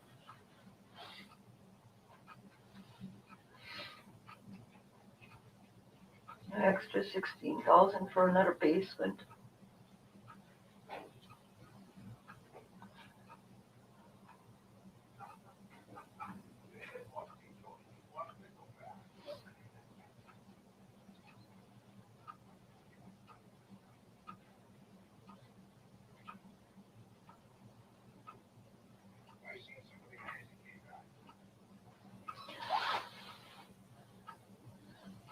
So what did you all help him with?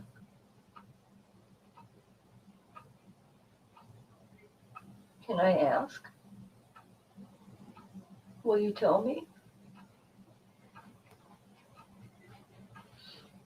Brendan?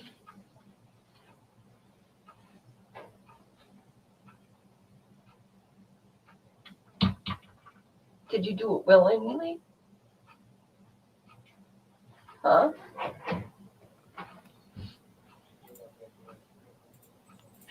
To asking a question like that, this is because she knows what he said. And if she knows what Brandon said, this is because she was on the police station at the beginning. Or can you explain me how she know all the detail about Brandon or what Brandon have said to Wigger and Fassbender? And she arrived? No. So, Rhonda, I have no real bad feeling toward Barbara. I didn't some of it. Exactly, I guess. I agree. I have not bad feeling toward Barbara too, either. No, not at all. And I stand with all the family, and I'm sure the family has nothing to do with the Teresa's murder. It's my point of view. It's just my point of view. I think she was killed by another person, but not by the Avery or Dassey family. Not at all. I think to another guy who was a boyfriend, and in 95% of this case, it's the case. But we will continue.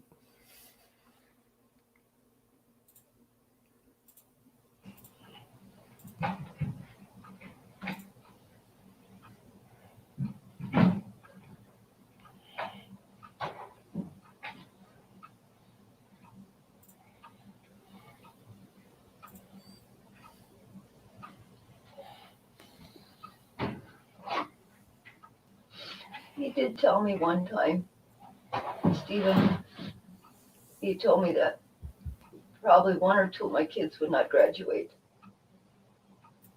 Steven told you that? So what? So what? Because Brandon have a low IQ? It's not. Yeah.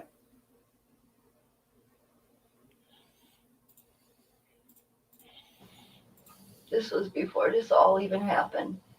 So he must have had it all planned. Very possible. Very possible. Barbara, what you do?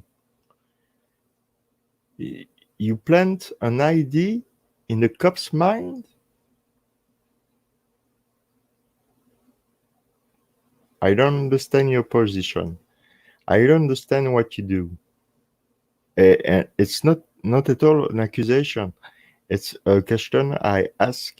I asking me, what are you doing? Do you believe the guy behind you? The guy who framed your brother? The same guy you framed your brother 20 years ago? You believe them? No, you don't believe them. So, like you don't believe them, you believe your son and not them. So, why are you act like that, Barbara? I don't understand. But it's not an accusation. It's just a question asking for me because I don't understand at all. I look at the chat.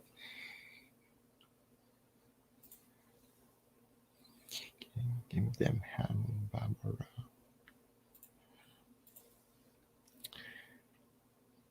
Yeah. She was scared. Yeah. She was scared. Should we stop the interview? Absolutely. I agree with you. I completely agree with you, Rhonda, because at the time,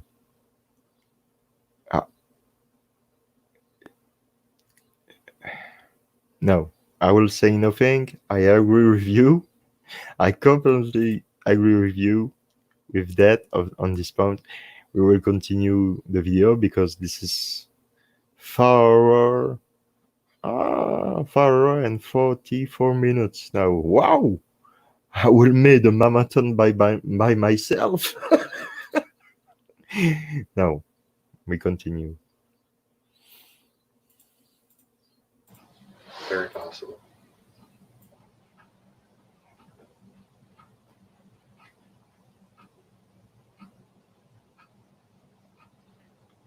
You don't know how much hatred I got right now. You're right. I don't. I can only imagine. I can't even put myself in your shoes, Barb. I can't.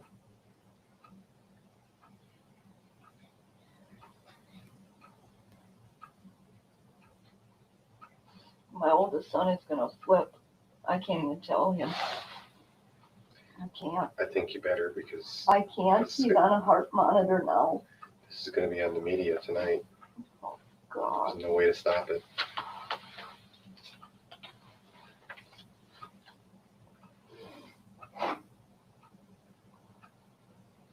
He's not gonna be on, is he? Brendan? Yeah. No.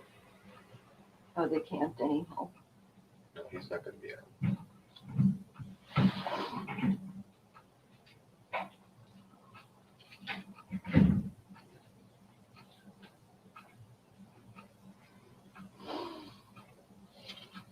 How long do we have to stay here? Well, as soon as you guys are done talking, No, he's not talking too much, so. okay. You know, I can leave you alone, but this is all recorded and videotaped. You understand that? I don't care. Okay. Do you want to be left alone with him for 5 minutes? Or it doesn't matter at this point? It doesn't matter. Okay. I just don't know if I'm gonna be able to handle it. You have to. Barb, you have to. You've got other children you've got to worry about. I know. And you got Brendan to worry about too. Brendan's going to need you through this.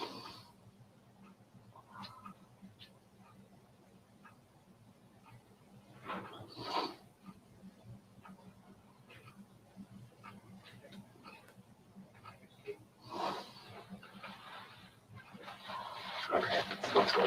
Barb. Is this yours? Yeah. Let's go in the other room. Brendan, I'll be back, okay?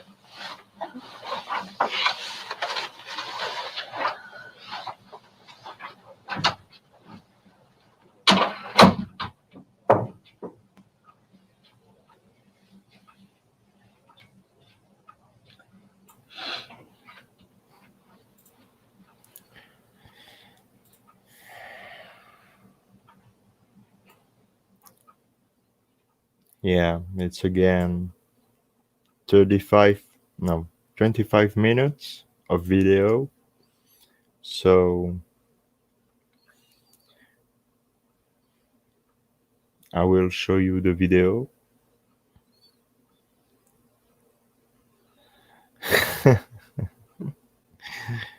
I love because I've asked Rhonda to if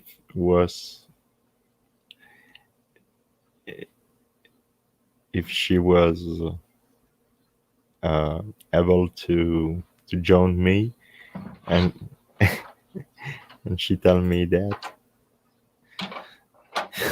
You want other water, Brendan?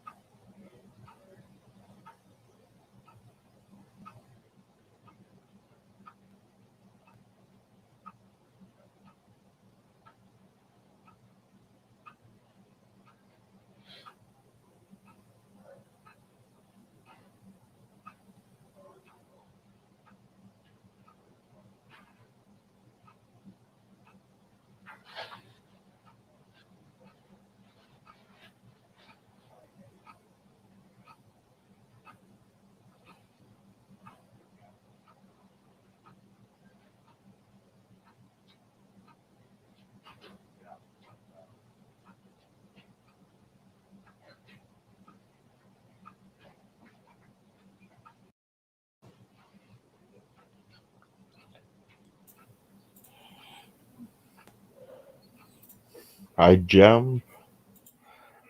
jump on the section because nothing happened. So I jump the section because you can only see this poor Brandon.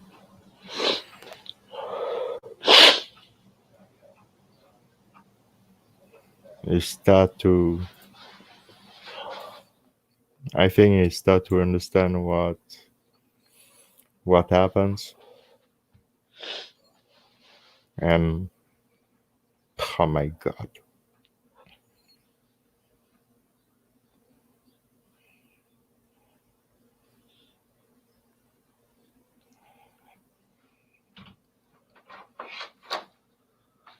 Brendan? My name is Dennis Jacobs. I'm a detective with Manitowoc County. Do you have any weapons or anything on you? Just some stuff that I can give to my mom, like a CD player and that.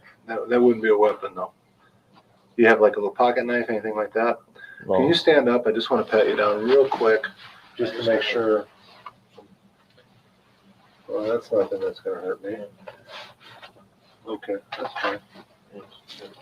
Okay, but nothing else in your pockets at all? Okay. You have a shirt, you have a pocket up here? No.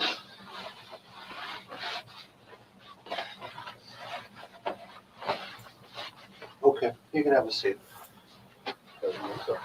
Yeah, you, I stop here because you completely agree, Randa. It's an horrible abuse and torture, and it's an abused child, and this is disgusting, disgusting, and I don't understand how a judge or a lawyer can watch that and don't be sick and trust the cop.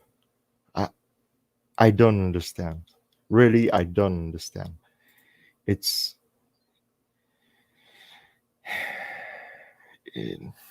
I have no word for that. I have word, but in French. you can put it back in your pocket too if you want. It's up to you. Whatever you want to do. Actually, if you want to listen to your headphones, you can go ahead and do that too.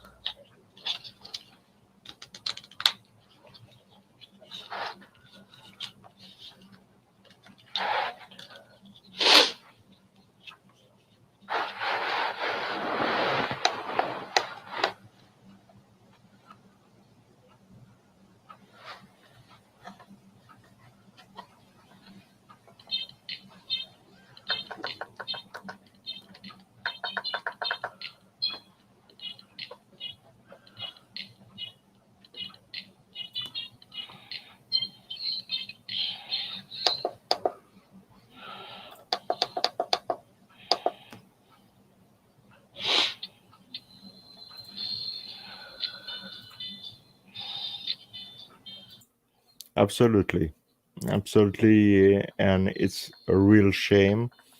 So I think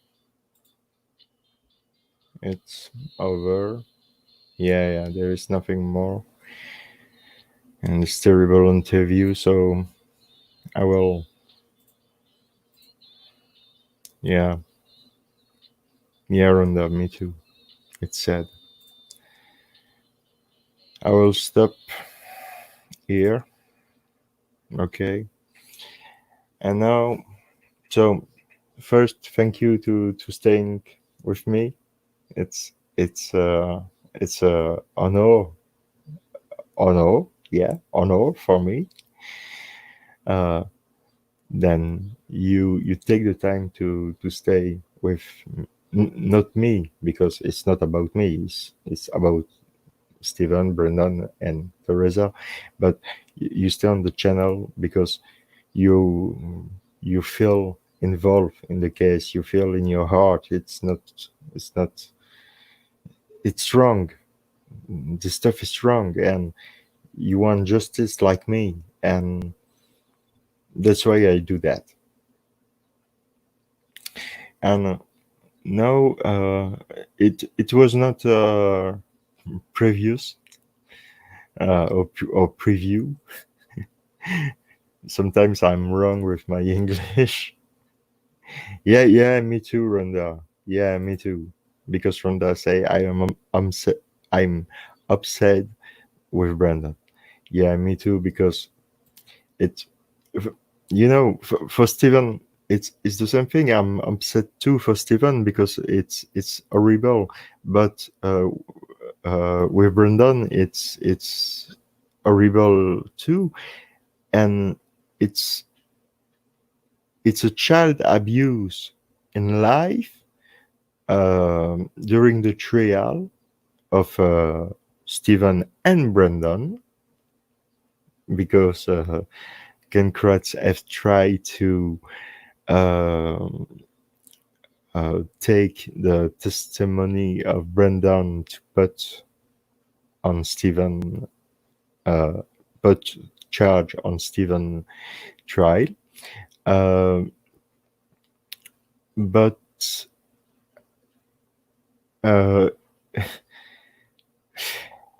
you know, there is a lot of things to say, so it's not all the time easy. And I will look on the chat. Yeah, me too. Me too. And you know, Rhonda, in Belgium and in France, because I live in the border, the French border, Belgium, France, and I encourage them to watch Making a Murderer and ask me question and subscribe to Erico's channel, Paul Capaldi's channel, Mayville's channel, Tracy's channel, all the channel of the crew, but they don't speak English, and that's the problem. That's the real problem for now. They don't speak English at all, so I'm looking for an international translator who can help me on the channel. And Mr. Hodino, Mark Hodino, helped me a lot with that. And thank you again, Mark. You're a great guy. Thank you very much. Thank you.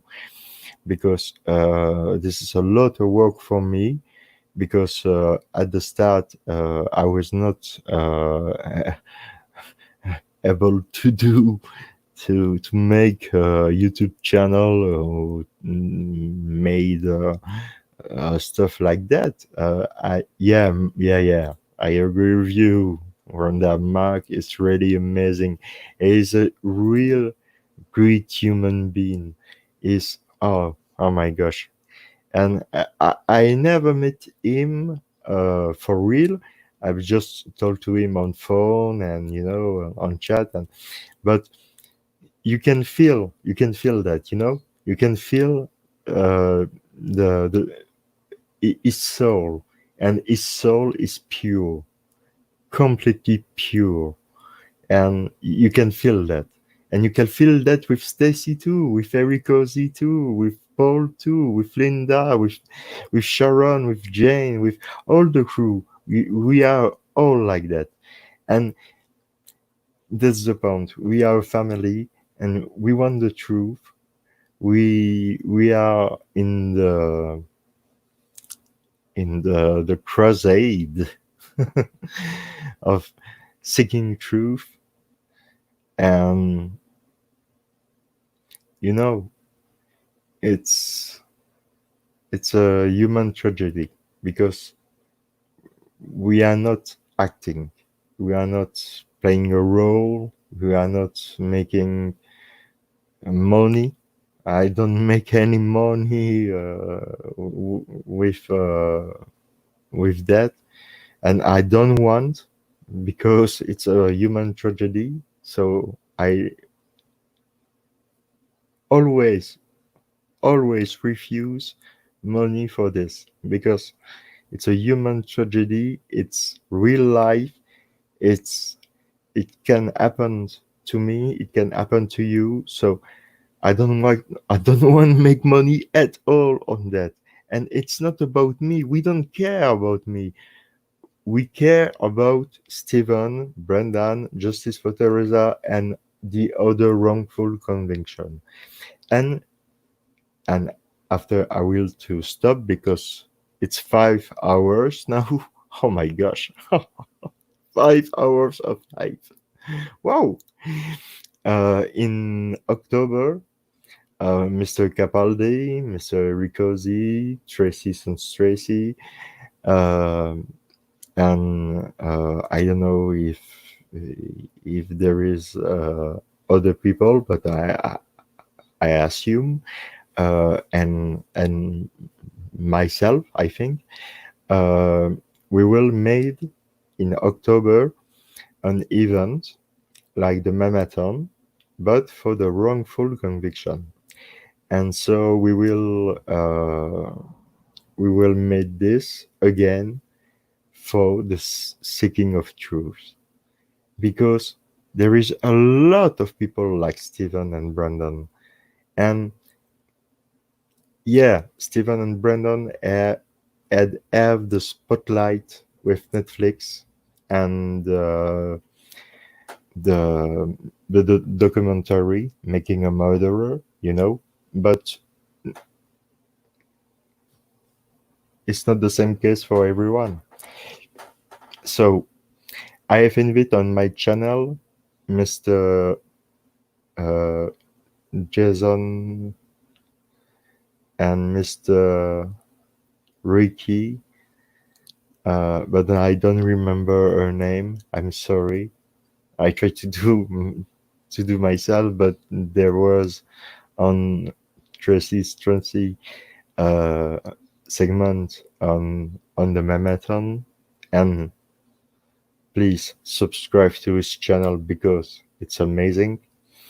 And I have invited them to come on the channel to talk about their story, to talk about a friend of Ricky, Lamar,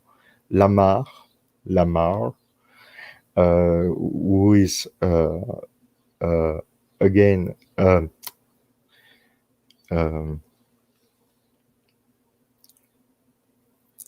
also in prison. Not Ricky, Lamar, and to share the story and share the wrongful convicted people. But I'm waiting for people who can help me on the translation, because sometimes it's difficult when you have one person who we come from Wisconsin, one people come from LA, one people come from Texas, one people come from Missouri, one people come from UK, one people come from Scotland, one people come from Netherlands, one people come from Australia, Macodino. They have all different accents, all, and me too. But for me, it's difficult because when I hear the English, I understand very well. But when I need to speak, to explain what I want to explain, I don't always find my word, because, like I've said before, where I live, we never practice English. So it's why it's hard for me, and it's why I'm looking for an international translator to help me on the channel. I will start to speak English like yeah, like the Monty Pythons. Nee. No, it's 5 hours of live, so I'm a little bit tired, so I'm joking a little bit, and I will finish with a stuff only one man in the world can do. So I cannot do better than him. So oh, thank you, Rhonda. Next time, yeah, you welcome. Everybody is welcome. Everybody is welcome on the channel when you want. So thank you very much to have watched the show, because it was a long time show, 5 hours, and like the dude Mr. Harry Cozy said, and I can say it better than him,